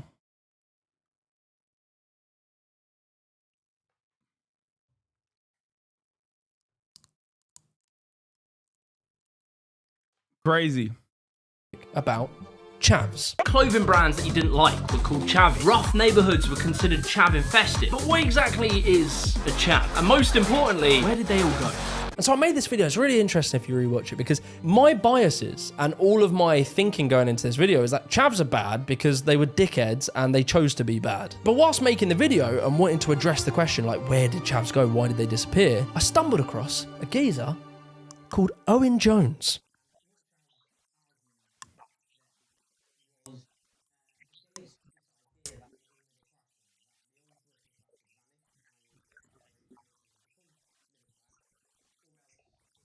That's crazy. Owen Jones.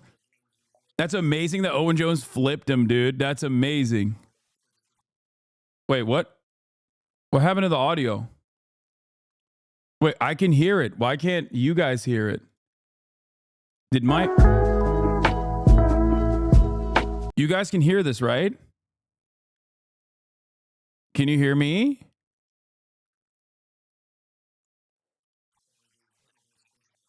What the fuck? Chat, this is weird as fuck. Bro.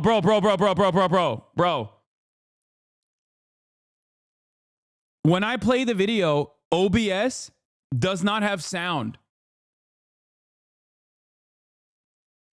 When I play the video, OBS does not show sound, but I can hear it. I can hear Owen Jones. What the fuck? But when I play music, when I play lo-fi hip-hop radio, you can hear it. And it shows. OBS also shows that there is sound. Look. But here, let me play the audio, and you guys will not believe me, but I can hear the audio. But OBS does not play the audio. Look. Look at the desktop audio. I see Owen Jones and all of my... But you see it in the video. I'm like, look, guys. Never mind. It was not worthwhile to even complain about it. All right. Well, it's just the Owen Jones bit that is very weird. That just shows that there is no... Just the Owen Jones bit in that video was just not being... was not being featured on my OBS for some fucking weird reason. I don't know why. But he just talks about chavs. It's fine. It's not that big of a deal. I'm about to quote Owen Jones. I don't agree with him, but what he says about chavs is really interesting. You should probably listen to it. Truly a war in the public sphere. The author and journalist Owen Jones, who I have to admit I don't really agree with him on a lot, he wrote an entire book called Chavs. So I read it and I'm like, fuck, maybe chavs were like a product of their environment and their economic status. Bear in mind, this is the opposite. This is the antithesis of my view, is that I would have believed as a right-winger that cultures are just like people who make decisions to behave in... Oh, shit. And that's when it clicks. Damn, we are victim to material circumstances. God damn, I need more of that good shit. Oh! What are chavs? Chavs are, they are like low-ranking white folk, basically. They are the hicks. They're the youth, British hogs. Well, gammons are British hogs as well. Council housing and violence. That's what chavs comes from. Yeah, they live in council housing, which is public housing in the UK. And they're poor. They're just poor white guys. the way they want to. So these are bad people who are choosing to be bad. So after this video, I go down different rabbit holes. I'm making different subcultures. I do skin. Bro gained material, bro gained class consciousness after he listened to one libtard defend his identity.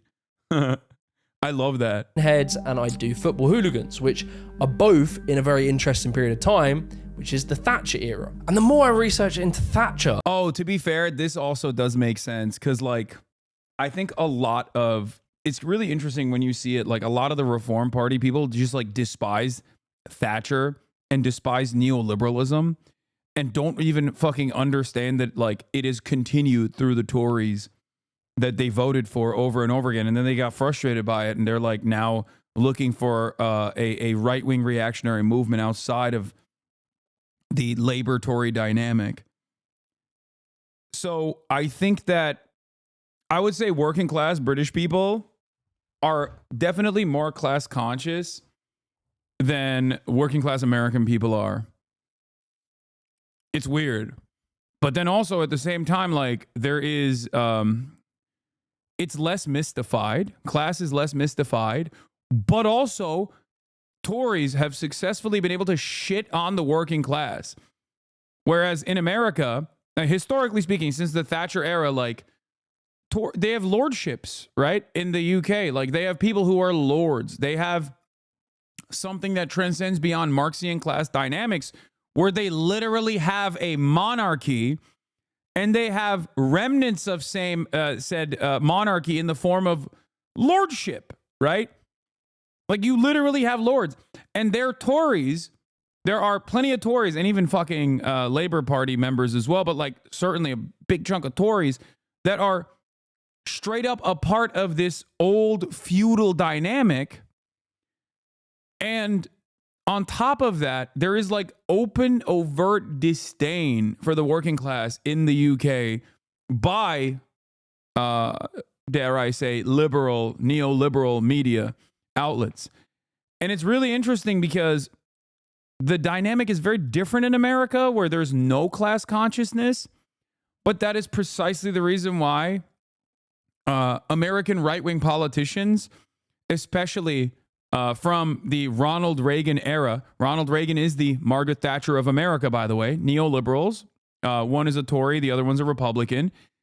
Ronald Reagan, on the other hand, while implementing the same exact policies as Thatcher, adjusted to American material conditions, was actually hamming up this working class bona fide, this working class background that he didn't quite necessarily have, even though he was, I guess technically, if you want to call it that, a labor leader.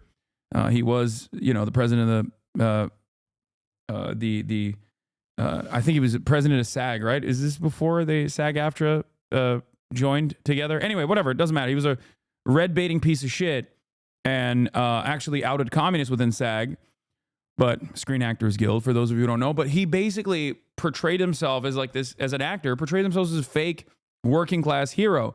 Whereas in the UK, these guys were like, they're elite. They did not hide that they were elite. They said that they were elite, and the working poor suck shit.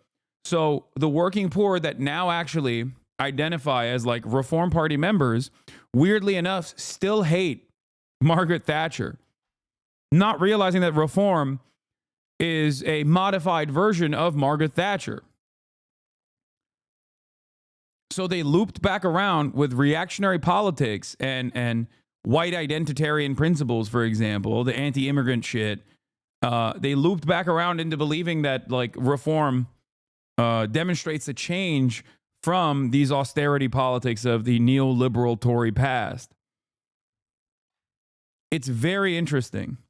I literally wish you were being broadcasted the entirety of Britain right now. It's insane how the working class here think they have more in common with the Tories than immigrants or refugees. Yeah. Except when I correctly predicted what would happen in the UK in the immediate aftermath of the Labour wipeout, right? Which was more so a fuck you to the 14 years of austerity or 16 years of austerity the Tories have demonstrated.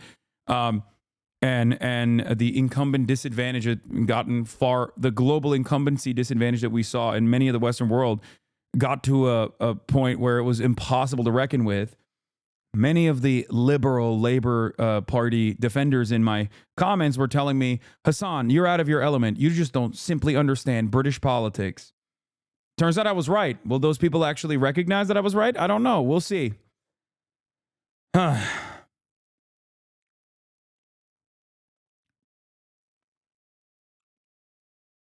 God, Labour Party fucking spear-dicking Jeremy Corbyn was the worst possible thing, the best possible thing for British fascism, and the worst possible thing for the future of Britland.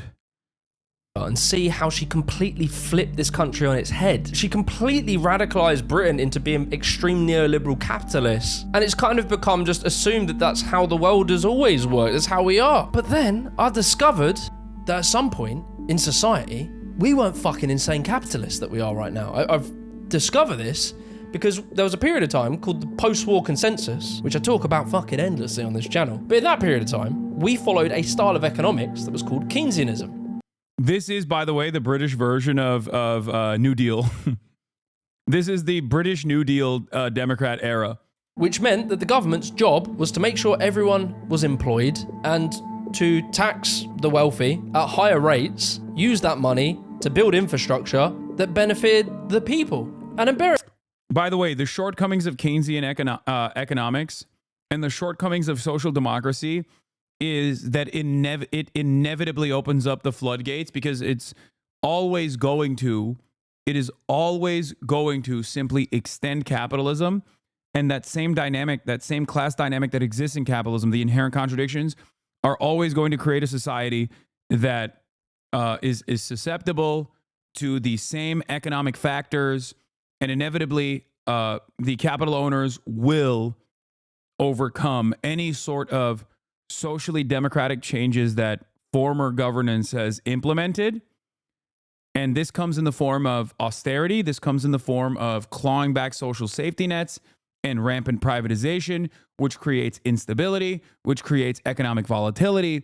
And in that process, you arrive at the likes of the reform movement.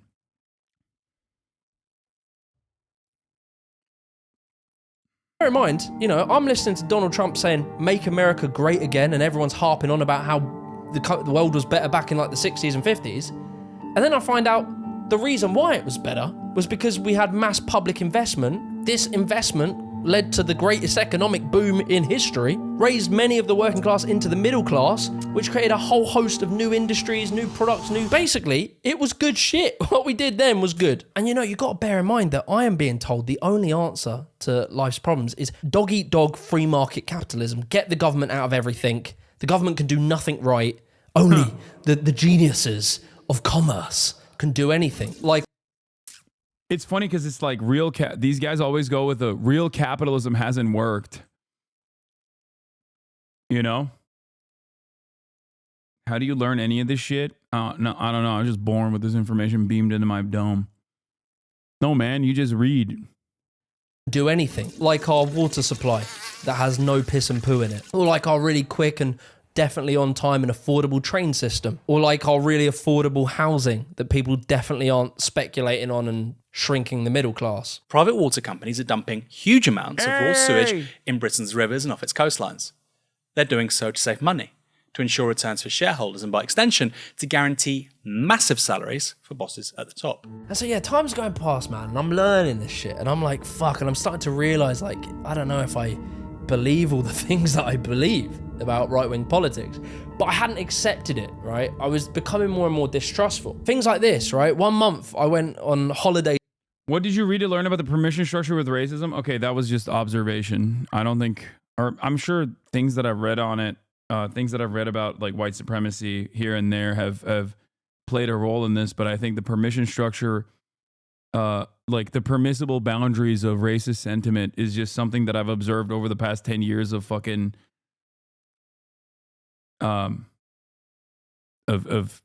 existing in American politics. To Thailand. I walk in a coffee shop and I see the most beautiful woman on earth who is now my wife, and she is Ukrainian. I go to Ukraine. Literally, during the war, I've been to Ukraine many times and I've experienced air raids. I've heard bombs go off. Yeah, more attacks. Peter must be having a slow day. All the while, I look on my phone at all the right-wingers talking about Ukraine, and they believe that Zelensky is like, I don't know, a blue-haired feminist or something. I will stress this again. One of the greatest enemies of our nation. This is my favorite clip, dude. Ukraine is the greatest enemy of mankind. Oh, this clip, man. This clip lives in my mind. It's like right up there with the Vosh clip of Tacoma wept. It's so good. A big MMO content creator, Josh Strife, says you and the extreme left are responsible for political instability. He was a teacher in the UK before, and it's crazy how he doesn't understand the actual conservatives and fascists. Wait, what? Who the fuck is Josh Strife? 26. The Josh Strife Hayes situation is crazy. This motherfucker said he made a video where he's referring to himself.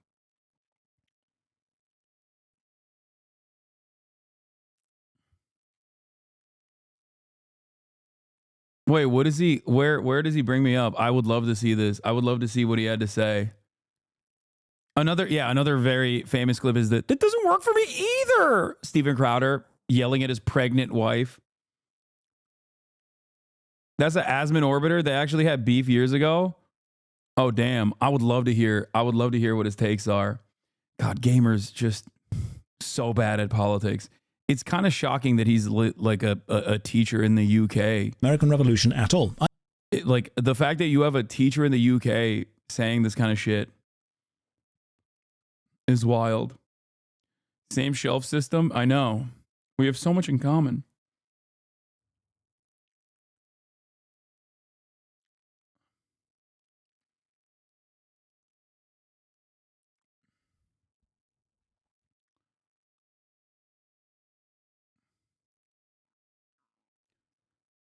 He's on the other side of room. Yeah, he's in my room. He's actually beaming this from my room.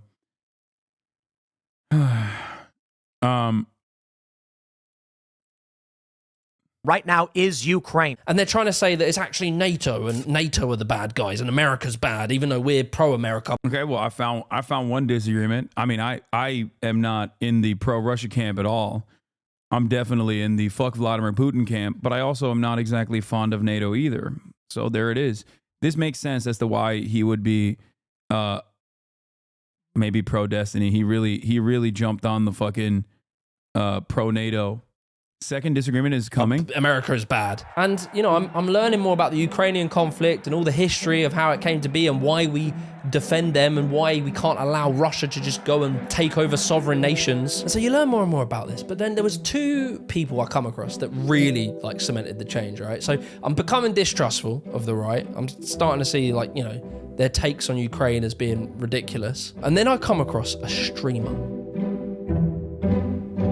So right now we're deep in the sort of Andrew Tate era. Andrew Tate has blown up, and at first it was kind of, you know, it was kind of fun. It was like, especially if you're sort of a young right-wing libertarian type, you need to get strong to look after yourself, look after women, looking after the people you love. Like that sort of stuff was kind of nice. I started going to the gym, I started doing all that stuff. I was always sort of into the self-help stuff, so all that shit sounded good. And then he started to talk about women. You want to know why NATO is bad? Remember everything I talked about with like right-wing movements, reactionary movements, fascist movements growing in Western Europe especially? That's NATO. Okay? That's it. NATO is a mechanism of enforcement of American empire. Okay? It's a protection racket, and Russia's militant actions in Ukraine, its unjustifiable invasion of Ukraine, is quite literally a perfect gift to NATO. That comment is too much, is it? It's too much if you don't know anything about NATO, if you don't know anything about the history of NATO. It's also pretty funny to come to a Turkish chatter stream who grew up in Turkey, who, you know, directly understands NATO's involvement in his country in a similar fashion. Turkey is a NATO nation, and Turkey had its own version of Operation Gladio, which eviscerated during the Cold War, which eviscerated any sort of left-wing movement in the country. So NATO was a very good way for America to come in and beef up all of the right-wing fascists in the aftermath of World War II that had died out and were getting absolutely owned, understandably, by the resistance groups, the partisans, the communists, the socialists, the trade unionists that actually had fought to liberate their own countries and fight against the Nazis. NATO comes in, immediately reasserts the dominance of fascist, right-wing, militant groups, causes decades of instability, oftentimes direct acts of terror, bombing campaigns, things like that. Paired up with the Marshall Plan, it recreates the exact same former right-wing dominance in a lot of these countries. Sometimes by directly utilizing Nazis, like in Western Europe.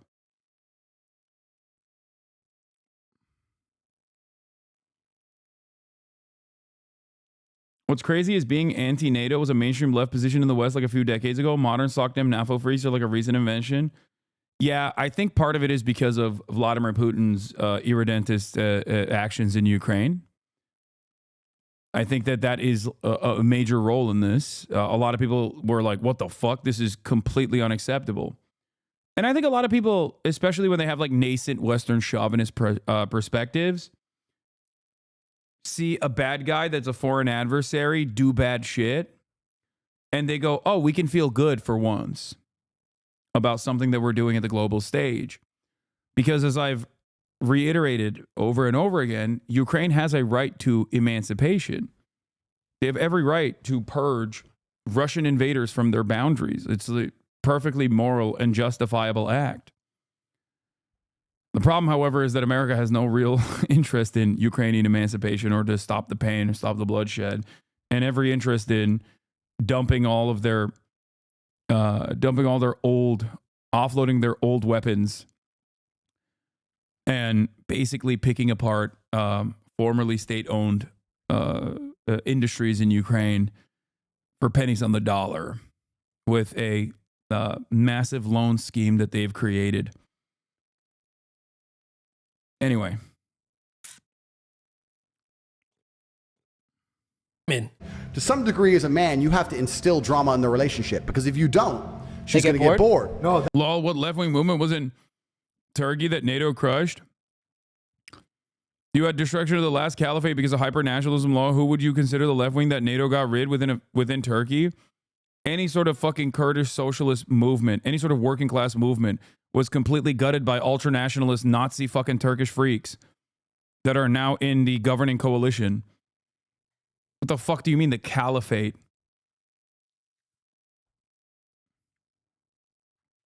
Hello?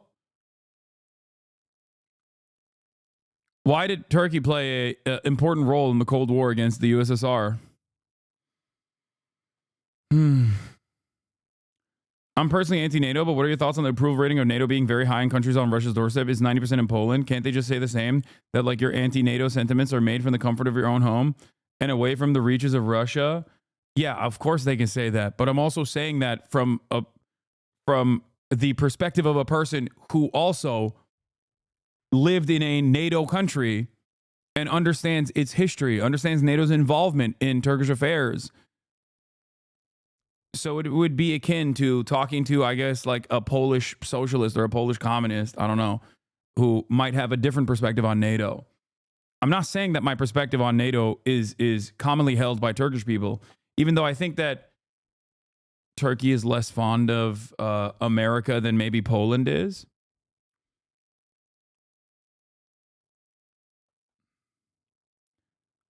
But there was a time in history where a lot of leftist European leaders were not exactly fond of NATO. Anti-NATO sentiment is really rare in Turkey, even for anti-US sentiments. Yeah, people will be anti-US, but then they'll be pro-NATO.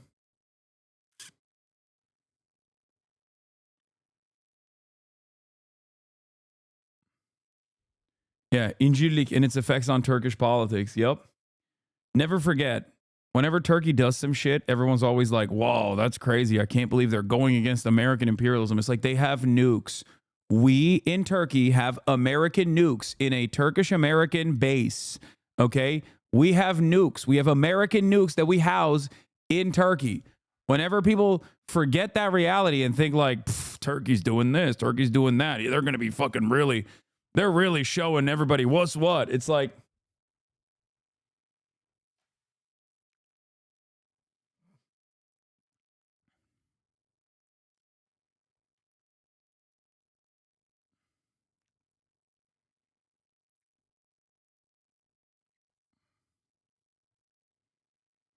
yok ya, Proneto pek yok. Türkiye'de sorsan şaşırtıcı bir yüzdenin NATO'nun olduğunu haberi yoktur. Çok ciddiyim. Anti-NATO daha az tabii ama.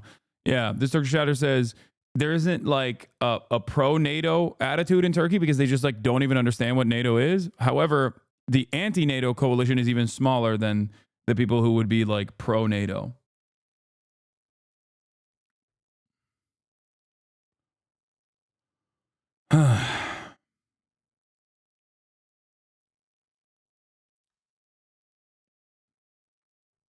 That's very true, man. And she's either going to leave or she will instill the drama, which gives her control. Then you're seeing all these Fresh and Fit podcasts and Sneeko and all this crazy shit. And you're seeing like people making their entire livings. The fall of the Ottoman Caliphate was worse for the world in 1989. Sabotage of the USSR. This is the take I just came up with right now, listening for the last 3 minutes. Okay, first of all, you cooked. Okay, you cooked. And no notes. No notes on that. Okay, no notes. 1453, best year of my life. 1453. I'm kidding. Please don't take this seriously. People are going to clip this and be like, he's a fucking neo-Ottomanist. Yeah, sick man of Europe never had the vax. The vaccine for the sick man of Europe was the fucking winged hussars. God, the gates of Austria. My biggest nightmare. It could have been so good. Oh, what could have happened? Oh. Just not modernizing the military. So many mistakes.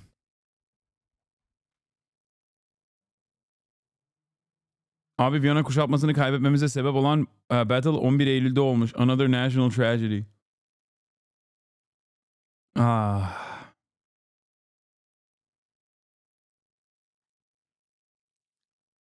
So fucking close. Muslim extremist wants to install a caliphate in America.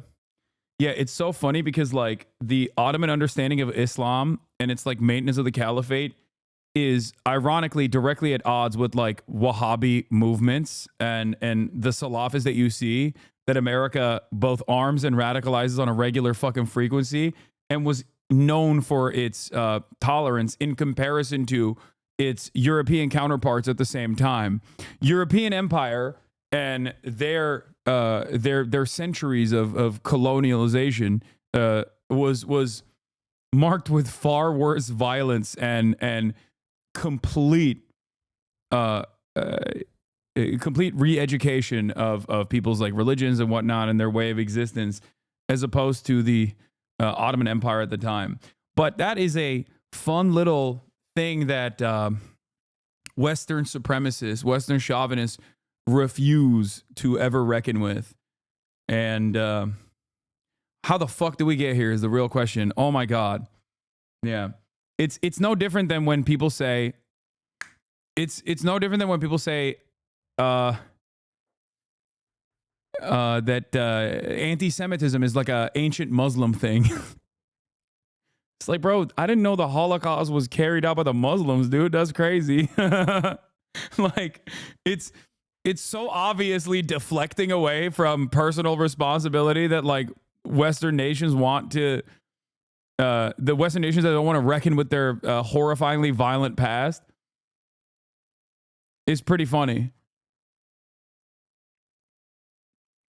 Complaining about women, and you're like, what the fuck is this? And there was one bruh who would go on these shows, and his name was Destiny. Women fare a lot better post-divorce than men do, bro. And the reason why is because they get the resource, they get the money, they get the children, they get put in a better situation financially. No, they don't. Yeah, dude, they get the house. Moms don't live good on child support. That's not true. Have you ever seen a bitch on child support? She's not living the greatest fucking life. Women fare worse than men in almost every degree after divorces. So the idea of pretending... What are you talking about? They make more money. They have better dating strategies afterwards. Men just do... How'd this man go from Owen Jones to Destiny, bro? Like an actually well-read left-wing journalist in the UK who's like written entire books to like guy who talks fast and dunks on some of the dumbest people. And like, I don't agree with everything that Owen Jones has done, obviously, but I still appreciate his voice, especially in the piranha pool that is British media. Do better than women in almost every single metric post-divorce. What? Bro? Destiny was really interesting because he was a lefty and he was proud to be a lefty. He didn't try and hide. He didn't say it was like a... I think this interview in and of itself is this interview itself shows that he's not a lefty. I say interview because it was supposed to be a debate and then they just agreed on most positions. So much so that even Lex Friedman was like, wow, you guys agree on you surely agree on a lot. Centrist. He was like, no, do you not agree with Owen Jones? I think he was harsh on Jeremy Corbyn. He also was like seemingly on the fuck Jeremy Corbyn. He's anti-Semitic train a little bit. He's had a couple different moments. I think he's evolved from those positions, but you know, he has some of those L's. We all have our own L's, you know, it happens.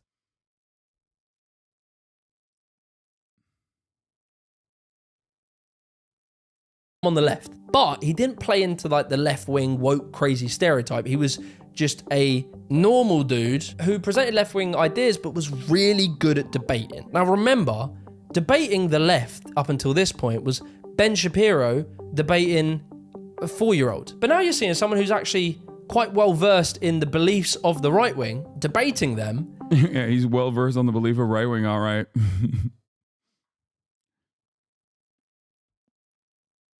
so well versed that he became them on many positions and winning a lot. So I get into Destiny, right? And I even was going to make a video on Destiny. I might do it again one day. And I had a conversation with him on a stream, but I was so right wing at the time, I didn't know how to make the video because I kind of had this mental block between really asking him sort of questions. But then the final nail in the coffin for me, at the point where I realized I was no.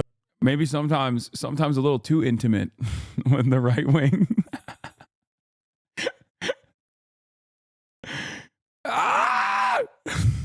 No longer right wing was when I came across Gary's economics. You need to have structures in place in your economy that prevent the rich from taking all of the wealth. If you don't have that, history teaches us the rich get all of the wealth. And once the rich have all of the wealth, ordinary people end up with very poor living conditions. You know, if you go to countries that are very unequal, India, South Africa, you know, almost anywhere in Latin America, very unequal societies lead to very poor living standards. Gary is like a working class geezer and he became super wealthy as a trader. And his whole thesis was that income inequality is gonna get worse. And he betted on that. He made money predicting that and it came to fruition. Income inequality has got much worse. And what's interesting, right, is he talks about income inequality and why it was bad and why it's bad for house prices and cost of living, etc. But the thing is, and I don't know if he doesn't really talk about this too much, but it unlocked this vault in the back of my brain. It was this old memory of a clip that Jordan Peterson had put out. And it was him talking about the correlation between income inequality and crime. You know, you always hear this idea that poverty causes crime. That's a classic left-wing idea. But it's wrong. What causes... Is it? God, the confidence of like right-wingers and just being wrong never ceases to amaze me. Being a right-winger, being a reactionary of any sort is basically just being so endlessly confident in being wrong. Like, I don't even think there's enough. If you were to look at historic academic literature on material conditions, social conditions, whatever you want to call it, like, and the likelihood of crime manifesting in that, there is overwhelming data, overwhelming research, okay? Even from, like, it's like a basic position that even criminologists believe, right? And I wouldn't say that I'm like in agreement with a lot of the, I would say, pseudoscientific stuff that that you hear and you learn from in criminal justice education. And even then, it's like, it's almost like it's just one of the most consistently held positions. If only you knew that making less than 30K a year somehow makes you intrinsically a criminal. How can you not see this? Yeah, it's like, it's so funny. It's so funny to just like look at all of that data. Like, it's like ancient Greece, they had these opinions, okay? And then you just go, it's all wrong. That's all you need to do. Just say, it's wrong. Actually, people do crime because they're spiritually bad. Causes crime, especially aggressive crime, is relative poverty. Poverty is when you don't have enough to eat. Relative poverty is when the guy next door has a much better car than you. The right wing. Oh wait, he's right. Never mind. I took it back. I'm taking it back. I was wrong. He is not wrong. Jordan Peterson there is right. Relative poverty absolutely is why crime occurs. Yes. This is an ancient Peterson take. Yeah, no, it's true. It's true. He's talking about wealth inequality. I clip-chimped myself. I was wrong. Really love to argue about culture. They always say that, like, it's people's, the problems in society comes from people's ideas and beliefs and their values, which is super convenient, right? Because when anything goes bad, you can just say that, oh, well, it's because people... He's wrong. I mean, he's not wrong. Sorry. Fuck. He's right. I'm so used to saying Jordan Peterson is wrong. He's absolutely right. All poverty is technically relative, so it's like kind of weird to get lost in the minutia of being like, well, you know, relative poverty. It's like, yeah, the people now, poor people now, as opposed to like really, really poor people now, as opposed to really poor people 60 years ago, are somewhat better off, right? A really poor person during the Great Depression 100 years ago is dying. A really poor person now, still living on the streets, but still has like a smartphone. That is relative poverty. That is the reality of relative poverty.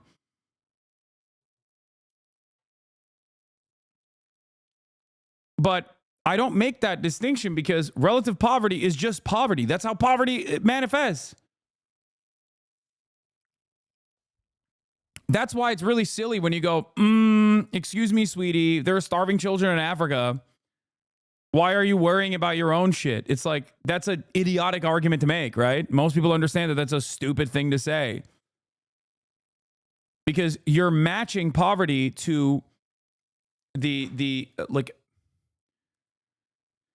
you're matching your own material conditions to those around you, to your immediate neighbors, to people that are within reach.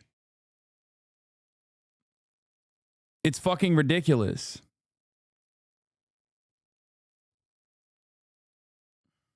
Lazy, or they're radical Marxist, or this. All the while, there's no solution to that, right? What can you do? You can't change people's minds, so it's just like, oh, well, I guess we just have to accept the status quo. But when you fundamentally challenge that view, the sort of outcomes come from... That's why we always make fun of right-wingers who are like, oh, how can you say you're being oppressed? There's a McDonald's in every corner. It's like, yeah, you're a fucking idiot, dude. Like, oh, great. I guess everybody has iPhones, so it's fine if you don't have a house. You don't need shelter anymore because you have an iPhone.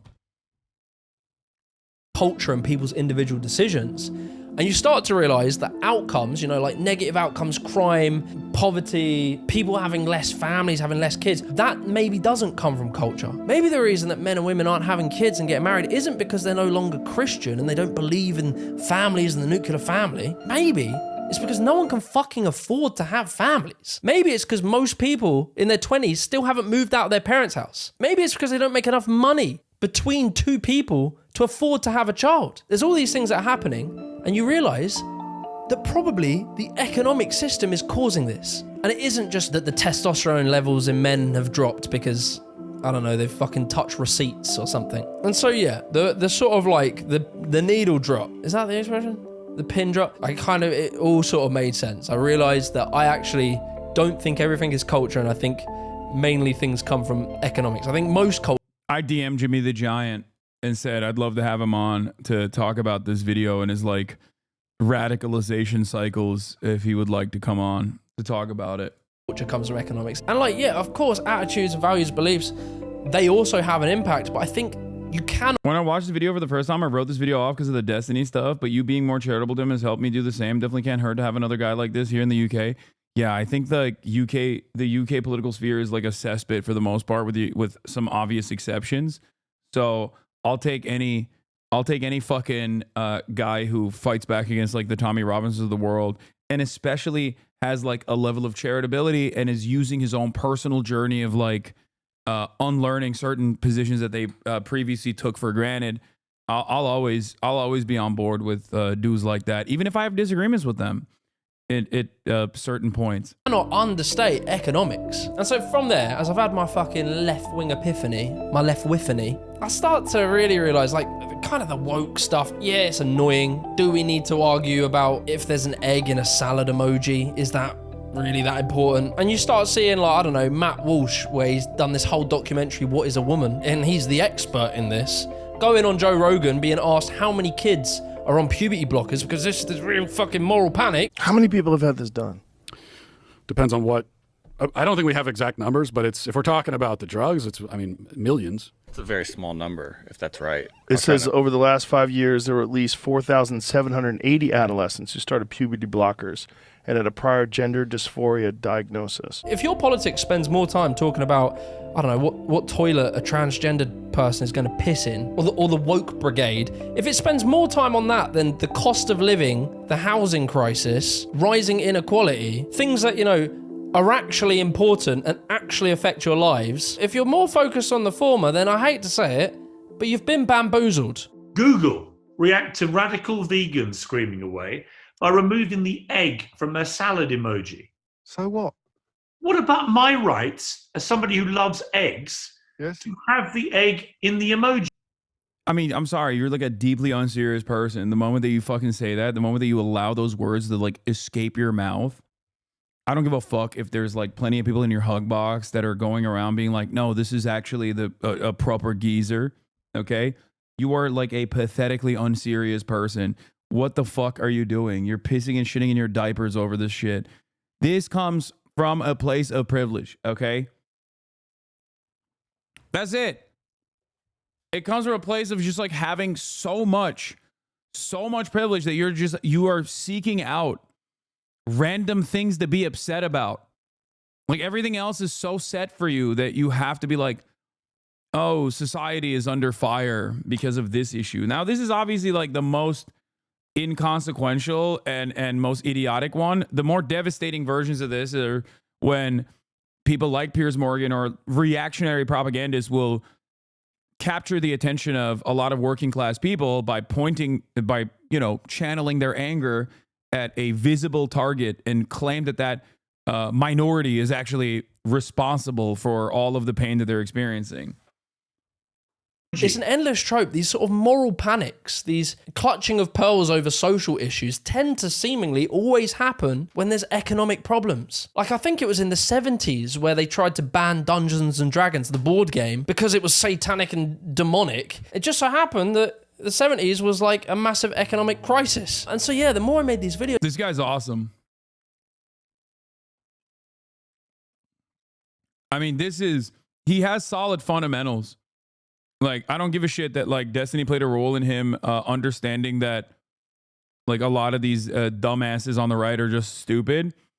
But his fundamentals are there. Like, he understands it. He's there. He gets it. The more I started to see these patterns, right? These patterns between the 20s and the 30s, the rise of fascism in the West, and how that seemed to tie in with the Great Depression. And then, you know... Like, he is diametrically opposed to the liberal values that Destiny presents. Like this kind of commentary is far closer to my understanding of the world than whatever Destiny presents on any given Sunday. I don't know. He usually just like shifts his positions depending on who he is arguing against, but yeah.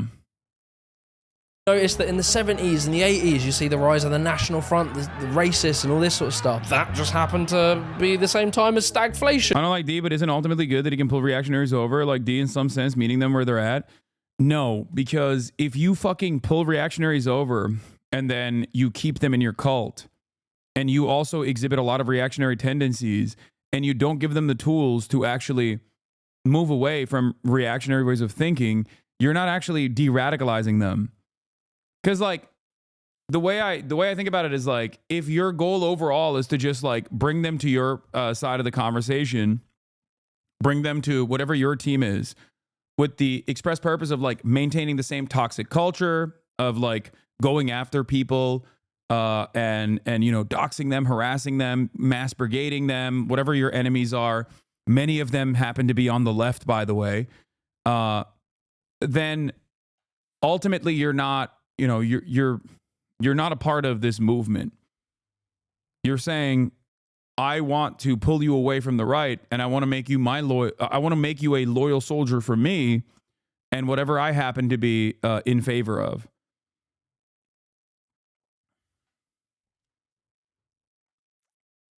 At that point, it's like, you know, there's a reason why so many of these like former Kiwi farms or current Kiwi farms, 4chan guys, exhibit the exact same tendencies once they become a part of Destiny's community and they do the exact same shit. Don't you do that? No, I do not. I do pull people away from the right-wing radical positions that they have, but my goal isn't to become my, to bring them over and have them become my loyal servants or subjects or soldiers. I don't give a shit about that. I give a shit more about having them change their worldview, see a different framework, and operate within a different framework where they, you know, go and engage in community organizing, help other people, run for local office, unionize their workplaces, immediately create improvements in their material conditions, demonstrate solidarity. Being in your stream made me a materialist. I had the same type of epiphany as this guy, but with you, I think it's more important you separate from the ideology you presented me. If you come out to be a bastard someday, it won't change my principles. Exactly. Like, that's the difference, I think, that that me and Destiny have. I suspect that if I were to do a heel turn and start exhibiting a lot of right-wing tendencies, I'm sure that there are plenty of people who really, really love me that would stay on board and maybe even change their minds as well. I think I'm charismatic enough to be able to keep a cultish group of people, but plenty of people would be like, nah, fuck that. I'm out. I'm done. A lot more people in this community would be done with the nonsense that I'm presenting than I think Destiny's community has.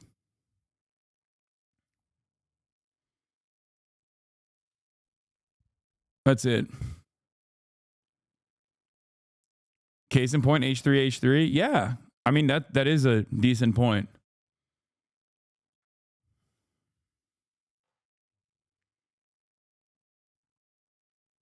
Like, I'm not the end all be all. A lot of people try to centralize me, and I sometimes engage in that as well, because I think that, you know, there is a, I'll say it like this.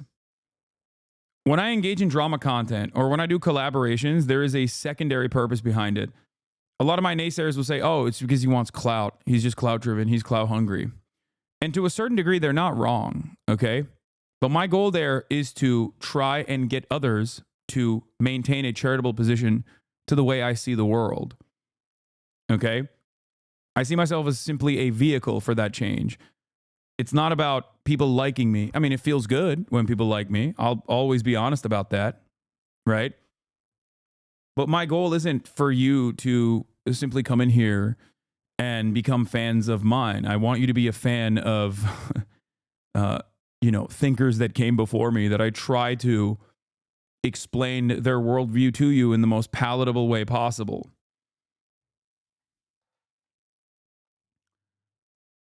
I'm already upset about certain positions you have, but recognize you as a net good and hope I can change your mind better on certain things that you aren't the best on.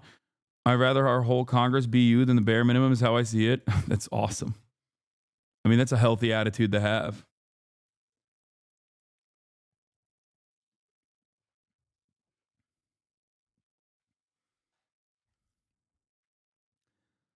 Admittedly, Old Destiny on YouTube, back when he was bashing JonTron on the alt-right, introduced me to you, and I watched both of your YouTube videos. Found D was good at deconstructing, whilst you did that and posed an alternative vision.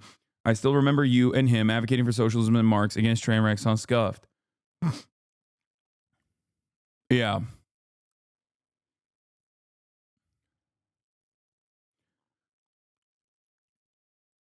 Like, for me,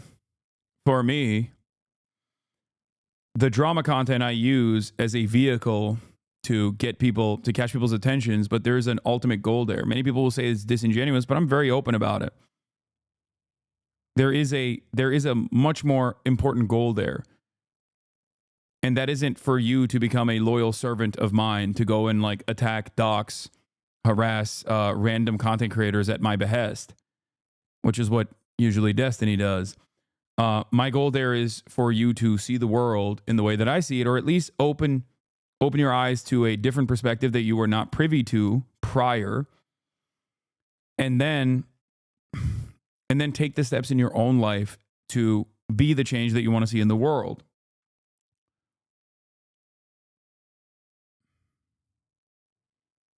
That's it. What are the chances of ever renewing the D Hasan bond? They are less than 0. Come on, man. He spent the past 5 years trying to ruin my fucking life, and it has been a demonstrable failure, but it still hasn't stopped a shit ton of people from being open-minded to my position.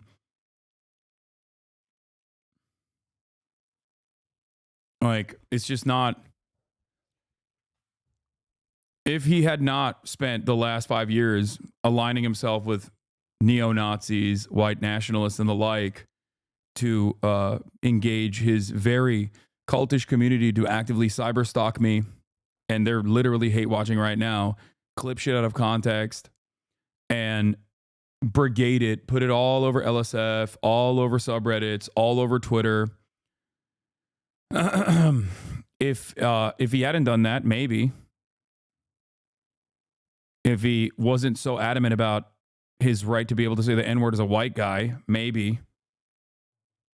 Bro, he literally says the world would be a better place if you died. I know. Not only has he said that, but he's also highlighted people from his community that have like actively come up to me in the real world. So it's not that crazy to say, yeah, a person like that, I think it is very hard to maintain charitability.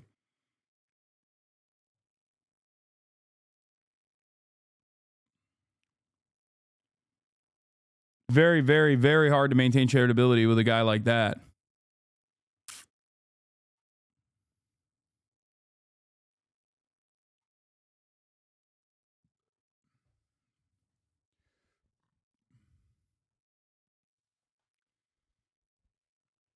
As a faithful fan, my peers hate me for liking you, but they never have arguments against you that aren't sourced in that community in an academic environment specifically. Yeah. But they're pretty easy to dismiss.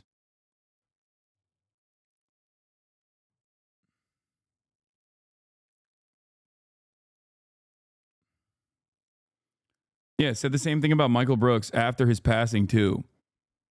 Again, it's just like, think about it this way. If I were to behave even marginally as bad as a person as Destiny presents himself on a regular basis, do you think his fans would ever let me live it down?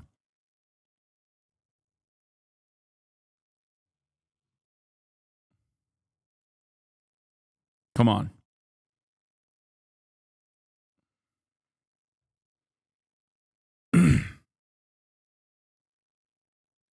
And I was charitable to him far past the point of comfort for many people.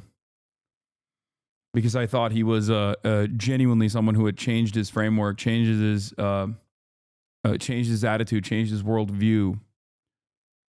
And I was wrong. And the oil crisis. And then now, lo and behold, 2024, we're in big economic problems. And it just so happens that the far right is on the rise and the Tommy Robinson Farage followers are now throwing bricks at mosques.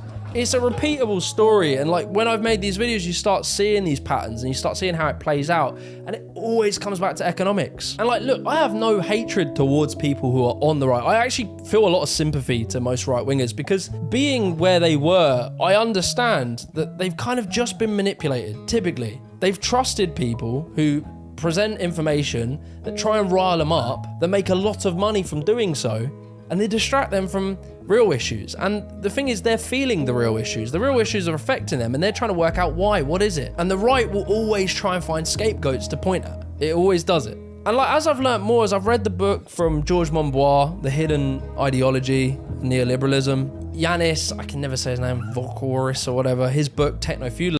Okay, come on, dude. This guy fucking loves Yanis Varoufakis, like... Neoliberalism. Yanis, I can never say his name, Vokoris or whatever, his book, Techno-Feudalism. I kind of realized, like, the argument should be about economics. The more I learn about the left and right economic theories... this guy's great, dude. This guy's fucking dope. The more evidence that I can see that left-wing economics tends to result in better growth and prosperity for all people. Our system currently is great for the 1%. It's great for the ultra-wealthy because it monopolizes money into few hands. When you don't have rules to regulate certain businesses, when you tax people less... Oh yeah, I saw this. I hate that we've reached the point now where you and Hasan can't be in the fucking room. Yeah, but remember, that's his fault, retarded. right? That's his fault. That's his fault. Well, it's his fault. It is. Okay. So you are open to talk to him anytime, right? I've said 1,000,000 times, like, oh, it is my fault.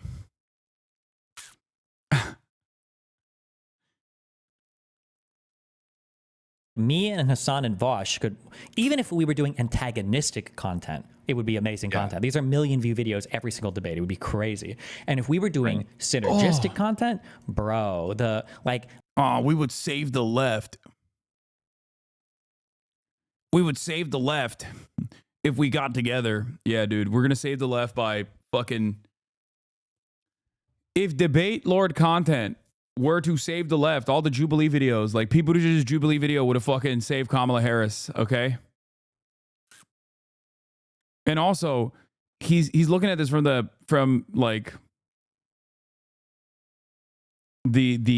clout perspective. Me and Hasan and Vosh having like a competition between like how many people we could get to like post pictures of voting at booths or whatever. Like the amount of synergy there would be unbelievable. We're the 3 largest, I think, like of all like the live streamers. I'm pretty sure we're the 3 largest live streamers for politics on the internet. That like are not just like podcasting. But I think it's me, Vosh, and Hasan. All of us are on the left, but like he's not on the left. I don't know why he still maintains this position.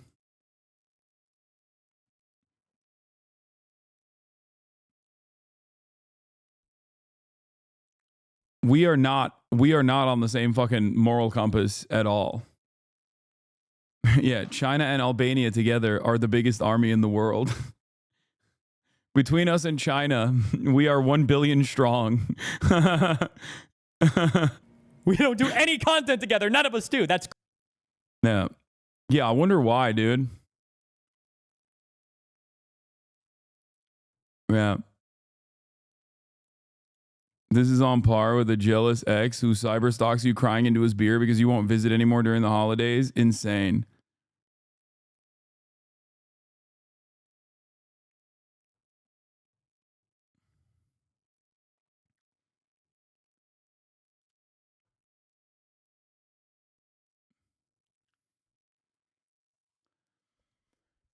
Does he explain why it's your fault? I'm sure he has spent countless hours explaining how it is entirely my fault and how it's because I simply am too scared of his like intellectual prowess or something and I'm jealous of it or something like that. I don't fucking know.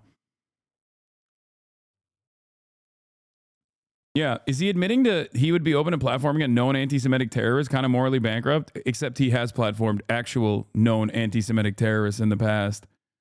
Nicholas Fuentes comes to mind. So, Oh shit. Yo, oh.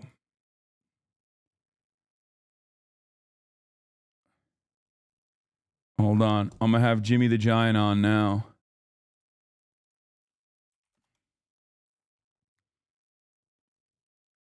Yes, so much content online, especially in the debate sphere, is just like moralizing envy. Okay? So much of it is just simply moralizing envy. That's it. And everybody does this, okay? Everybody does this. Where people will look to, where people will basically look to like, I don't know, a type of content consumption and say, oh, this is bad. Like, it can't just be that, like, I don't like the vibes of this person and move on. They have to also say, like, this person is evil. Okay? This person isn't just bad. They're or something about this doesn't add up for me, and I'm just going to move on from this. But it's actually, this is an evil person that must be destroyed at any point. And for Destiny, a lot of his disagreements with me is just simply pure envy. That's it. He has conditioned himself into, he's almost trapped himself into this like weird, inconsistent political position where he's like a perma-contrarian that simply cares about the blood sport of it all and just like wants to aesthetically win arguments. That's it. All right, let's finish this and I'm gonna have Jimmy on. Unless it becomes this like race to the bottom. And there's a funny reason as to why I believe in these kind of left-wing values, and it ties back to my original right-wing ideology, is because of meritocracy. The right always claim to believe in meritocracy, that we should, as a society, reward people who are good at things, right? And I genuinely believe that. However, I don't believe meritocracy exists when some people can inherit the best education, eat the best foods, have time to do sports, be healthy, have time to learn the oboe and the trombone whilst doing the Free Peaks challenge. That person has such an incredible advantage over the person at the bottom of the hierarchy. Hasan, please read. He said himself at one point that he will continue to attack you until he has as many views as you do and your community shrinks. Fuck him, man. Yeah, I mean, it was like there's a Reddit post out there all the way from like 2019, I think, when I initially was like coming to the conclusion that like the debate Lord Space was endlessly toxic. I think it was after like his community had fucking yelled at Ryan Grimm and tried to like debate Ryan Grimm when he was in the process of like engaging in like electoral analysis. And I mean, Vosh has said that as well in the past, where it's just like he basically basically openly admitted to his own community in a DGG chat logs that are out there. I forget where it is, where he was just like upset at the fact that I was passing him in size back then, and he was like worried about it, that I was like leaving his orbit.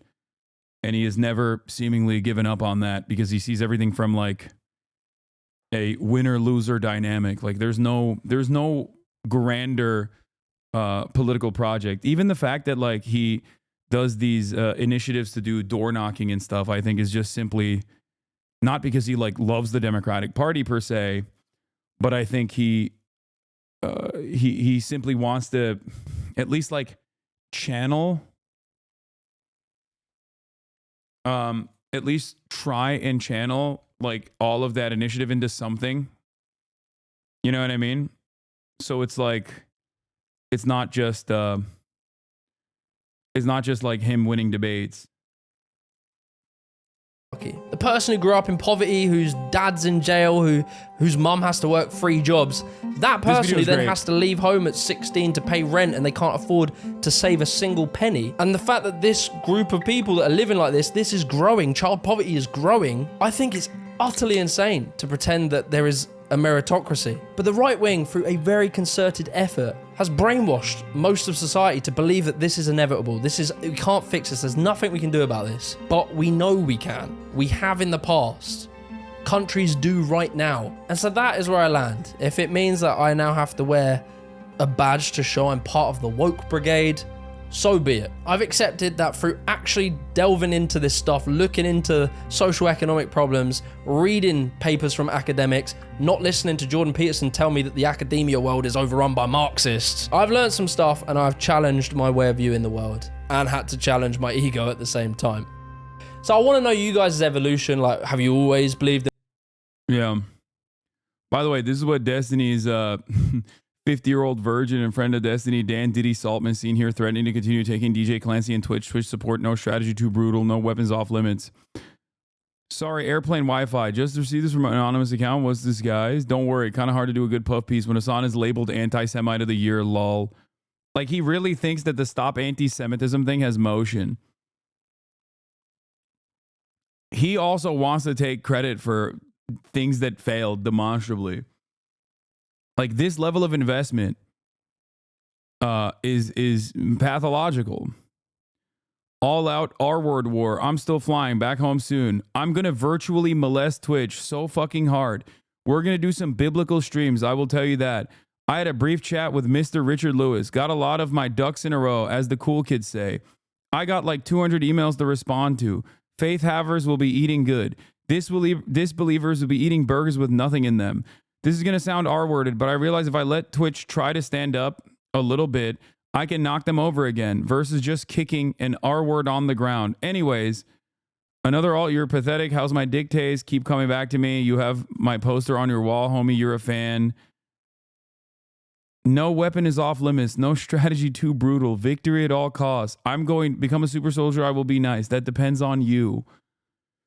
They will never admit defeat. It will always be, he was going to step down anyways. Ethan did all this. You weren't involved in this. That congressman was already doing this. Hasan's ad contract expired. There is no winning with R words.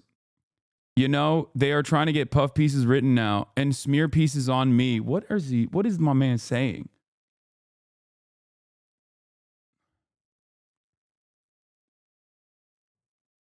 This man is like 50 plus years old, you know? Oh, this is what I was looking for. Or no, this isn't. This is from 2015. This is the guy who's combating anti-Semitism. The fucking Irish VOD, only credit cards, dude. So my grandparents are stupid because they died in the Holocaust, he says, in 2015. However, it bombed, implying he's smart because he's Jewish. I think he would like it. To a Jewish acquaintance I told... Wait, what? Is this... Oh, it's from top to bottom. Is it?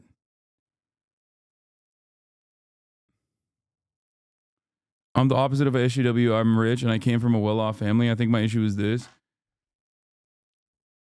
Oh, I'm reading it backwards. Normally it's bottom to top. Anyway, I'm gonna call. Fuck it. I don't give a shit about any of this. All right, let's move on. These people are unhinged. There's no helping them. Why cover it? They're insane. Nothing new. I mean, it's good to. It's good to showcase like what Destiny's community is doing on any given day, just so people understand like that a lot of the criticism is not reasonable and it's just simply the personal vendetta. Yo, yes, brother. Jimmy the Giant. How the devil are we? This is I just watched your video. I'll admit, originally.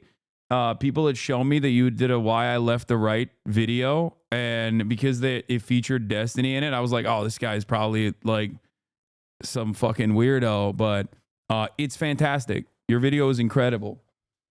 Appreciate it, man. No notes. I'm glad that Owen Jones was able to lib pill you a little bit.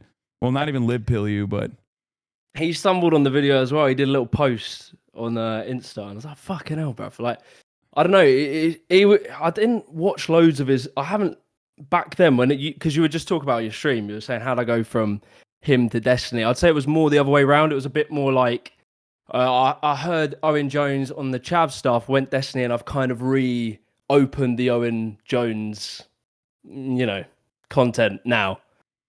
So now I'm sort of finding his stuff, and I find it more interesting now. You know what? I was literally just having a big conversation with another creator today about this, and it's sort of like Owen Jones, to someone who was kind of where I was at, is quite difficult to enjoy. I don't know how to explain, but when you're kind of you know, when you got a foot in the water there, you kind of like him a bit more. Once you have a bit of, I don't know, I'm yapping already. Hasan. I think the aesthetics of it play a role, don't you think? Like, I feel like he's too. He won't appreciate me saying this, but I feel like he's too effete almost.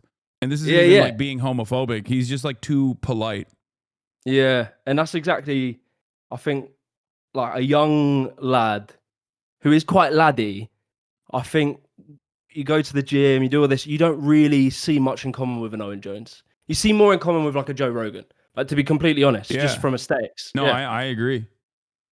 And like, yeah, that's kind of the thing. They suck you in because they're like, well, you know, I find him funny. Well, I don't find Joe Rogan funny, but you know, I find that kind of ilk funny. They all go to the gym and they all happen to, you know, kind of dabble in Trumpian politics. And you're like, well, you know, maybe. So you kind of, it's this sort of aspirational side. And I think for young lads, I did a second video. You might want to check it at some point. It's called How the Left This Lost, video like, is the male vote or something like that. How the left failed men. And it was kind of that, just the aesthetics of like young lads in this world that we live in. How the where, left like, failed young men. And it was kind of like, it's kind of like really just like the optics of, you know, we're in a society where everyone's fucking struggling. Bro, that haircut is dire in that video. I'm not gonna lie. Well, and the thumb. You needed it. No, your haircut in that video, you needed to get that shape up. Right. I bounced between two barbers. One of them's sharp, the other one's he's learning, you know. Yeah, you look Dagestani. Yeah. I used to have fucking proper skin fat. I was a skinhead for a little while. It was actually after the right wing politics. I was like, you know, that the haircut's kind of hard. Oh yeah, that's funny.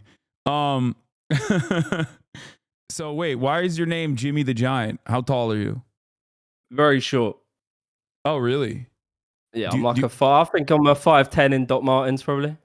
That's not that short. What the fuck? What do you? Okay, you and I have different opinions of what constitutes short. What's short? What's a short king to you?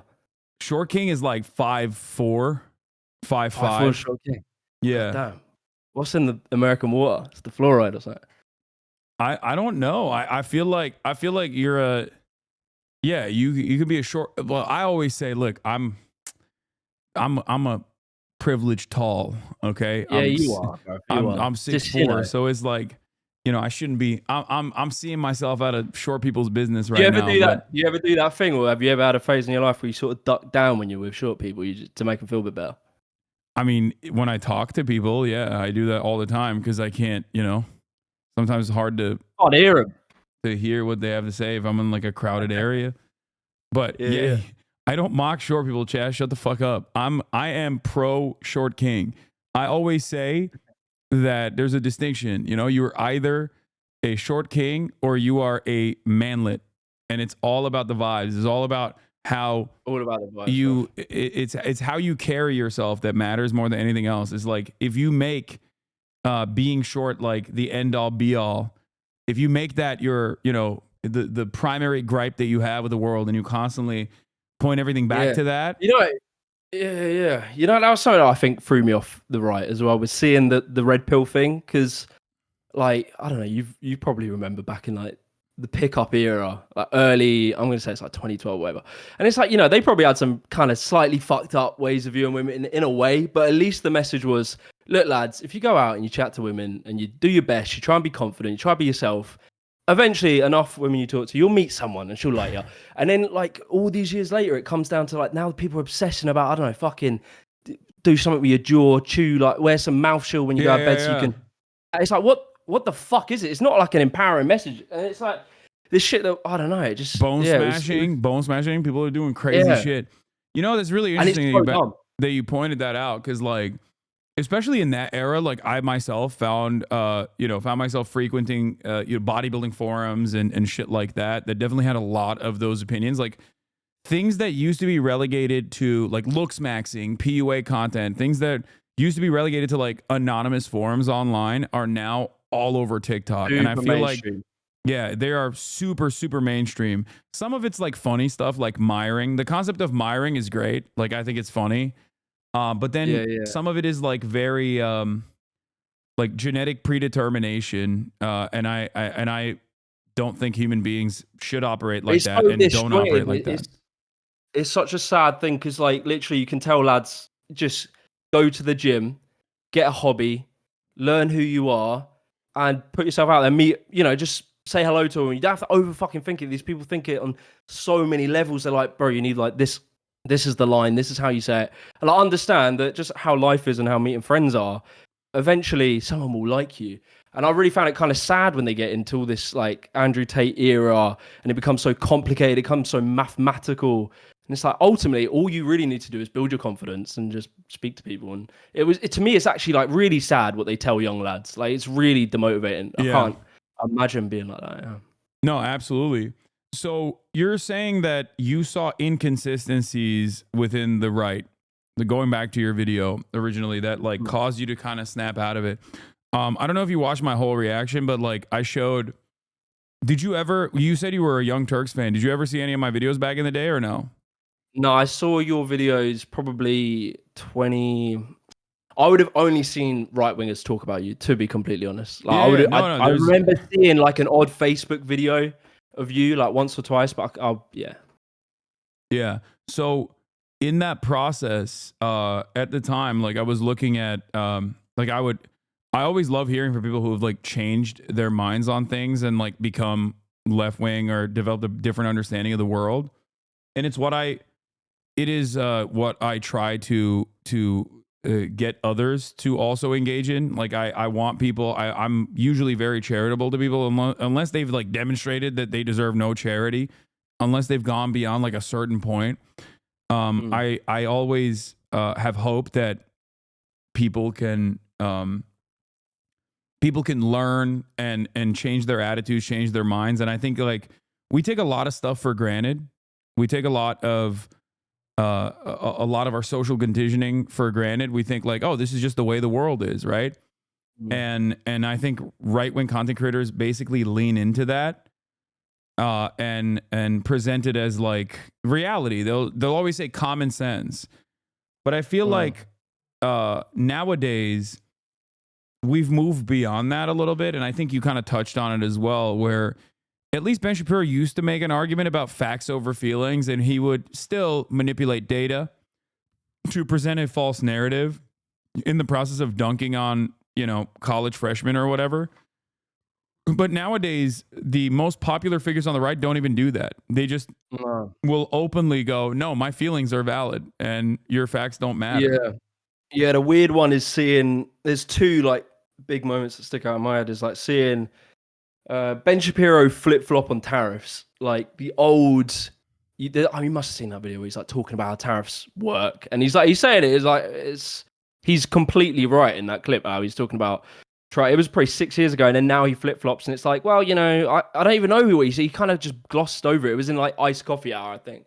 He was talking about. And then the other one, the fucking dude, the most scary thing I think I saw, right, in the whole American elections wasn't Trump saying the cats and dogs things. Obviously that was fucked, but it was JD Vance's way of reworking that, because his brain is like conniving. I almost think he is more intelligent, like way more intelligent. Yeah. And he obviously, if you obviously know about his past, he like used to call out Trump for his fuckery. Yeah, he called him Adolf Hitler to his friend in a private correspondence in 2016. Yeah, but the fact he was so clever to take what Trump said, which was the cats and dogs, he goes, well, madam, whatever, fucking it was. If we need to do memes to get people to talk about the real issues that are really affecting the real people, blah, blah, blah, blah, blah.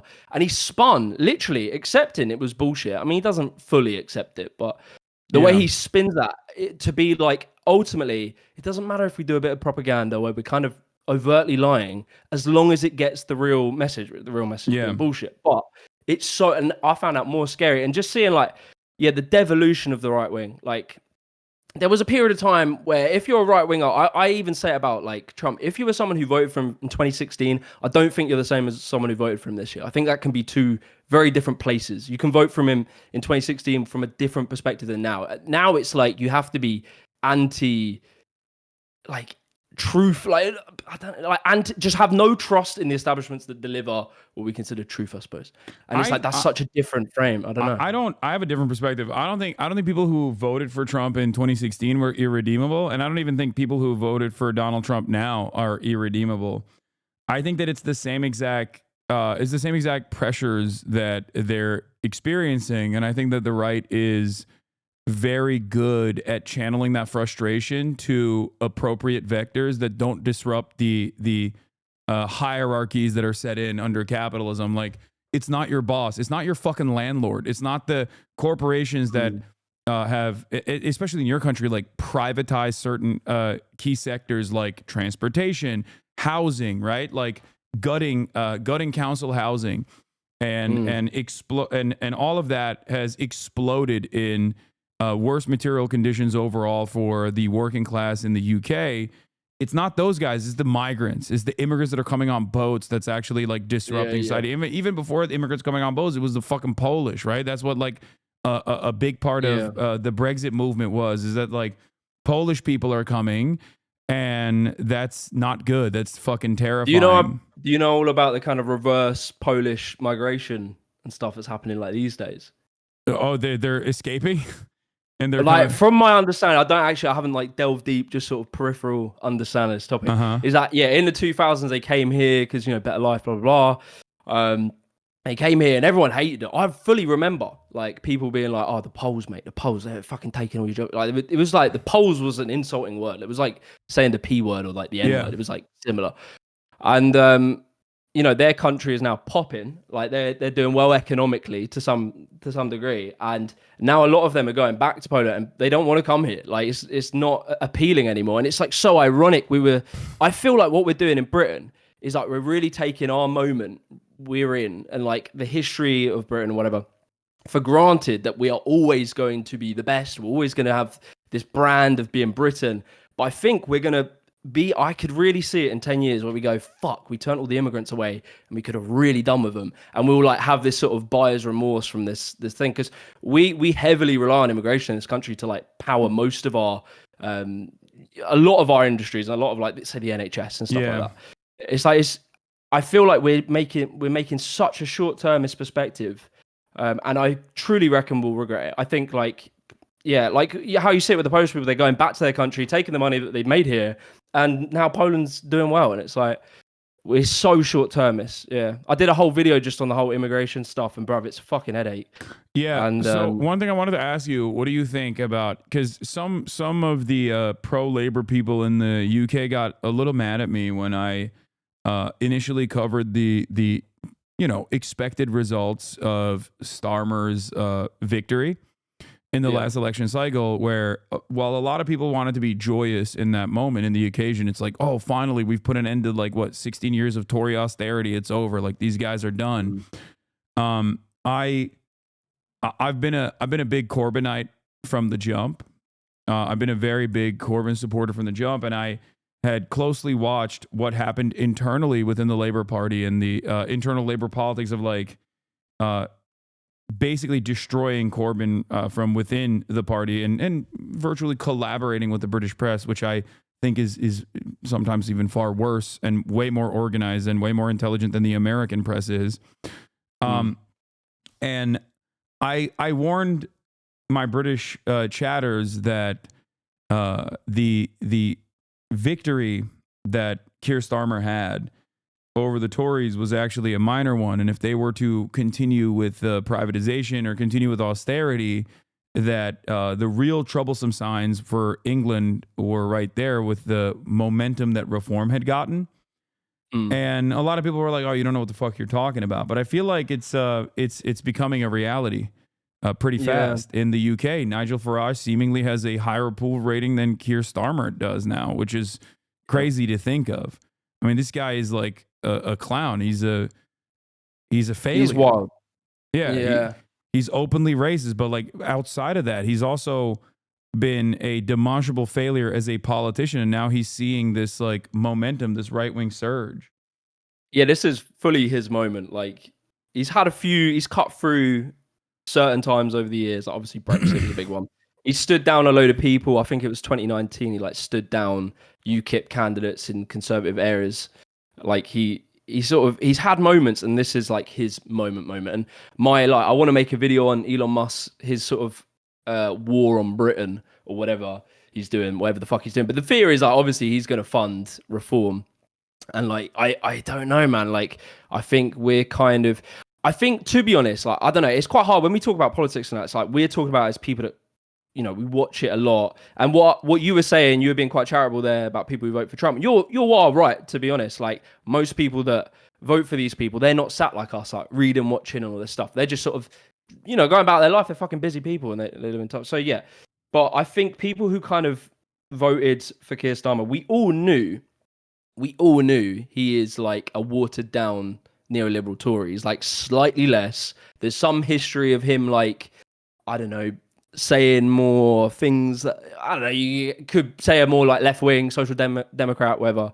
But it's like we all kind of knew it. And I feel like the thing I fear the most is that he will not bring about change, and he will kill any hopes of a left wing movement by just delivering centrist politics, which is it's not what we need at the moment. And so, like, yeah, that's the real thing. It's like, okay, you've had Tories for 14 years, you give Labour a chance, and if they do not they can't even just do okay, they have to fucking smash it. And it's very unlikely the way they're going about it that they're going to fucking smash it. It's just, probably it's going to plod along and get a little bit shitter. Maybe it'll be less shit than if it was under the Tories, but it's probably going to be shitter. And then all you're opening the door for is for people to be like, fuck me, we just need a change, man.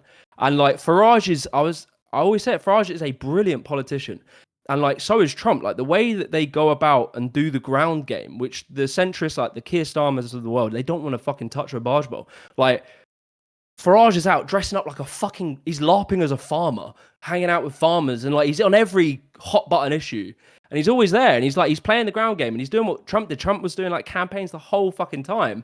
And what, Keir Starmer's gonna, I don't know, poke his head in a, I don't know, coffee shop like a month before the election. It's not going to be enough. Like, you have to do what they're doing.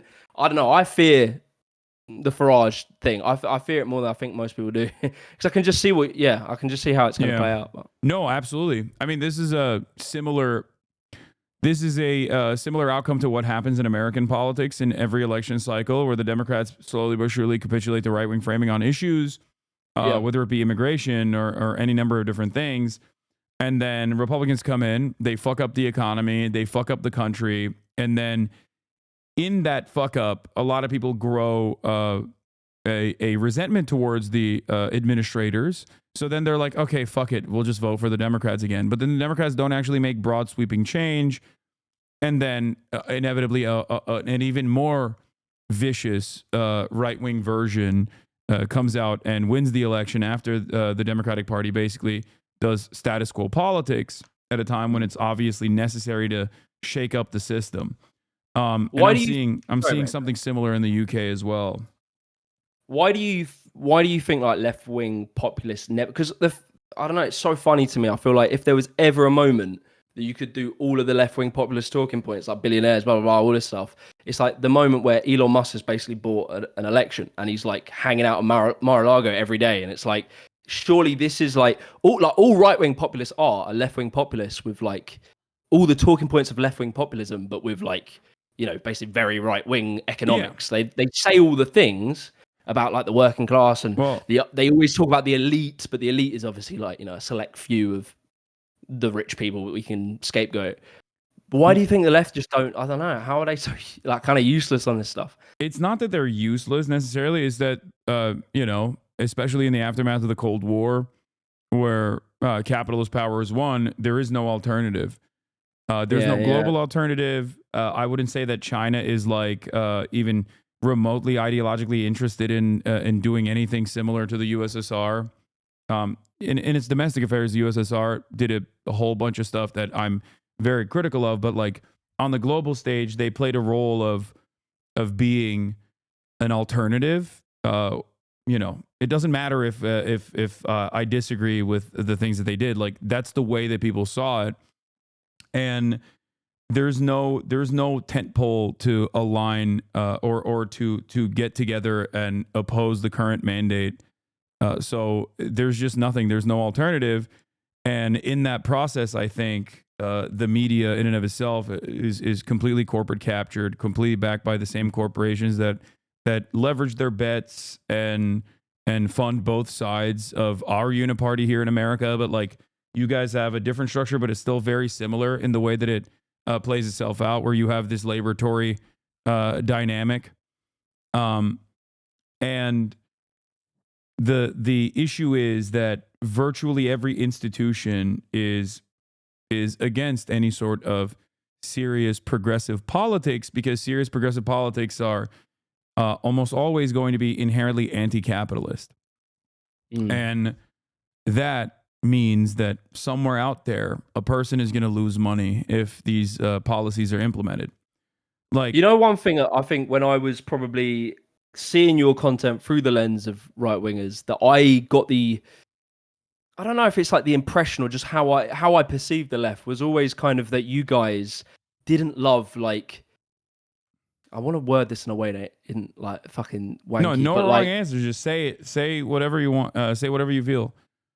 I feel like the perception is, and I don't know how to get it, but the right wing on their economics, they make the middle class, like the person who wants to go out and set up a business and go and fucking, make something and add something to the world. They somehow make them feel included whilst they're not included. Like, I was chatting with Gary's economics, geezer I mentioned in a video.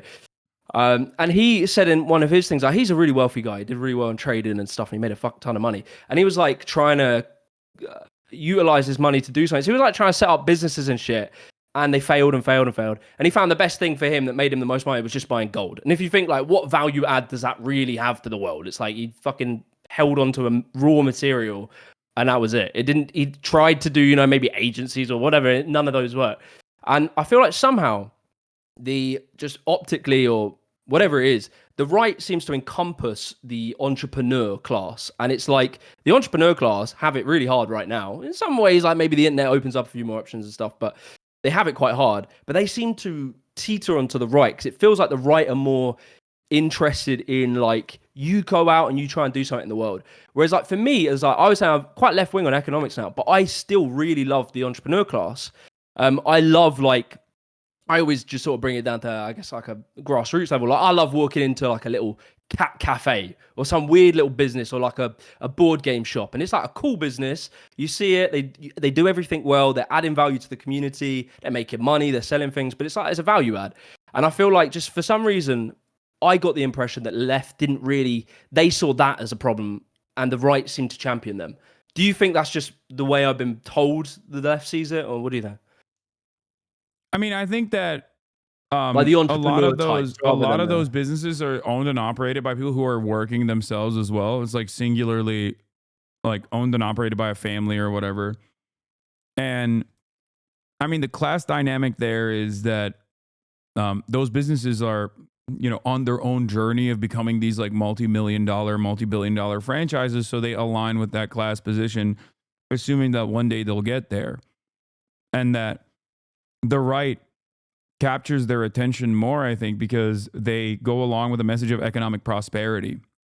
But overall, I think the correct position here is that, like, you can have that economic prosperity while also ensuring that the working class doesn't get fucked over in the process. And unfortunately, I mean, look, I have a much more radical position than most people do on this, where, I have a small business myself. I run it as a cooperative, right? So it's equal say, equal pay. So my producer gets the same amount of revenue that we all generate together. And he also has the same voice in the process. He can, choose which days that he wants to, be a part of it. He can choose which days that he doesn't want to be a part of it. But many people are not going to do that. And I still think that the government needs to intervene to ensure that the working class is not gutted in the process. As far as my more radical tendencies, I think, like, I definitely go a little bit beyond, Keynesian economics or social democracy in the way that you presented it in your video. But ultimately, I think you're experiencing the failures of social democracy, because inevitably, no matter what happens, all of those reforms that are pushed for, if maintained under a capitalist framework, will be clawed back by right-wingers. Like, the NHS is a great example of this. They want to privatize it. They have wanted to privatize it for years, right? And you can't just like immediately go in and be like, nope, we're going to privatize it tomorrow. It doesn't work that way because it's still objectively a popular thing. It's the pride of the nation. But how do you do it? Well, years and years of refusing to fund it adequately, and then inevitably letting it fall apart, and then privatizing certain aspects of the NHS, and then inevitably privatizing it all. It doesn't happen overnight. These are, you know, it's the same thing with the trains, right? You mentioned the trains. You privatize the railroads, and maybe originally the railroads are maybe a little bit faster. Some of the lines might even be a little bit faster at first, but slowly but surely the profit motive kicks in, and they start cutting corners, and eventually you have a worse product overall, and the working class suffers in that process because now they can't get to fucking work in a timely manner. It ruins their day. The trains are never on time, and they get slowly but surely more frustrated, more angry. And if there's a guy in that process, like Nigel Farage, he comes in and he says, "You're angry because black and brown people are coming into the country, and they're taking away they're taking away your benefits." And this is sorry, mate. Sorry. No, my point was this is just what happens universally. It happens in virtually every Western capitalist country. Yeah, I think because I was sort of I'm not like name dropping, but I was just chatting with Gary recently, so it's like on my mind. But he mentioned we have this geezer called his name was Tony Benn, and he was like an aristocrat, super socialist MP, like working class hero. It sounds kind of bullshit, but he was genuinely like quite an influential politician. And he had this quote, and this is I guess this is more the very far left sort of critique of capitalism, is that inevitably, or Keynesianism rather, is that it'll always, as you say, it'll fall back into that. And he said something to the extent, I'm going to read it, it's like, there's no final victory, there is no final defeat, there is just the same battle to be fought over and over again, so toughen up, bloody toughen up. So it's like, he's kind of sort of saying, like, what you are saying is factually true. I suppose he's coming from the perspective that this is a constant struggle that will always be the case.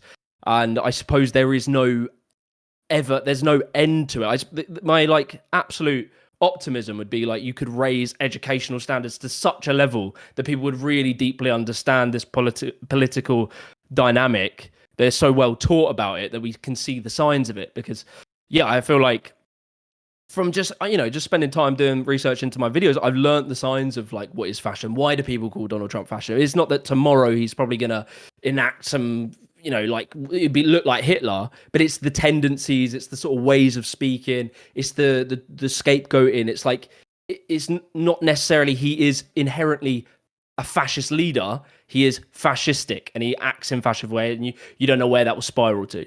And but I suppose where we would differ is maybe you see that there is a way out of that sort of constant battle, or do you think I do see there's a way out of it. But I mean, the situation is dire because there is no counterbalance in the way that like the USSR existed, or in the way that socialist mobilization was happening at a time when I think the way that commodities were produced created a perfect opportunity for people to unionize and create labor unions to actively combat against, these big barons of business. We have completely moved manufacturing globally to the third world, to developing nations.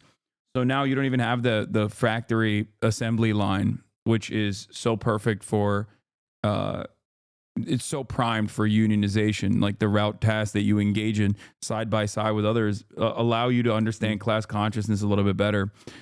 And the reason why neoliberals like Thatcher and Ronald Reagan here in America have smashed labor unions into bits and pieces so effectively is because they recognize the danger that these initiatives held. So I think that's what it is. There is no that is one of the major problems, which is why I'm always a big advocate for labor unions and union initiatives all around the world. Yeah, I mean, I suppose that what you're saying, this is why I can understand your critique, and I think it is factually true. I suppose I I don't know. I just think we can't go the other way totally. You have to sort of have this balance. But the thing that makes me understand where you're coming from is like the Scandinavian countries, from my understanding, I think Denmark, they have slowly started to like go a bit more towards privatization. And like someone I was speaking to, like I was doing a little bit on like architecture for a while. I was just kind of fascinated about like city planning and like architecture. Why is all the buildings ugly? And even when I made videos around that, I was still coming from a bit too much of a right-wing perspective. I was blaming individual architects and ideology when really it's just they're cheap to make. Ugly buildings are cheap to make. But whilst I was in this kind of like rabbit hole, I was banging out these like little Instagram reels where I just go, look how fucking ugly this building is. It was super simple. And someone who made, I'll give him a shout out. Their name's like Copenhagen Ugly, and they were telling me about how they've started to move away from these kind of principles. The way they explained it to me was that the generation, and it kind of sort of sounds maybe similar to Britain in a way, but the generation that had experienced such benefit from these policies, they had become maybe lazy or entitled, and they've started to like pull the ladder up behind them or something like that.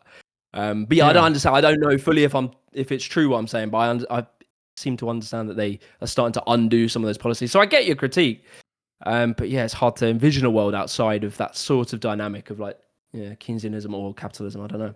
Well, I mean, it's hard to even envision a Keynesian perspective, even pushing the needle in a social democratic way. Look at Bernie Sanders in America, or even Jeremy Corbyn. Like, regardless of their primary principles, regardless of the real principles that they operate off of, they understand the political landscape that they lived in. Right, the political realities meant that even if you are a socialist, even if you're an anti-capitalist, like you can't always advocate with that message, especially when you're trying to build a coalition or build momentum, build working class momentum specifically. Part of that reason is because of what you just mentioned, which is the idea that like, well, there's a lot of like small business owners who then find themselves in the throes of right-wing sentiment because they think, well, this is good for enterprise, right? Not recognizing, ironically enough, that many of the initiatives, many of the steps that the right take in terms of deregulation, in terms of undermining social safety nets, actually make it less competitive, make the marketplace less competitive overall. I'll give you an example of Tim Walz here. He is no socialist by any means. He's the governor of Minnesota. He was Kamala Harris's VP pick. I like him quite a bit. And Tim Walz instituted a lot of change in his own state, in the state of Minnesota, as the governor. He actually he actually signed into law paid family leave, paid emergency leave, and numerous initiatives, including, this is going to sound crazy for a British person, but free school lunches, which is not real in America. We don't have that in many places in America. There's a thing called school lunch debt in America. Jesus Christ. Yeah. Anyway, that's why our GDP is so fucking large in comparison to the tiny island nation. But I heard something the other day. Sorry to keep your foot, but it was something along the lines of the payment system in order to facilitate this paying for lunches costs more than if they just fucking pay for the lunches. Yeah, but that's capitalism on overdrive. You have middlemen over middlemen, and it's a patently inefficient structure. But in that process, a lot of mouths are being fed. A lot of people are making money. And that's just how it works. It's all capitalism all the way down. But the reason why I was bringing up Tim Walz is because he communicated why he did this thing that like maybe right wingers would consider to be radical, like paid family leave, paid emergency leave. He said, for a lot of small businesses, now they're more competitive with the likes of a giant chain like Walmart. Now they don't have to actually offer paid family leave because now they can get subsidies and have the government offer this. And the same goes for healthcare, for example. In America, if we had healthcare, universal healthcare, not even the NHS, but like socialized medicine, right? Not even nationalized, but socialized medicine, we would be able to make small businesses more competitive with large businesses now that they don't have to worry about offering healthcare as a benefit, right? So this is a way in which even smaller market actors could thrive. And yet that initiative is never championed here because our Democratic Party is completely captured by corporate interests in the same way that like your Labor Party is at this point. Mm-hmm. I really feel like the left, I don't know, I know you champion a lot of social issues, and I sort of fundamentally agree on a lot of these social issues, but I feel like just the political approach should be just to focus purely on economics in this era, in this period of time. Because I think when you argue things logically like that, like what you just said, or like what I was saying about the school lunches, it's like just economic arguments. I think in this period of time, and I talked about this in my immigration video, I was like, it's very hard to make people care about helping the vulnerable when they're struggling. Like, it's really hard to extend generosity when you feel like you have no generosity extended to you. So it's like getting caught up on a lot of these like social issues when really you can just focus on economic arguments, and a lot of the economic arguments will rise the boat. Like if you can move the economics to be more fair, more redistributive, then you rise the tide for everyone in society, and then you can move on to the social issues. I think, like, I don't know, I really struggle with the social issues just because they're so stupid, and they're just like so easy to like get people to get really caught up in this dumb ideology over, rather like, you know, things like fucking, well, I talked about in my video about the pronouns and shit. It's like, realistically, it does not impact your life the single bit just to say someone's fucking pronoun. It would be weirder to not. It'd be strange to like actively misgender something. It'd be weird to do that. Yeah. I think in this era, like the left-wing economic argument is the really strong argument. And I think, I don't know, like I wonder what your take is on that. How do you balance the importance of sort of pushing for social issues versus these sort of more economic arguments? If social issues are the only thing you're championing and you never champion economic issues, then yes, you will be belittled and you will lose elections every step of the way, especially when the economic issues, as a matter of fact, help marginalized people disproportionately more than it helps, I guess, like the white working class. Because especially, I can speak for America, where black people on average are poorer than white people as a whole. So any sort of universal initiative like socialized medicine directly targets black people disproportionately. So much so that a lot of the social safety nets in the United States of America have been undermined by pointing to how black people take advantage of it in this country. Like, white supremacy is a really big motivator for a lot of people in this country that have caused the undermining and clawing back of social safety nets such as welfare. Bill Clinton also played a role in this as well. And he's a Democrat, right? He's supposed to be the liberal hero, the liberal champion. But like, welfare queens was a concept produced by the Reagan era of politics. And it was deliberately created to attack the welfare state, to attack social safety nets, to attack these programs that were supposed to help some of the most marginalized people. And there are more white people in this country than there are black people, and therefore more white people were taking advantage of welfare than black people were. Maybe black people were disproportionately, or black people per capita were taking advantage of welfare more, but there were more white people using it. And the undermining of the welfare system, championed by the very same white people that use welfare, actually ended up harming them. So my point always is pushing for universal policies and then telling people, like, look, it's unconditional. It means everyone gets health care. You don't get to carve out people that you don't like from this process. You don't get to say Medicare for all means Medicare for all except for trans people. Medicare for all means Medicare for all except for Nazis even. Like, that's like something that I also always talk about, where it's the goal of these universal programs is to improve people's material conditions unconditionally so that they are less likely to succumb to the throes of right-wing sentiment, like fascist opinions, reactionary opinions. I feel like you can maneuver the same argument into terms that will appeal to a right-winger. So, like, fundamentally, I would say, I said it in the video, I was like, the reason I believe in these things is because I'm a selfish prick. Like, the reason I don't want more crime is because I don't want my life affected by crime. And I think some of the things that I've had a little bit of breakthroughs with, I guess, more... So I get some nice comments where people are like, oh, you changed my perspective of it. From being a right winger to, a bit more on the left or whatever. And some of it is like positioning stuff into selfishness. So being like, look, mate, crime is bad. Like, if crime exists in your community, it is bad for you. Your house property, your life, it's more risk on your life if it's great. You don't want to live in a shithole, do you? You don't want to live somewhere you feel scared. And like painting it more instead of empathy, which is sad that you need to do this, but like instead of empathy and compassion, just be like, bruv, your life is fucking worse because you're not helping these people. Because you're I do that all the time. I argue for socialism from a selfish perspective all the time. I'll do it for homelessness, right? Like, this is not my initial position. This is not like I tackle this problem from the point of empathy first and foremost. But if you want to make a selfish argument against for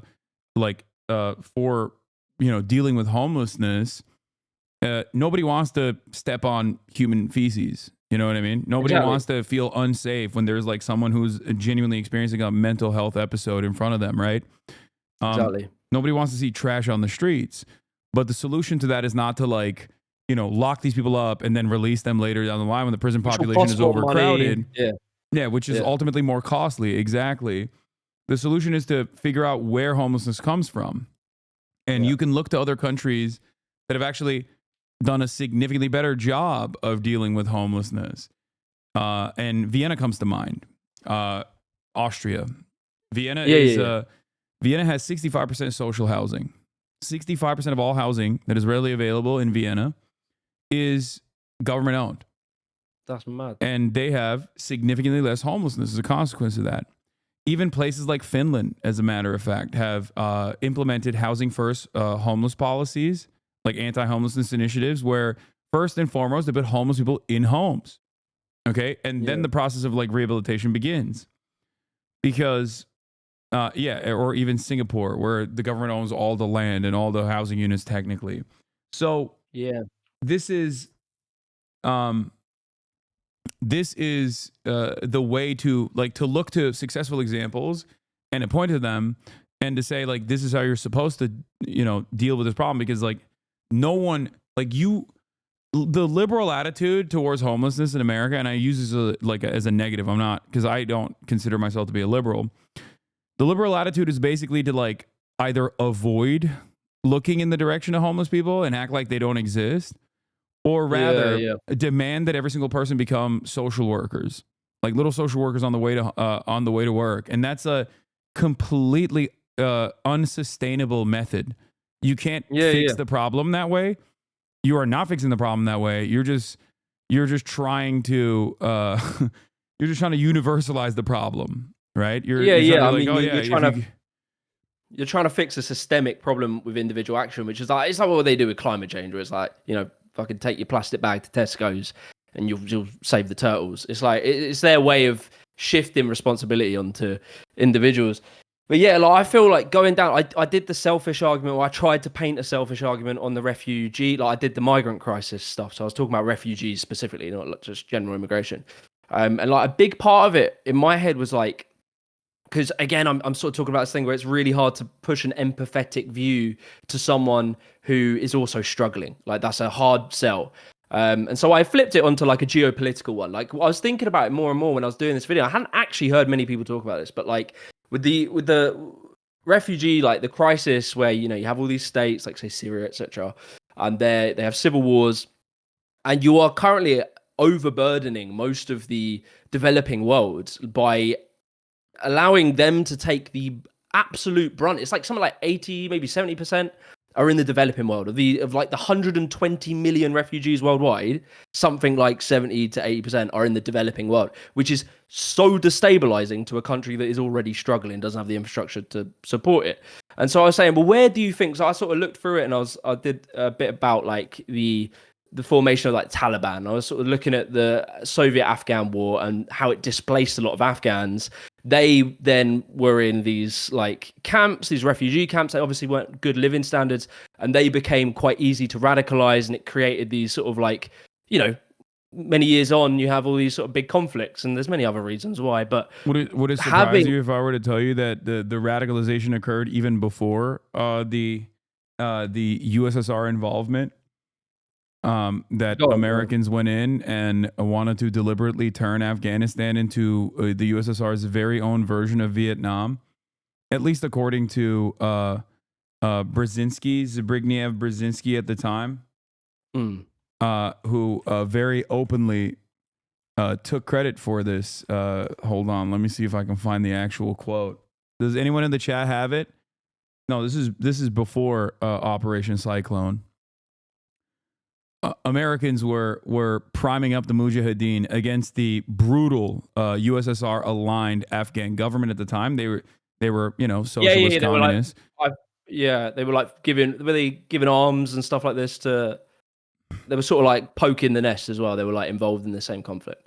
Yeah. But either way, anyway, this is about sort of specifically about refugees, right? So you then put all these people into a poor country that can't look after them, and it is, they're living in terrible conditions, and it becomes a prime place for radicalization, and it destabilizes countries. Like you can look at like Congo had 2 wars, which I believe come from like refugees. I can't remember exactly what conflict, but they're refugees that went there, destabilized it. So basically what I'm saying is the argument you can make to these people, which isn't an empathetic argument, it's purely just geopolitical, is that if we don't take refugees, if we don't help these people now, 5-10 years, you do not know what destabilizing effect that's going to have on the wider world. And you're making a problem for the future. It's like, it's just sweeping something under the rug. It's like in the future, it's going to get worse. And this has been our approach in Britain for a long time, where we just kick the can down the road.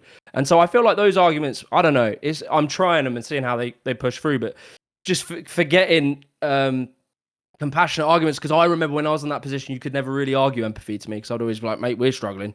So just sort of talking geopolitics and talking like, well, what happens if we don't help refugees? No one's really talking about it. You never hear Farage for a second think about that. What happens if we don't help these people? Yeah, no, I think that a lot of people refuse to reckon with the Western intervention that takes a formative role in these conflicts that cause this instability to begin with. I mean, the likes of Jeremy Corbyn definitely do understand it, but they're routinely vilified by the very same media that is also backed by the defense industry in both England and also in the United States of America.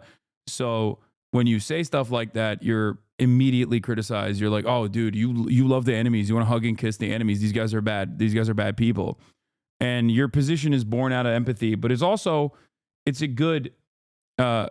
good starting point for a lot of people because, a lot of people it will appeal to. I just think there is a contingent of society, especially on the right, where compassionate arguments are always thwarted by what about our own problems? And obviously they never have solutions. They'll say, well, why are we housing refugees when we have our own homeless? And it's like, yeah, but I literally did in the video. I don't see you advocating for socialized housing. Like I don't see you advocating for remote council housing. And I did literally in the video.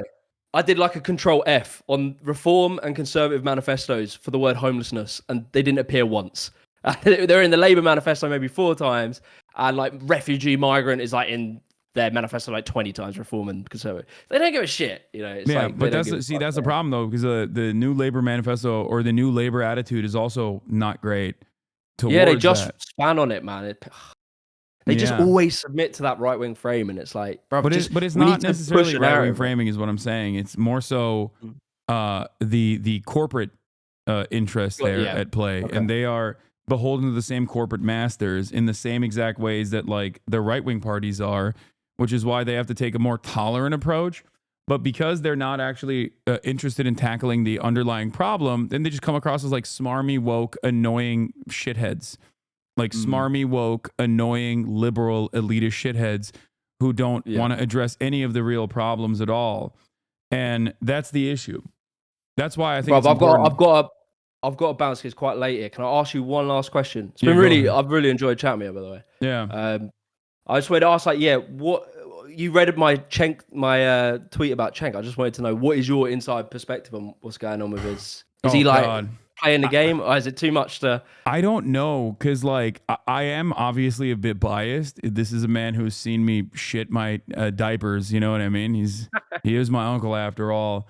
But I think Cenk used to be a big fighter for progressive causes unconditionally and uncompromisingly, right? He always would tell the Democratic Party never to cave and capitulate the right-wing framing on issues. And I feel like after years and years of not getting the results that he wanted to, I think he's given up hope on the Democratic Party almost. And that's a very dangerous prospect for his future politics, because when you give up hope on the Democratic Party, that's one thing. But after giving up hope on the Democratic Party, assuming that the Republican Party is going to do anything that is at the behest of the working class, I think is when you make that leap, or when you even entertain that as a concept, you're slowly but surely radicalizing yourself in the opposite direction. And I am a little fearful because I do see like his opinions on crime are genuine. Like he just like legitimately has a right-wing position on crime overall, where he thinks like everyone on the left is you know, they love crime. They want people to come and like rape your daughters or whatever. Like he'll say like crazy shit. And we've had some arguments both privately and publicly, including in what I call Janksgiving, where he comes over for Thanksgiving. We just did that recently, and we talked for like 3 hours. But yeah, I think, your pub conversations have got to be wild. I can't imagine when you lot have a few bevies.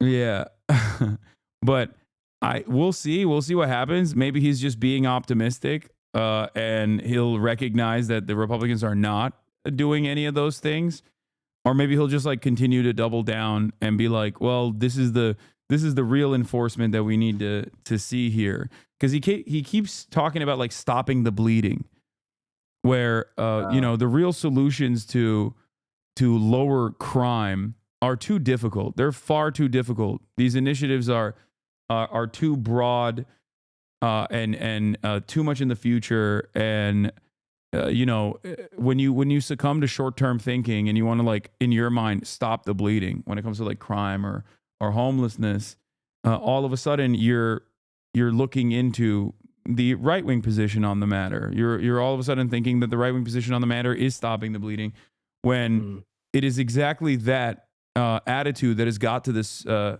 has got us here to begin with. You know? Yeah. Goddamn. Yeah, man. It's been really cool chatting with you. I really appreciate you watching my video. And yeah, keep in touch. It'd be nice to have a few more. For sure. Yeah. Keep doing what you're doing. I'll try and check Cambridge Union and Oxford Union to talk about Israel-Palestine this upcoming week. Yeah, you said Tuesday, yeah. Yeah, let me know if you want to pull up to that. Well, literally, you're like, as in tomorrow. You're technically tomorrow. No, not tomorrow. It's like midnight here, so it's like half. No. I guess Wednesday and Thursday. Got you. All right. So as in the 4th. Am I being stupid? Is it the 3rd or the 4th that you do it? I think it's the 4th and the 5th.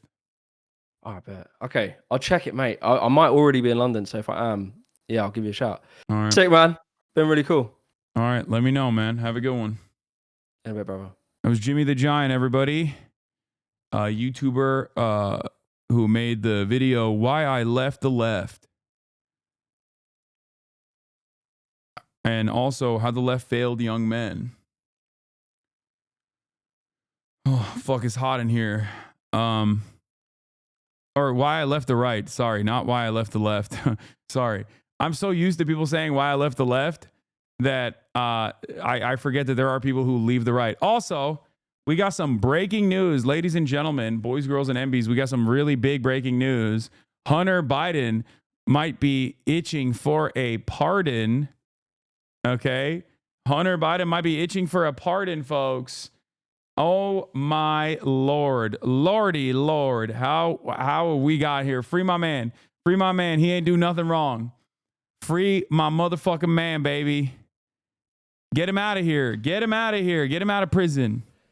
Also, apparently, Asmongold agreed with me. Yeah, Let's take I'm a going to look. be honest. I think he was right about pretty much everything. I got to pee real quick. I think this was good. This is really good. And I feel like also it's an example of like, if you build it, they will come. The reason why people have moved away from like progressive policies and the Democratic Party is they feel like the party's not made for them. Yeah, I'll link y'all the video. Yeah, honestly, it made sense. Yeah, no, for sure. And I think that's really what happens more than anything. I just want to see them win. Now, if you build Blue Sky, well, I mean, there's some people that are at Blue Sky for sure. And does the right need a view? No, they don't. This is the thing, is that if you create something worth fighting for, you don't need to pay people to fight for it. They'll do it for free. That's the thing, is a lot of the people that were like, for example, a lot of the people that were like going to like the Kamala rallies, they were getting paid like, tens of millions of dollars, right? Or at least millions of dollars to do that. So it's really not a surprise that would happen. Both parties have changed so much in the last 5, 10, or 20 years. Yeah, sure. But the right has the view, and it's the view of driving people to the right. Yeah, exactly. And younger generations are brainwashed by social media. Well, older generations are brainwashed by mainstream media. Like, I don't really think that's a very, this isn't really much of a conversation, is it? But anyway, I think that the big problem is that young guys get demonized by the left, and they get demonized by the left for doing things that young guys like doing, like being abrasive, saying obnoxious things, being aggressive. And also, I think the main issue, I think, for a lot of guys, and I don't know about you guys, right? But it's like what I was saying before about the identity politics. The moment that I see advantages that are given to like women explicitly, I'm immediately never going to support that, because I'm not a woman and I don't want to see somebody be given advantages based off of their identity. Straight up, that's simple. And so if there's a group of people that are doing that, I will always go against them. Why would I support somebody who's actively trying to make things worse for me? It's so simple. It's diminishing to women too. Yeah, I think in a lot of cases it is. You keep saying he's right, but examples are stuff that he would not agree with. He's not completely on board with the anti-white stuff that you're talking about. Well, he might not agree with it. Yeah, on principle, I think when people cry about white identitarian politics and say white people are under attack, I disagree with it. That doesn't mean that I don't want you, regardless of your background, regardless of your even political opinions, that to get educational attainment, upward social mobility, housing, healthcare. There is no world where I would ever fight against you getting those things. That's the whole point. That's what I believe. And I think a lot of people personally hear stuff, clipped out of context or whatever the fuck, and they make up their minds and they go, oh, this guy hates white people. It's like, no, dude, I don't. I'm white, okay? I'm a white man. I still believe that, conservatives, even fucking Nazis deserve health care. The point is, I use that extreme example. The point is that a more just, empathetic, universal approach to politics is going to make it so that people are less angry, okay? That's it. That's the point. Also, Biden has officially pardoned Hunter already. Oh my God. Oh my God.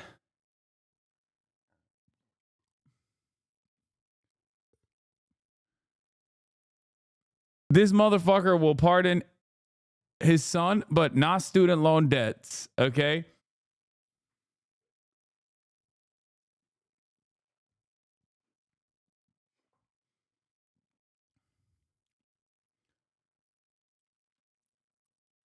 Crack is legal now, folks. We did it. Smoking on that free Hunter pack, baby. That's right.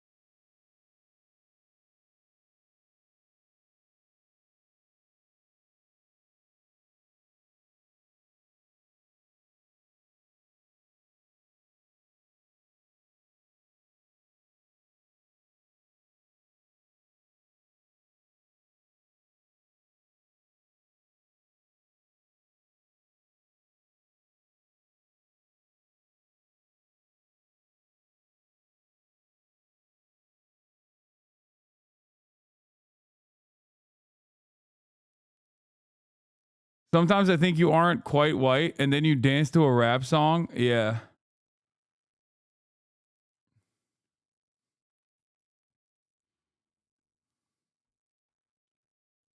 You're such an unk, bro.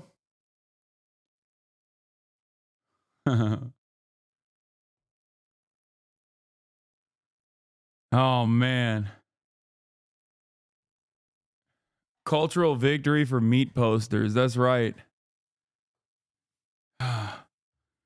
Wow.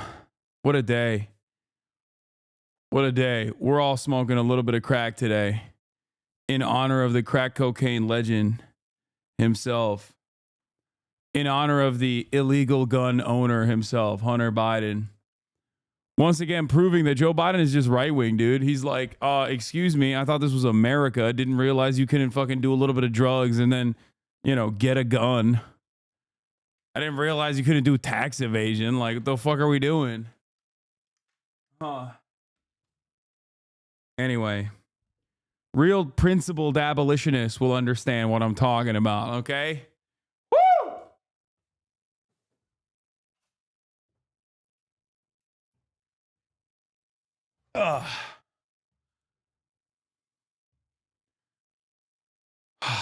Wow.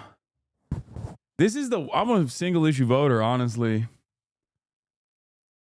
I'm a single issue voter. So for me, it's like, this is my one issue. Like, I'm glad that it finally happened, right? Today, I signed a pardon for my son, Hunter. From the day I took office, I said I would not interfere with the Justice Department's decision-making, and I kept my word, even as I have watched my son being selectively and unfairly prosecuted. Without aggravating factors like a use in crime, multiple purchases, or buying a weapon as a straw purchaser, people are almost never brought to trial on felony charges solely for how they filled out a gun form. I mean, he's not wrong. Those who are late paying their tax because of serious addictions but pay them back subsequently with interest and penalties are typically given non-criminal resolutions. It is clear that Hunter was treated differently. The charges in his case came about only after several of my political opponents... Oh, shit. The charges in his case came after several...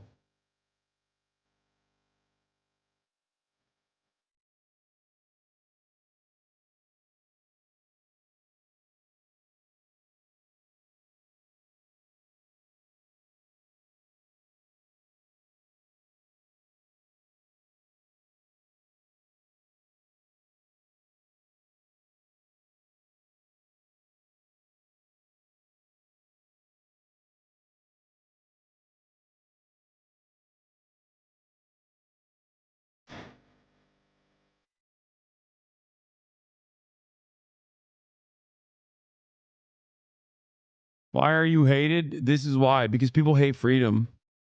Okay? People hate people who are unjustly prosecuted and persecuted. The charges in this case came after several of my political opponents in Congress instigated them to attack me and oppose my election.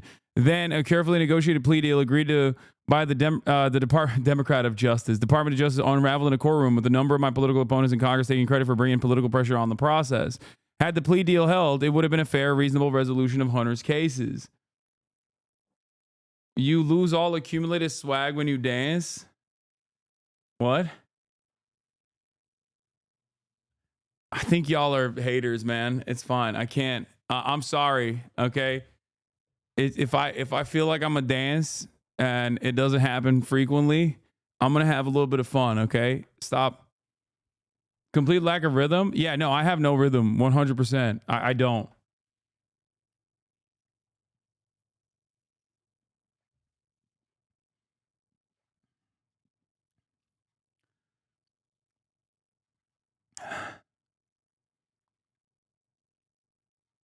Anyway, no reasonable person who looks at the facts of Hunter's cases can reach any other conclusion than Hunter was singled out only because he is my son, and that is wrong. There's been an effort to break Hunter, who has been 5.5 years sober, even in the face of unrelenting attacks and selective prosecution. In trying to break Hunter, they've tried to break me, and there's no reason to believe it will stop here. Enough is enough.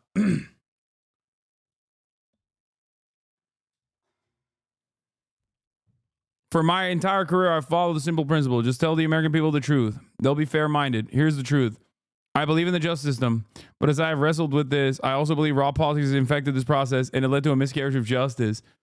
And once I made the decision this weekend, there was no sense in delaying it further. I hope Americans will understand why a father and a president would come to this decision. Dude, this is just Trump. I mean, he's just doing classic Trump. This is a Trump speech, but like still with some semblance of like norm respecting, you know, because these guys are civility understanders.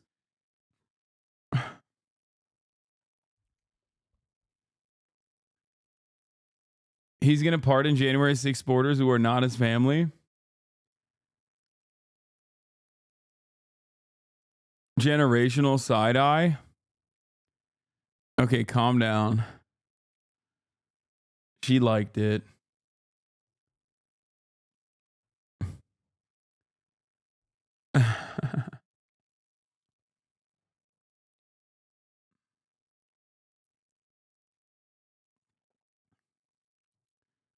Where was this power when abortion was made illegal in a bunch of states? Making a video on this guy, by the way? Hell yeah. Let's go, Jaubrey. Get him.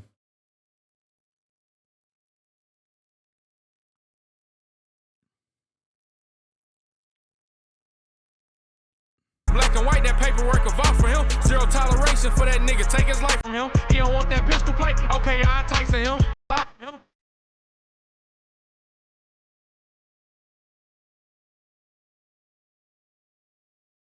Stop him.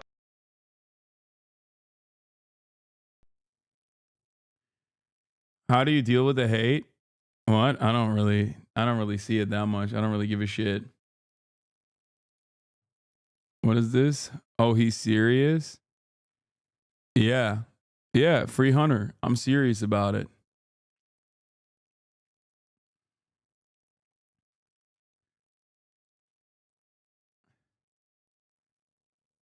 Do you actually support Biden's decision or are you mocking him? I can't tell.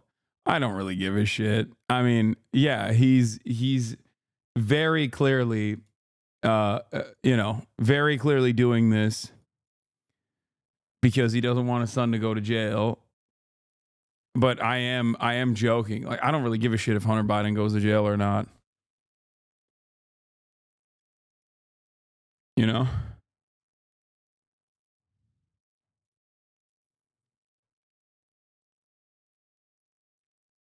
It's inconsequential and it makes conservatives really upset. Yeah. No, 100%.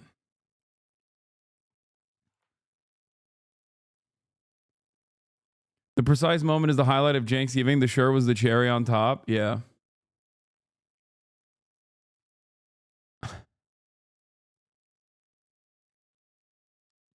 It's funny because like people, he made a decent case for a lot of like people to be like, yeah, it's his son. After being pardoned, Hunter Biden says he will never take the clemency I've been given today for granted. Oh, dude, he's going to get back on crack. That'd be the funniest outcome of this. Damn, you're on Fox News again? Left-wing Twitch stars videos filled with terrorist propaganda extremism.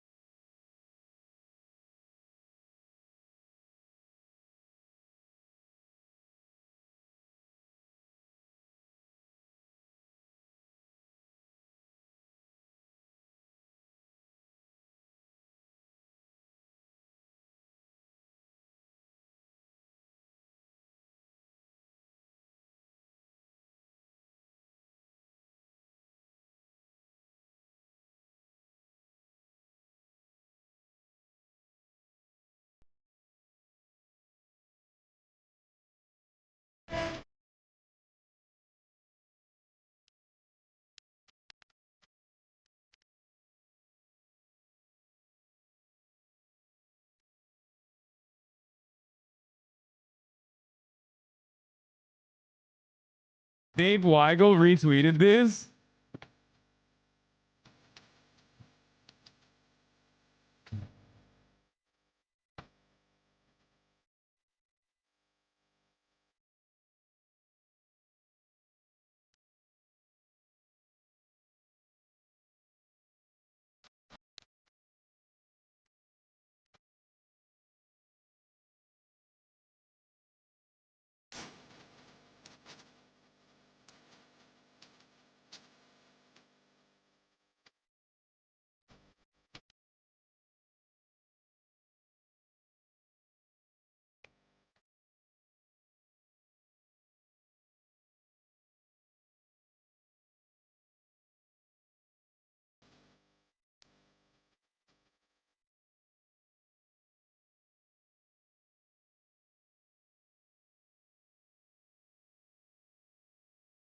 Yeah.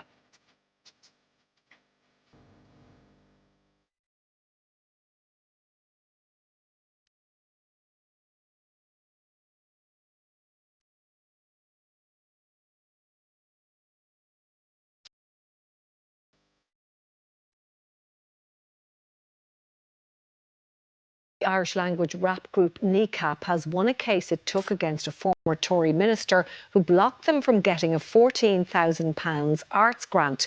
The UK government conceded the case in a Belfast court today, accepting the decision had been unlawful. It was a typically understated kneecap arrival for the conclusion of this civil action. Band member DJ Provy represented the rest as he exited a mocked-up police Land Rover and strode into court. The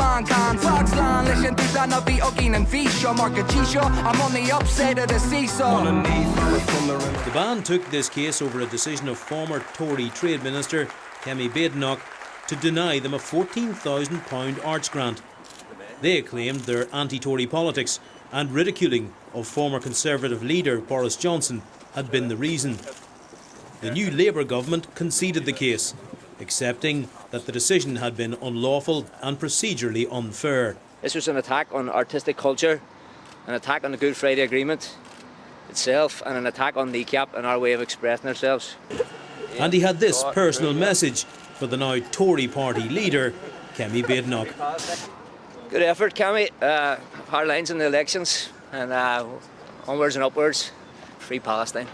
The proceedings themselves were very short, just a matter of minutes. Mr. Justice Schofield, who heard them, said he was pleased that there had been a settlement. He said he was sure there was very little that Kneecap and the UK government actually agreed on, and he wished all the parties well, sending them on their way with a hearty Guramayogav. The band said it had always been about the principle, never about the money. They've donated the cash to 2 youth groups, one on each side of Belfast's peace line. The UK government said it had decided not to contest the case, as it did not believe it was in the public interest. Conor Macaulay, RT News, Belfast. That was amazing. There's a Vice video on Northern Ireland. They're so damn funny in it. They trekked to a random spot in the woods where one of them was christened.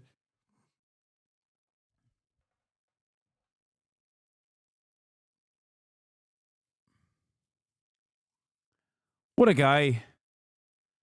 Yeah. I know Hunter Biden got a pardon, chat. You think I don't know? Look at the... Why do you think I'm wearing this shirt right now? Why do you think I'm wearing this shirt right now, chat?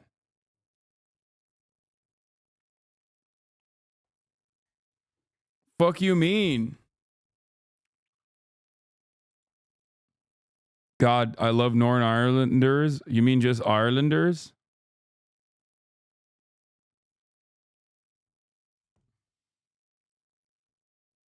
First reaction is not what we expected.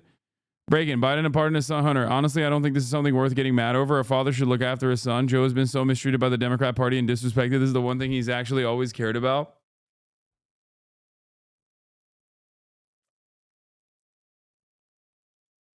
What is this?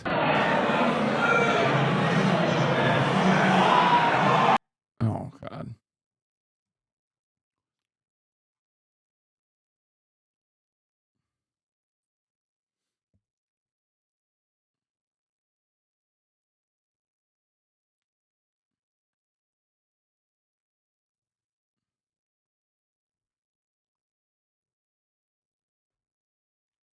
Anyway.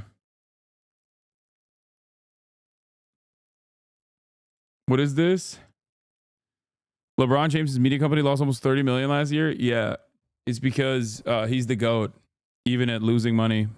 There, asked and answered. Fuck Hunter Biden. Hey, fuck you, man. Hey, fuck you, dude. What is this?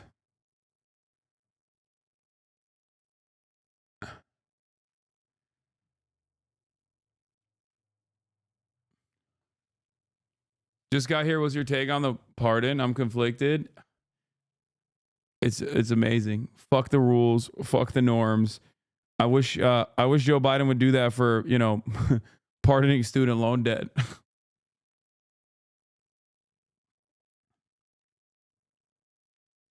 Pardon more people. That's why he went with this tweet. Yeah, no one in the media better complain when January 6th get their pardons now. Yeah.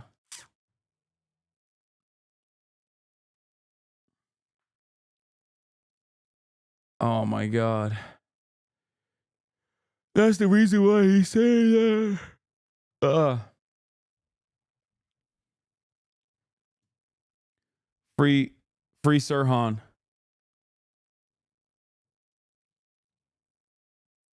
It should not be illegal to have a big ass cock. Okay?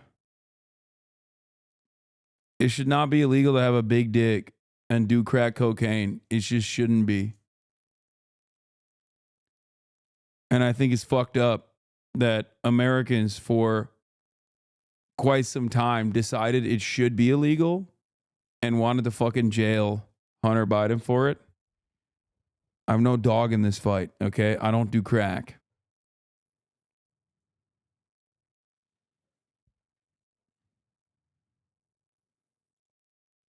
But it's fucked up that they were making having a big cock illegal out here. You feel me? And doing crack. No. I think that he might not think that it's valid. I think that Hasan understands that what I'm saying is accurate. He just doesn't agree with the conclusion. That's two very different things. I think it's very easy to identify, yes, this is why people are mad, without going and saying that you agree with why they're mad. He doesn't understand, he doesn't agree. Yeah, exactly. It's simple. And so anyway, I think that's the main thing. And so the moment that, and I feel like, again, when you see people that are getting preferential treatment, or especially like on Twitch, this has happened a lot, where people have said negative things like, you know, calling people crackers, etc., and not getting in trouble for it. I mean, I got banned for calling people crackers. Fuck that. Fuck that. It's like, I don't want. How can you talk about universal health care and like what the Democratic Party should do going forward, and then go back to like talking about cracker?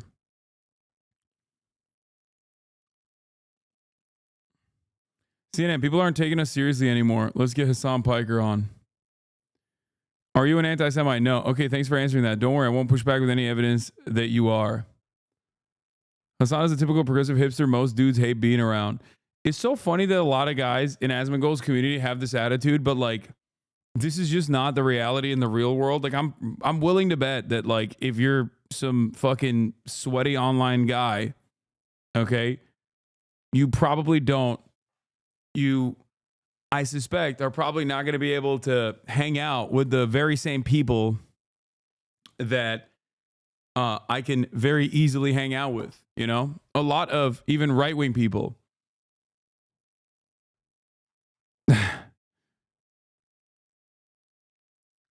They ask him what his thoughts are about 9/11.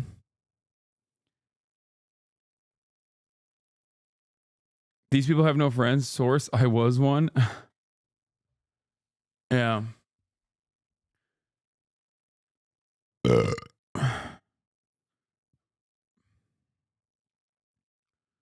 Son of billionaire complains about how nobody listens to him. Son of billionaire. Dude, how the fuck did these people arrive at these, like, oh God, I don't even want to get into it. How would Hasan know how to win back bros when the only audience he attracts is brain dead 14-year-old Reddit users, as opposed to what? This guy being a fucking 45-year-old Reddit loser?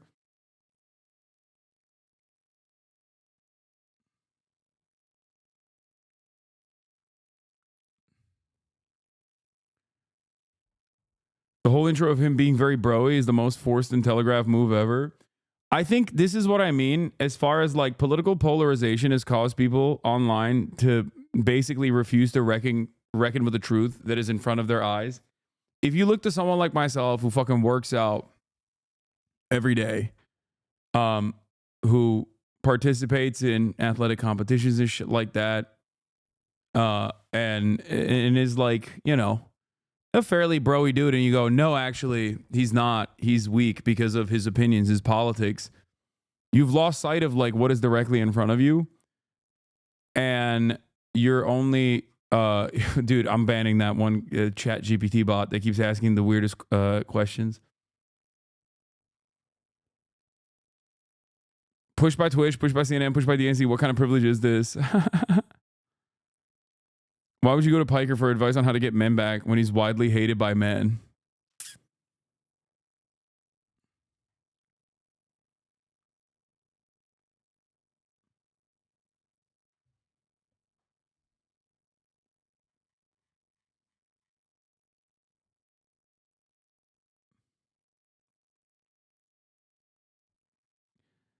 I think that there is a real crisis of confidence among men. You know? That's true. There's a real crisis of confidence among men. So what did this Josh Strife guy say about me? Did we find out or no? How do I find the transcript? Where is the transcript? Show transcript.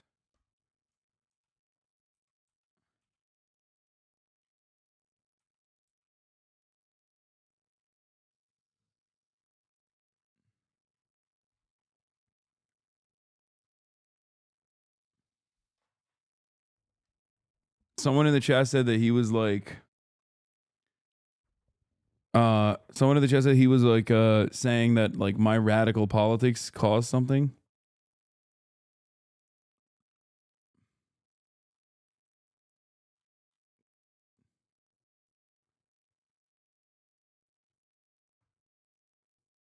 Here's what Cash Nasty said about you. Yes! Oh my god! Oh my god! The crowd is. Chris get jumped out by an English teacher, bro. Oh, excuse me. No, this is what a teacher that talk about politics, man. Economics teacher, bro. We're all stunned right now. What is happening right now? Can Chris make the 7-0 comeback? Hasan just needs. Crazy. Dropped off. 8-0. Economic teacher, bro. Come on, Chris. Bro. 8-0. Crazy. Crazy. Chris, give it up, dog. Try to hang it up. Did you mean Try to hang it up, man. Father Time whooping your dog. He is. He taught me how to shoot threes. Bro, he hit you in the back with a belt, bro. You taught him the bank. The bank is open. I really did not think I was gonna win. It's a make or miss tournament. Great game. Here Bro, we the go. motherfucker's taller than you? Yeah. Yeah. Timestamp for that. I take Josh. over the whole kind of Hasan's place. I want to play video games and kind of forget about the world in general. Wait, he's not even saying anything. Y'all are crazy. You said this guy is like shitting on What me. happened? Yes, there's a website for Screaming at the Void. It's called Twitter. It really is. So basically what happened was this may come as a shock to some. Y'all are so weird, bro. Like, just because someone invokes my name doesn't mean that they're shitting on me. What the fuck? Yo, drama perverts are so strange, dude. I'm pretty sure the original chatter seriously misinterpreted whatever JSH was saying. He's overwhelmingly a chill and nice creator. He is described as center left. He's honestly a cool dude. Yeah, I was shocked because someone said he was like a former teacher.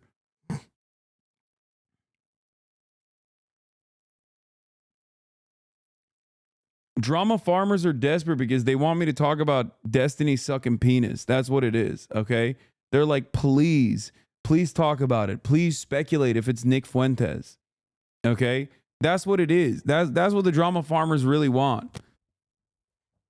And like, I'm not a fucking 14-year-old edgelord, so I don't necessarily care. I doubt that it's actually Nick Fuentes. I didn't want to see it, and now I have to bleach my fucking eyes. I don't even want to think about it. And that's it. Wait, he sucked the dick? Yeah, his Destiny is he's bisexual. I mean, that's not that weird. It's not weird at all, actually. What's weird is how he's tried to fuck white nationalists. And I think he has. But, you know, what's weird is the fact that like how these videos got released into the fucking wild. I don't know if it's a Nazi's dick he was sucking. If that's the case, then that's like, you know, completely fucking insane and utterly ridiculous. I think Bad Empanada covered it a little bit. But overall, it's like, you know, I think the story isn't necessarily if he actually did suck off a Nazi, then that is a story in and of itself. That's insane. But how these videos got released into the fucking wild is crazy. And I tried to track down how the fuck this took place. And I think it's I don't know, people were saying that he was like sending all these videos to like random people that he's trying to fuck, which I don't really understand. I don't really understand that at all. Like, why the fuck would you, I don't even understand being a public, like being a you know, public person, a public personality, and then also filming yourself doing the deed. But, you know, different strokes for different folks. But I definitely don't fucking understand. I definitely don't understand why you would go about sending those videos to random fucking people like a resume, especially if you didn't get prior consent from other parties involved that were filmed. Not like prior consent during the filming, but like consent to release these videos into the wild. But I don't know if that's the case. I don't know how the fuck these videos got released into the wild to begin with. The only thing I've seen is that the fact that he said his friend got hacked. Oh, okay.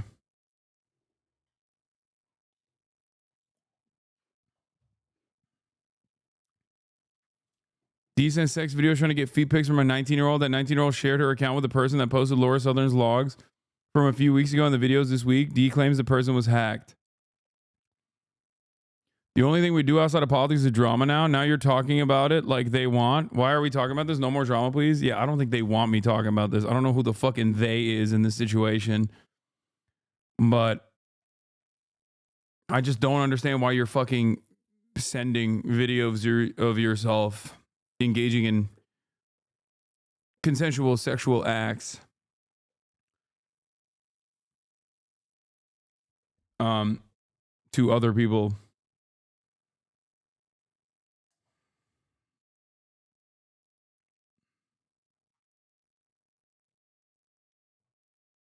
Hasan swerve arc? Yeah, dude, I'm anti-sex work. No, you do realize sex work is very different. Like, it's not private videos that you're sharing with random third parties, right? Like, are you fucking stupid? Are you brain dead? I'm not even like slut shaming him.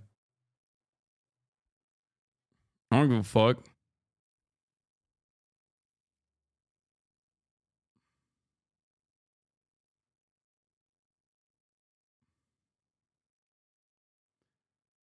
Was Hunter Biden pardoned? Yes, we already talked about it.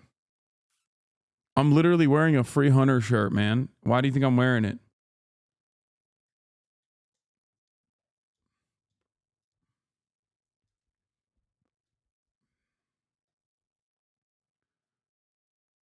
Nate Silver, why I left the left moment? Oh shit. I discussed here how I voted for Harris despite feeling the Democrats indulged in a lot of bad behavior that voters were rational to publish.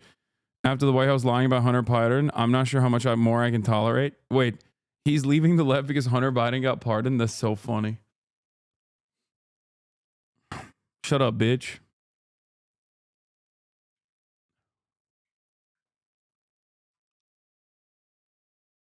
Yeah, Hunter Biden was the turkey to be pardoned this year. Don't vote for any Democrat in 2028 who doesn't repudiate the pardon within 48 hours. Wait, what? This is his red line. What a deeply unserious person.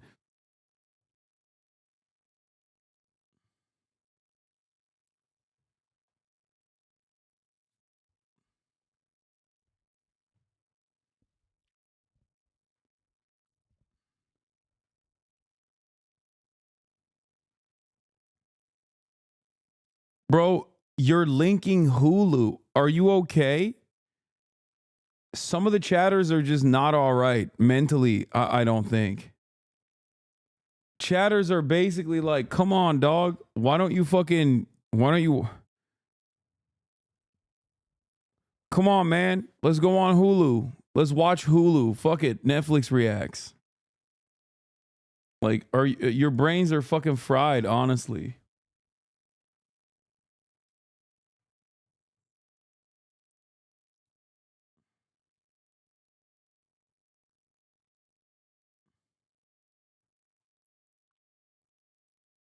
React to something fun? What is this? Look what I'm having for breakfast.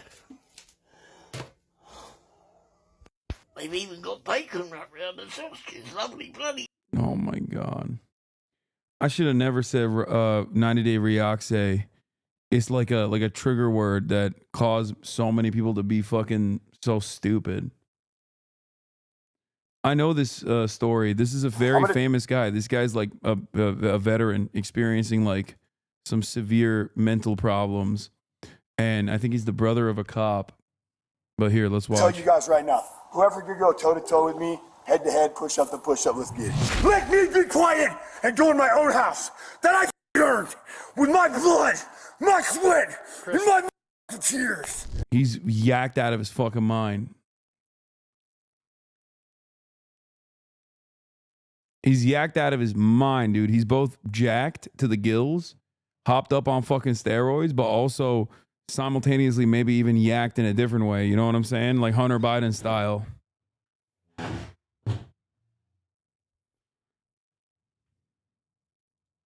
Top of the morning to you. It's 1:30 a.m. in Reno, Nevada, where police are called to an apartment complex for the second time after reports of a man who was yelling. Looks like they're just open.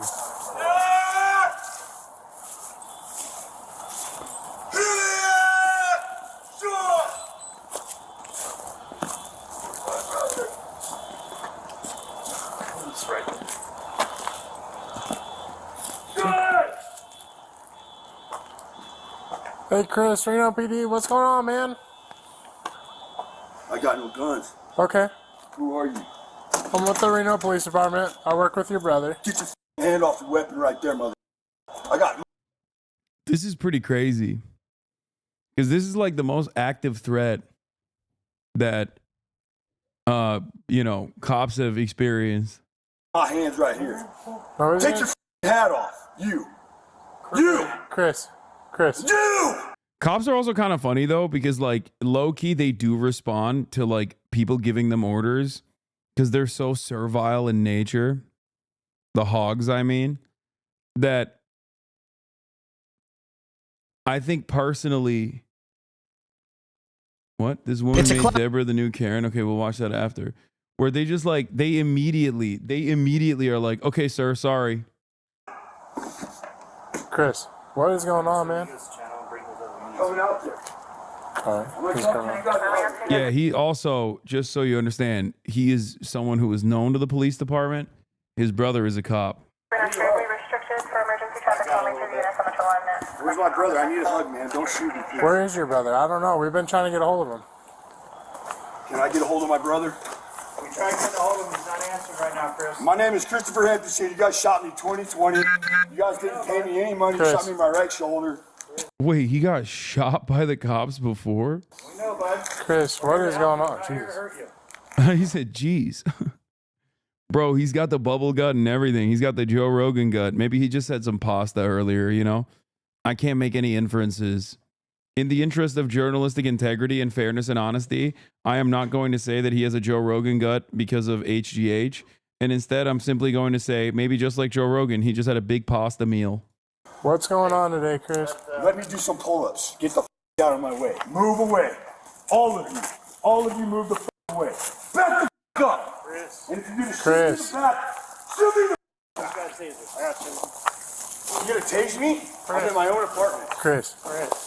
Stop it. You got a bunch. He's doing, what he's doing here is called mogging. Okay. And it's excellent. It's working. Your What do you neighbors guys are want me to do? calling. You guys trying to take me to jail? Police identify the man seen here as 45-year-old Christopher Sheehan, the brother of an officer and military veteran. I'm gonna walk to the hospital with my dog now. Get the out of here. All of you now. Chris, what is going on today, man?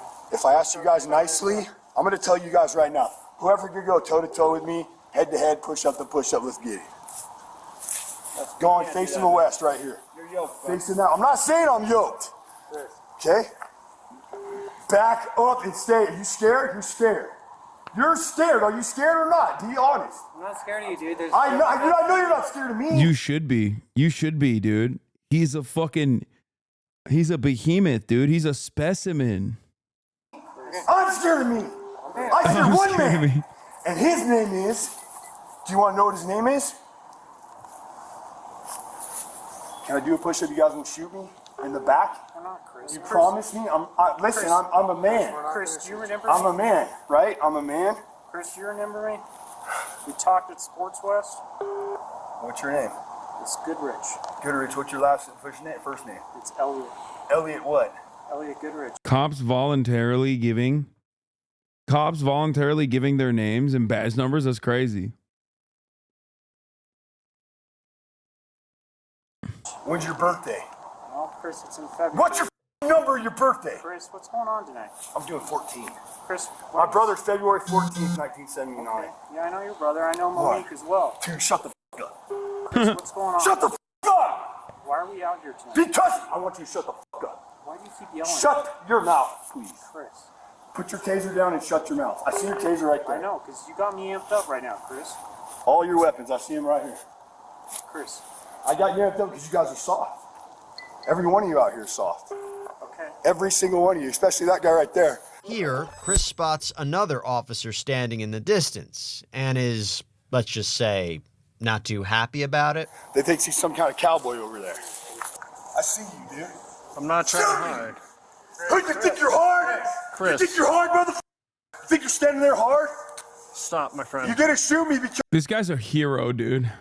because you think I think I'm better than you. I was there when that happened, my friend. Do you Shut want the up! Okay. You weren't there! Yes, I was. Did you come up and hit me in the chest, man? No, You're okay? I tried to Did you come up and hit me in the abs, man? You're good? Chris, can we Did you fix- do that? Chris, can Did you listen? say I love you, bro? Did you say that to me? Chris. Was my brother there? Hey, Chris, can we get you some help, my friend? I already got. Oh, they took they're fucking aiming. They got the lasers on him. They got the beat on him. Officers keep their distance from the 45-year-old as this late-night drama continues. What's up? Chris. Shoot me out with my boy Mike Chris. here. 1, 2, 3, 4, 5, 6, 7 times. You gonna shoot me? I got no weapons. Chris. What else you want to see? You want to see the song? Chris. Want to see the Sheehan song, dude? Oh, you real? Chris. You guys think you're hard? Navy SEALs are hard. David Goggins, Jocko Willink. Oh my God, David Goggins. Oh my God, he brought up David Goggins and Jocko Willink, the thumbs. Dude, podcasts have destroyed this country. We have to put a tariff on fucking Shure microphones, dude. Okay?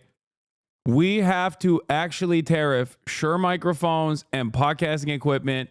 I am being so for real. Oh my God. This is, you also shouted out, talk to her. Haley Welch. Jocko, run this country. David Goggins, run this country. Tom Milliken. Like, imagine having like a mental health episode. Right? Imagine having a mental health episode as like a veteran who's deeply unwell. Okay? And the words that are coming out of your mouth are just like prominent podcasters. Like those are the people that run this country in that moment. It's just like, it's already a sad state of affairs. It's just yet another instance where it's like, clearly, you know, we're not taking care of these people well enough. But it's just like, it loops back to being kind of funny. Yeah, Aiden Ross. You guys know who Tom Milliken is? You know who Marcus Luttrell is? Chris. You guys know who they are? I bet you read their books. You guys think they're hard? I'm hard. I'm hard as Tell me, did it. Shins, baby. Shins. Shins. Shins. 44444. Get the back now. Go read your Bible. Shut the Nope, stop. Yeah, Andrew Santino. Bobby Lee. Boss. Chris, can you stop and listen? We need to get you help. You know I'm gonna you go need get me help. help. Don't No, stop. stop with us. You know who's hard? Stavros Halkias. No, Chris. Please don't shoot me. I'm going to get my own help. Stop! We're gonna stop. We need I'm to gonna get put you a help. shirt on, and I'm Chris, going to get my own stop. help. Don't shoot me in the back. Hey, don't stop. shoot me in the back, Reno PD. Don't arrest me. Don't touch me. We're gonna get you. I have broken no laws. Shut the up. Honestly, yeah, what law has he broken? I don't even know what the call is for. But like, has he broken any laws? It's just like still weird that they're, I guess, disturbing the peace, like yelling, being too cool. Yeah, being hard. The law he broke was being too fucking hard. Let me be quiet. Let me be quiet and go in my own house that I earned with my blood, my sweat, and my tears. I understand. Shut the up. We're gonna get you some help. I'm gonna go get some right now. We're gonna get you. I'm gonna go get. Oh my God, I just realized his belly button is out of control, dude. That's gotta be, oh my God. Bro has the hardest Audi I've ever seen. That shit's, oh my God. Bro's got a little alien growing inside of him, dude. Oh, that's so much pasta. He ate way too much pasta. You hate to see it. You hate to see it with guys that eat too much pasta. Bro's belly button enters the room before him, dude. He's so fucking jacked. His belly button's got muscles on it.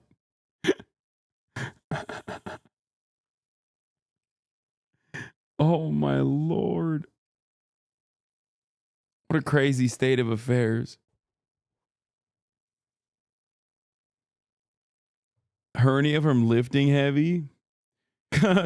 He's like an XL bully. Yeah, he's out here looking like a 3X pimpy. That's natty, baby. You can achieve that physique. Shut the up. I'm walking. No. Ah! You need to stop, my friend. I'm here to help you. We're trying to help you. You will not put your hands on me. You guys will not touch me. You especially, you're all weak. Okay, Chris. Think I'm on? Think I'm cranked out? Wood. It's not long until officers decide they've seen enough. Can I pray, guys? Chris. Can I pray? No. I can't pray. Stop. We need to go get you some Okay, help. I'm going. Don't touch me. I'm going in my window. No, we're not going in I'm the going to house. my apartment. It's my dog's in there. Stop. My dog's in there. Let's go. All right, take me to jail. Thank you. We're going to take me to jail for a while. We're going to the hospital. You guys take me to the Take you to hospital. Relax. Guys, Officer. There's something very funny about like violently apprehending a person physically and also, you know, contorting their bodies in a way that they can't like really stand. And handcuffing them like a fucking animal and then saying relax in the process. Officers handcuff Chris, who's not exactly calming down. So why does it take Yeah, I wonder why he didn't calm down.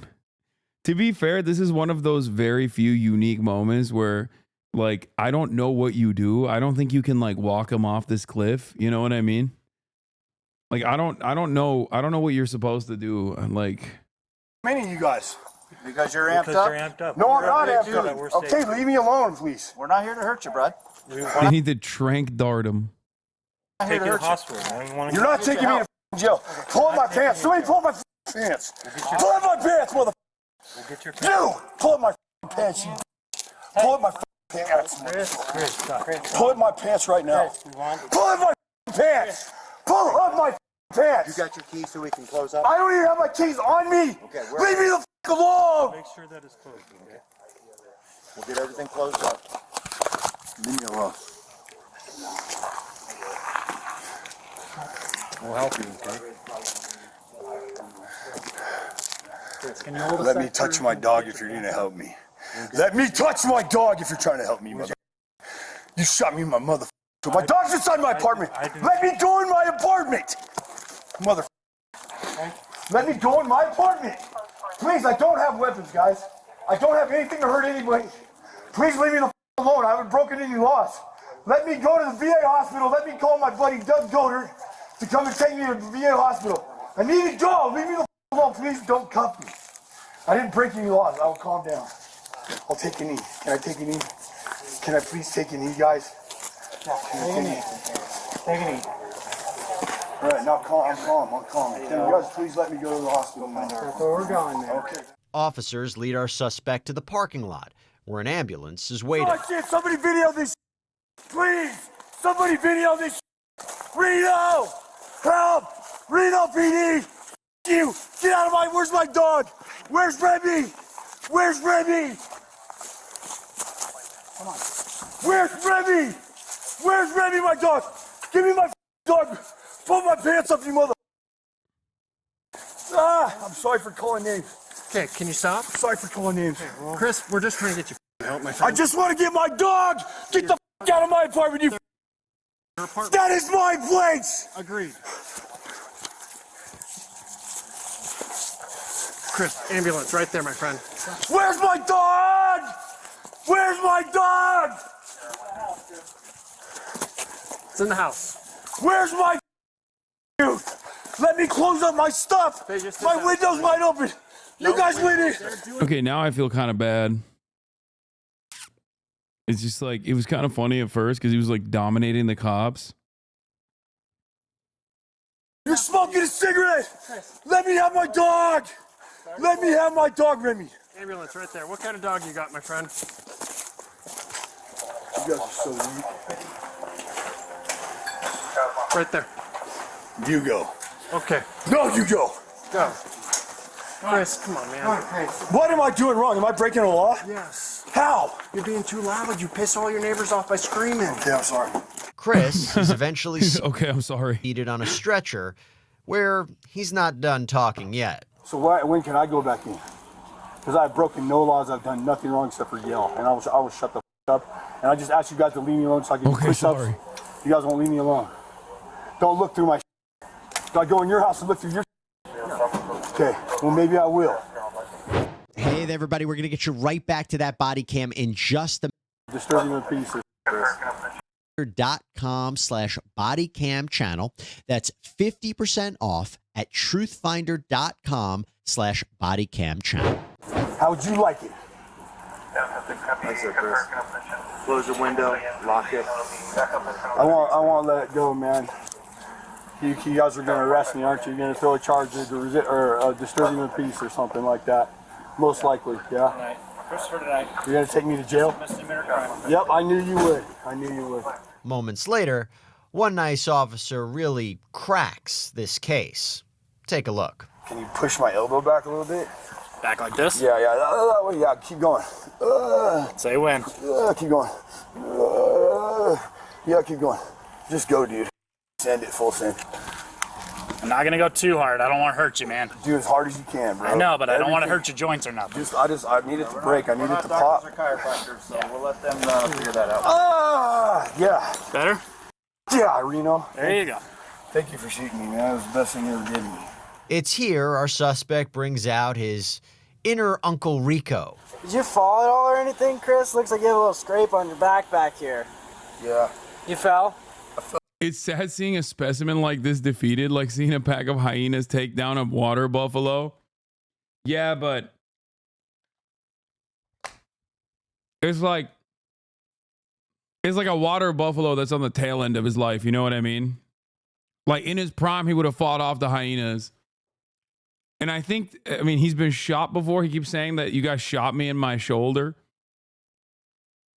So I think that he had already successfully taken out the hyenas before. I did a back roll. Oh, okay. Did you hit your head at all? No, I just did it on purpose because I'm just practicing. I'm gonna walk on at UNR for football. All right. I've been training for it. Okay, I do think it's kind of wild that despite the fact that he very obviously is a massive steroid user, his hairline remains intact. So, you know, crippling PTSD aside, it's very difficult for me not to notice that, I mean, he has fantastic hair for a 45-year-old guy who is very clearly doing a shit ton of steroids.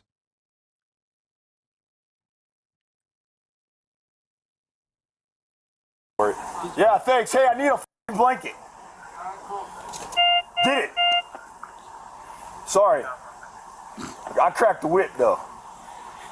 We can grab you a blanket. Yeah, I can get that. No, I don't need one. I got one right here ready for you. Yeah, I got it right here, man. I don't need it. All right, cousin. They call me the White Geronimo. The White Geronimo. Wait, they did shoot him. Wait, this is the video? Let's talk about this. Let's figure this out. I'm going to run. I'm sorry.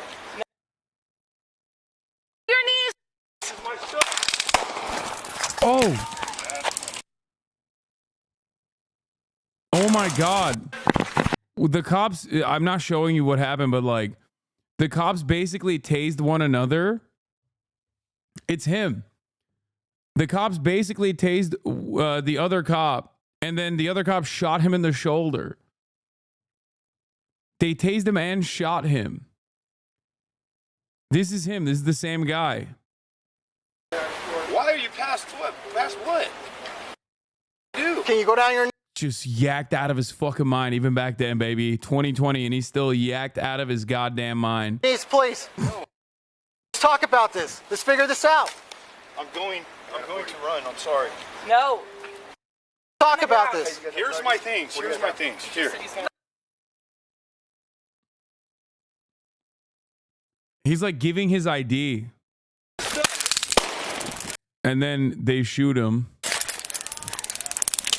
Oh my God, he keeps walking. Go to your knees. Wait, what the fuck? Wait, did they actually shoot him? Like, I don't understand. Wait, there's no blood. They shoot him and he keeps walking. Yeah, this guy got tased in the knee. Oh, wait, maybe this person shot him. Hold on.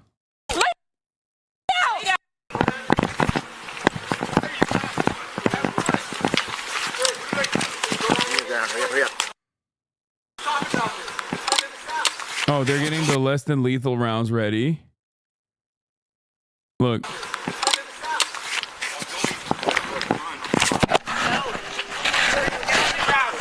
my things. Here's my things. Here. This is my ID. My stuff.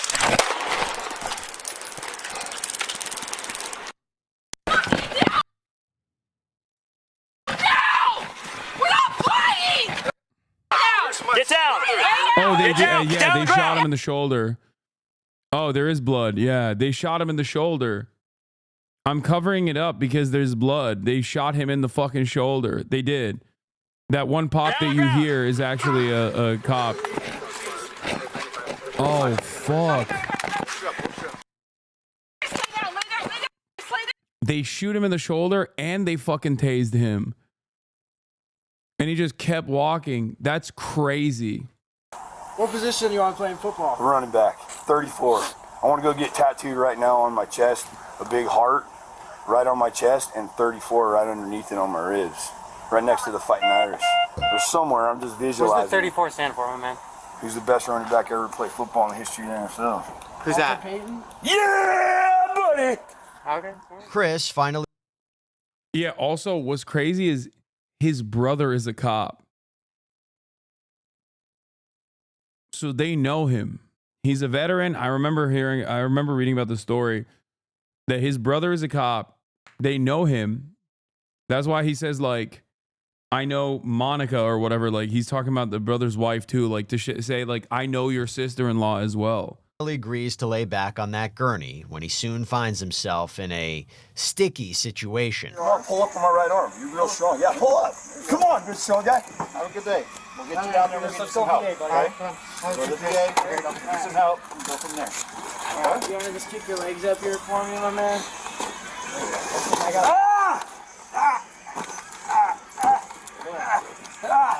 No, Chris. You can't pull your... Can you guys please get the cuffs off now? They're hurting my shoulder, bro. Can you put them in the front? Yeah, it's also crazy because, like, his shoulder is hurting because they shot him 4 years prior to this, or 2 years prior to this. What's that? I can put him back behind you, but I can't put him in Sounds like take me to jail like this. I don't care. Go ahead. You guys take me to the hospital. I'll go to the hospital, I guess. Can I please have the cuffs off? Or can you guys redo the cuffs? Stand me up and then redo the cuffs so it'd be comfortable at least. We can put him back behind you.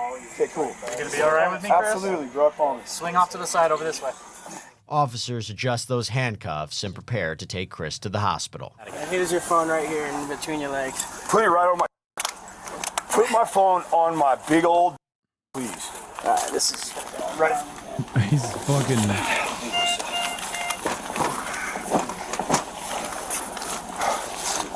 Can somebody put on the song on my phone? It's called Geronimo. No, don't do that. Don't touch my phone. This thing's Geronimo. I don't know, but it's awesome. It'll get you going, guys. It'll get you woken up in the morning. And it'll also warm you up when it's nice and toasty warm in the cool. Woo! Top of the morning to you.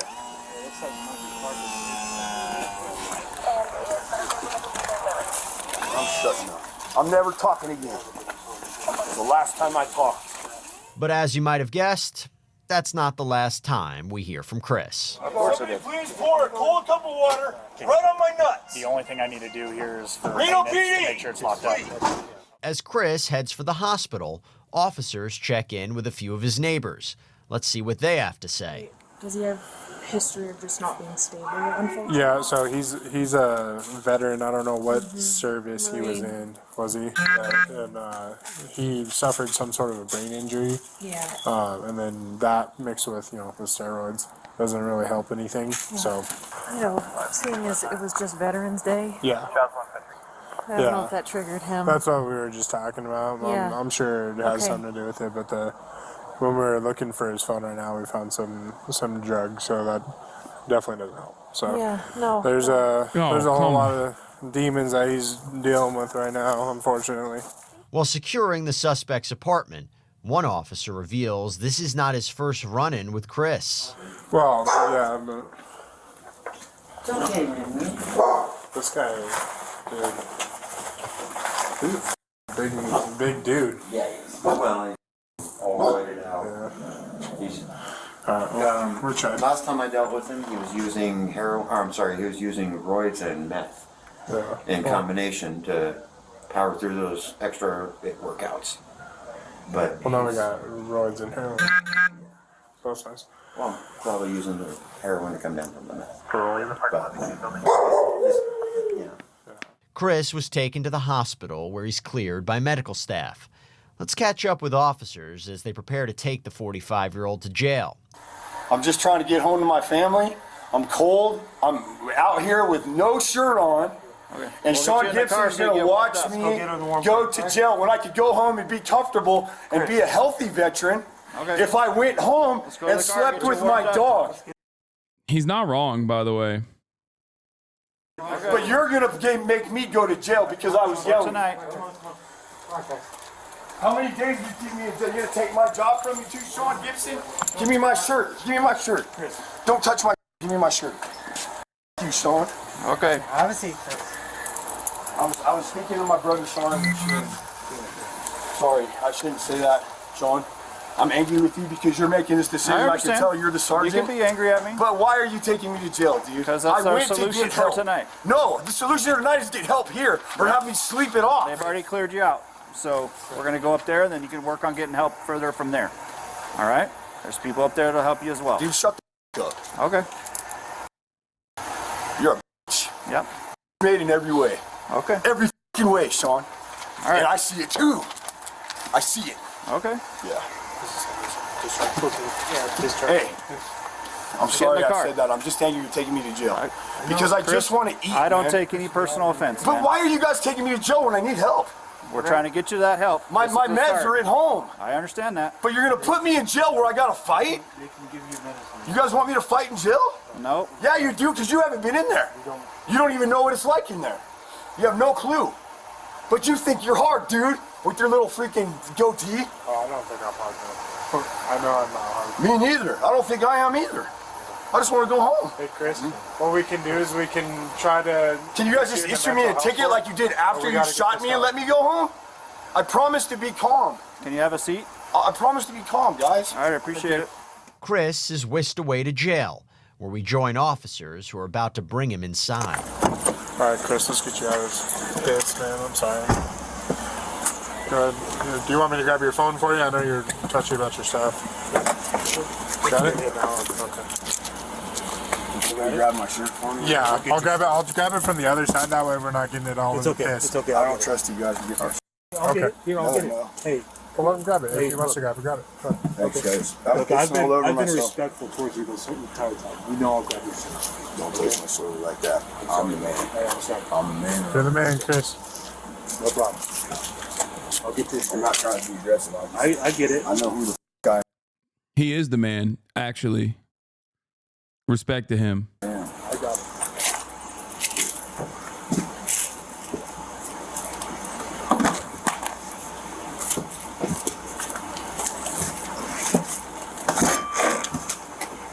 Doing something, don't f***ing grab me. Okay.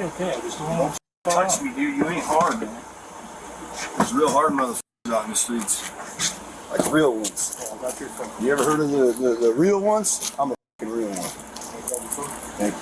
Thank you, Thomas. You're welcome. All right, Chris, come on. We got to go in this door over here.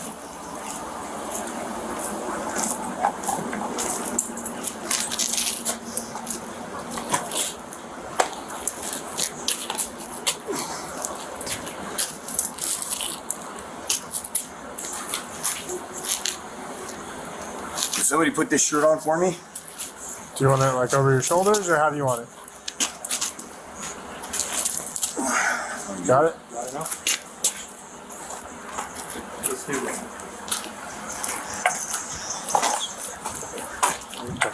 Put it on.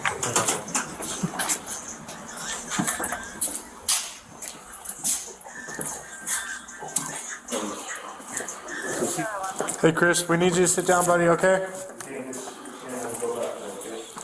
Can I sit right here? That's fine if you want to sit right there, but we just need you to sit down, okay?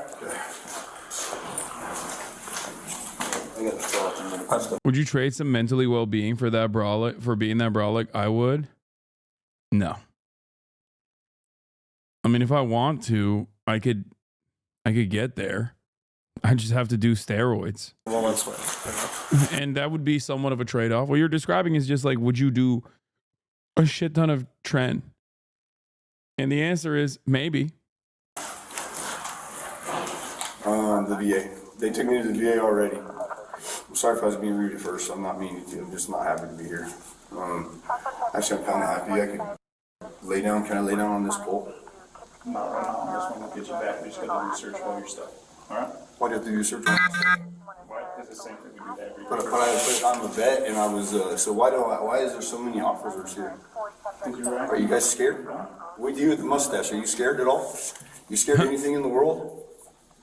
Maybe spiders, but that's about it. I'm scared of rats, dude.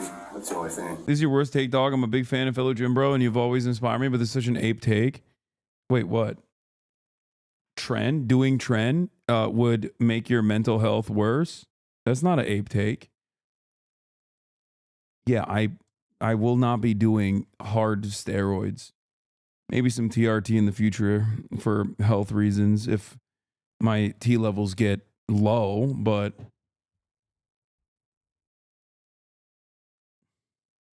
like think about how much of a fucking threat you present just by how brolic you are that they brought out the fucking SWAT team. You're already handcuffed. I mean, that's being a man right there. I'm sorry.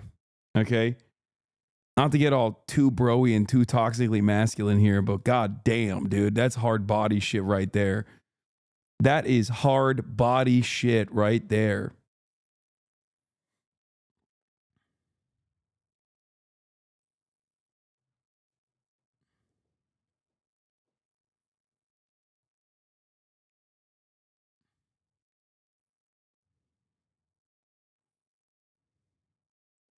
That's all I'm saying. Filthy rats. Hate them. Now that you mention it, I Smell them. You know what I mean? Yeah. I don't smell your Oh, rats in here. snakes too. Can't forget about snakes. Yeah, snakes. You can't do shit in handcuffs? Brother, I know. And yet they're still. Kaya, what are you doing? Little lady. He can't do shit in handcuffs and they still got the fucking, they see the Audi and they're like, that's a threat, dude. This man is yacked to the fucking gills. Stomp them, dude. Especially rattlesnakes. Yeah. They bite. Mm-hmm. All right, Chris, we're going to walk into the next room. We're going to take your photo real quick, okay? Yeah. This way. Give me the second door. Can I put my shirt? I'll put my phone. Yeah, that's right here. That's right here, Chris. Keep my right hand, please. Right here. There you go. Hey, what you doing, bro? Why? No, you just grabbed me like try to push me. He's just trying to escort you, Chris. He's not trying to front you or do anything. I'm trying to be relaxed, but you're trying to walk me. You're pushing. Yeah, you are. You're not strong, bro. Chris, nobody's trying to be out strong. Chris, remember when we talked about the faster you get through the process, the quicker you get out of here? Definitely will. What's up? What's your first name? Stand on your feet. Right? He will be. Look up at the camera. Right here. Here you go.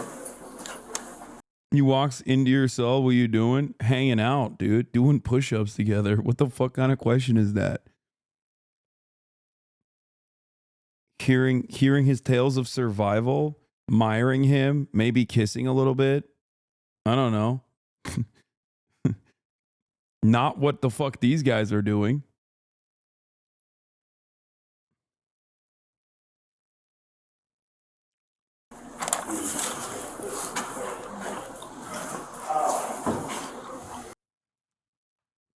I need you to understand, this man right here is very obviously a mentally unwell veteran, okay? He's going through an episode. Now, when you're a hammer, everything looks like a male. Or a male. When you're a hammer, everything looks like a nail. Okay? I'm getting gauge as fuck today. When you're a hammer, everything looks like a nail. And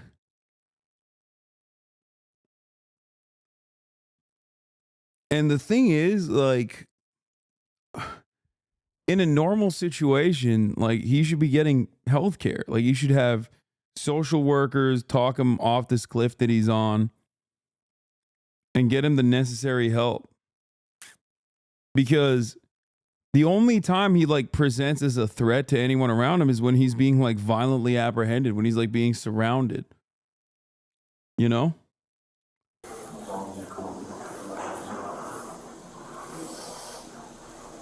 Social workers can't do shit here, man. What are you talking about? This is the thing that social workers literally do. What are you talking about? This is the thing that they do. This is their job.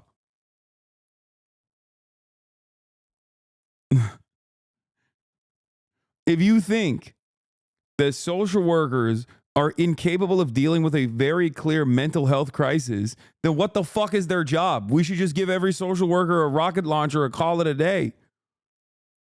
RPGs for every fucking EMT, dude. RPGs for every social worker, chat. It's like looking at a fire and being like, a firefighter can't handle this. We need a cop to shoot at the fire. Like, it's their job, man. This is what they're trained to do.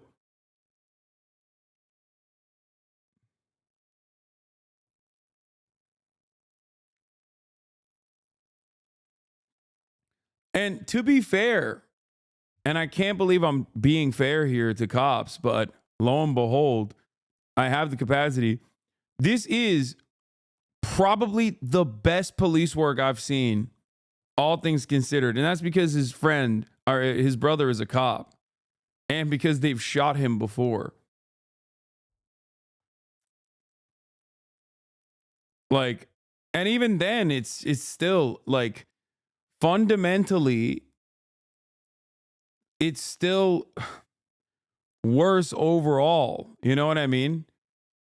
Like, the best possible police work in this circumstance still doesn't meet the perfect expectations, right? Like, do you understand what I'm saying? This is why I say that policing fundamentally needs to change in this country.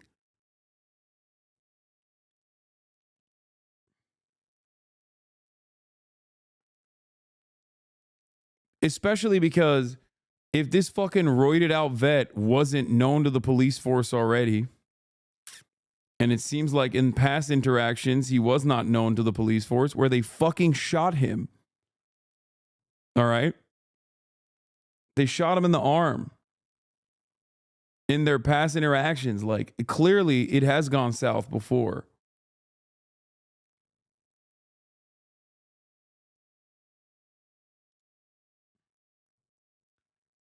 But if he was like black, oh my God, they would have fucking Swiss cheesed his ass. Be just a minute, all right, Chris? All right, Chris, right up here for me.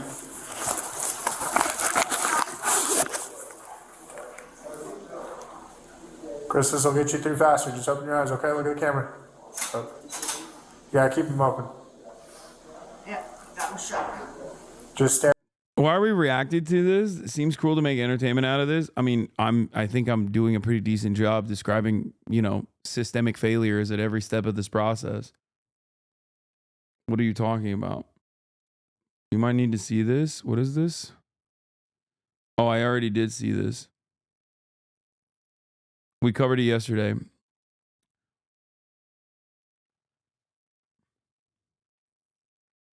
Also, I don't know if you know this, but I'm a literal political commentator. Drewski reposted this. Me cheering at my little cousins so they don't tell their mom on me. That's funny. Oh, didn't work. Stare at it. Mean mugging.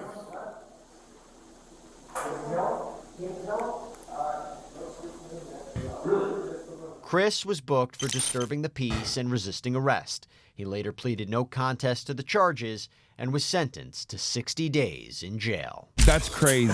Almost. Just stay right up here for me. All right. Ready, one. They ended up putting him in jail, bro. That's crazy.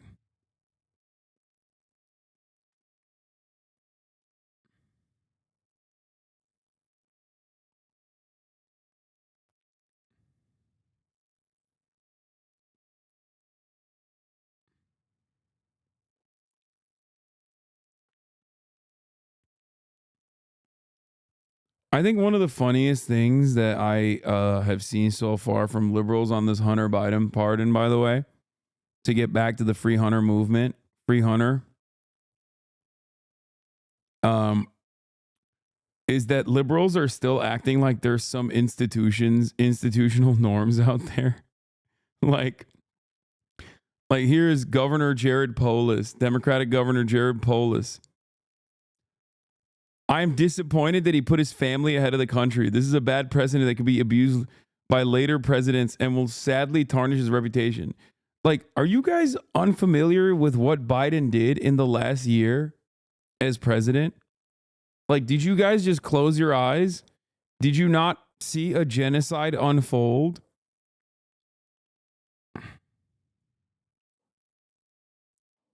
Like, what norms remain? I criticized Nate Silver for this. I said, I like that for this liberal, genocide is not a red line. Pardoning Hunter Biden is. And Trump did this too. Like, what do you mean? Like, what the fuck are these people doing? Some libs are happy that this is triggering right-wingers. It's not even triggering right-wingers that much. They're like, haha, yeah, we knew he was corrupt. There it is. Or they're saying, it's good that he did this. Now we can pardon the January 6ers. Like,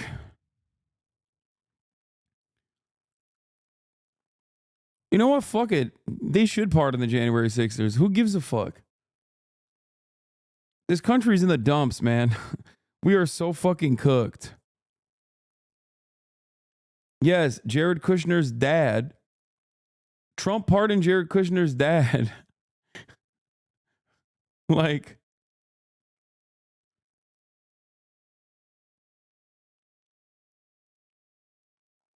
talk to me when Biden actually starts offering clemency and pardons to a shit ton of other nonviolent offenders, okay? Finally, maybe he'll do something good. Fucking asshole. Kushner's dad is a new admin? Yeah, great.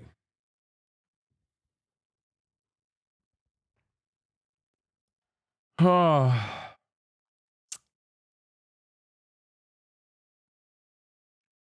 about Eric Adams? No. Throw the book at that bastard.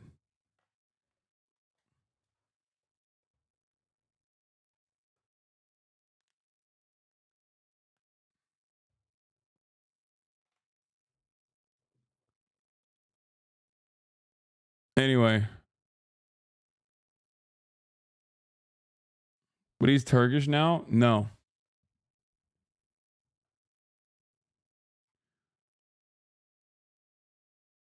I just don't understand like how you get mad at this and not any of the other norms that have been violated, especially when the former president Donald Trump violated those norms pretty egregiously already.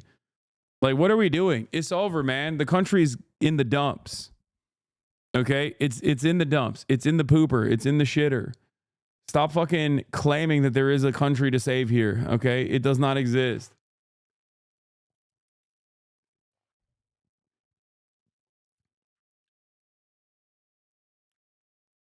So dumb. Well, as a father, I certainly understand President Biden.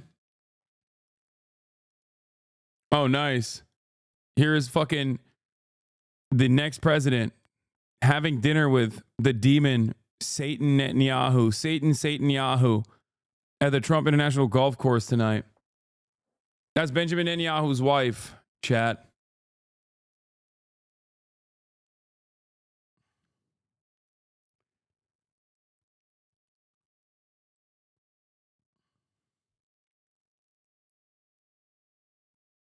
Lolo tweeted, "Hey Naomi, we went to law school together. You were always super nice. Would you mind convincing your grandpa to grant some more clemency applications? There are a bunch. I believe Obama did nearly 2,000 more. Tell Joe to beat him. Thank you." Yeah.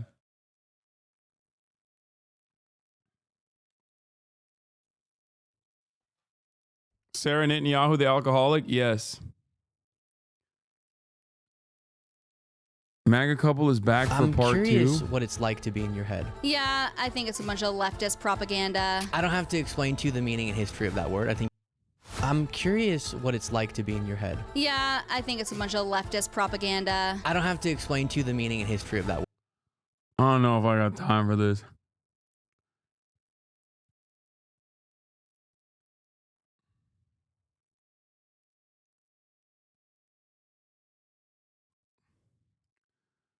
All right, I'm done. I'm done for the day, chat. That's enough. We'll talk about Hunter Biden and much more tomorrow. Half day today, short day today. You already know what it is.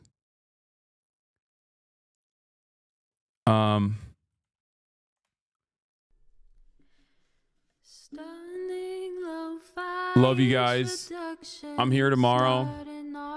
I'm doing a regular stream tomorrow. And then I'm doing a regular stream in fucking Londonistan, mate. London, mate. Londonistan. All right? Proper geezer, mate. Proper geezer.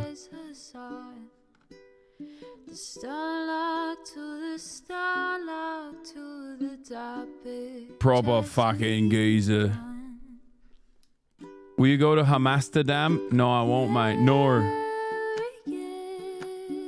Was the guest Casper to go? There he is again. Hasan is streaming. Hasan is streaming.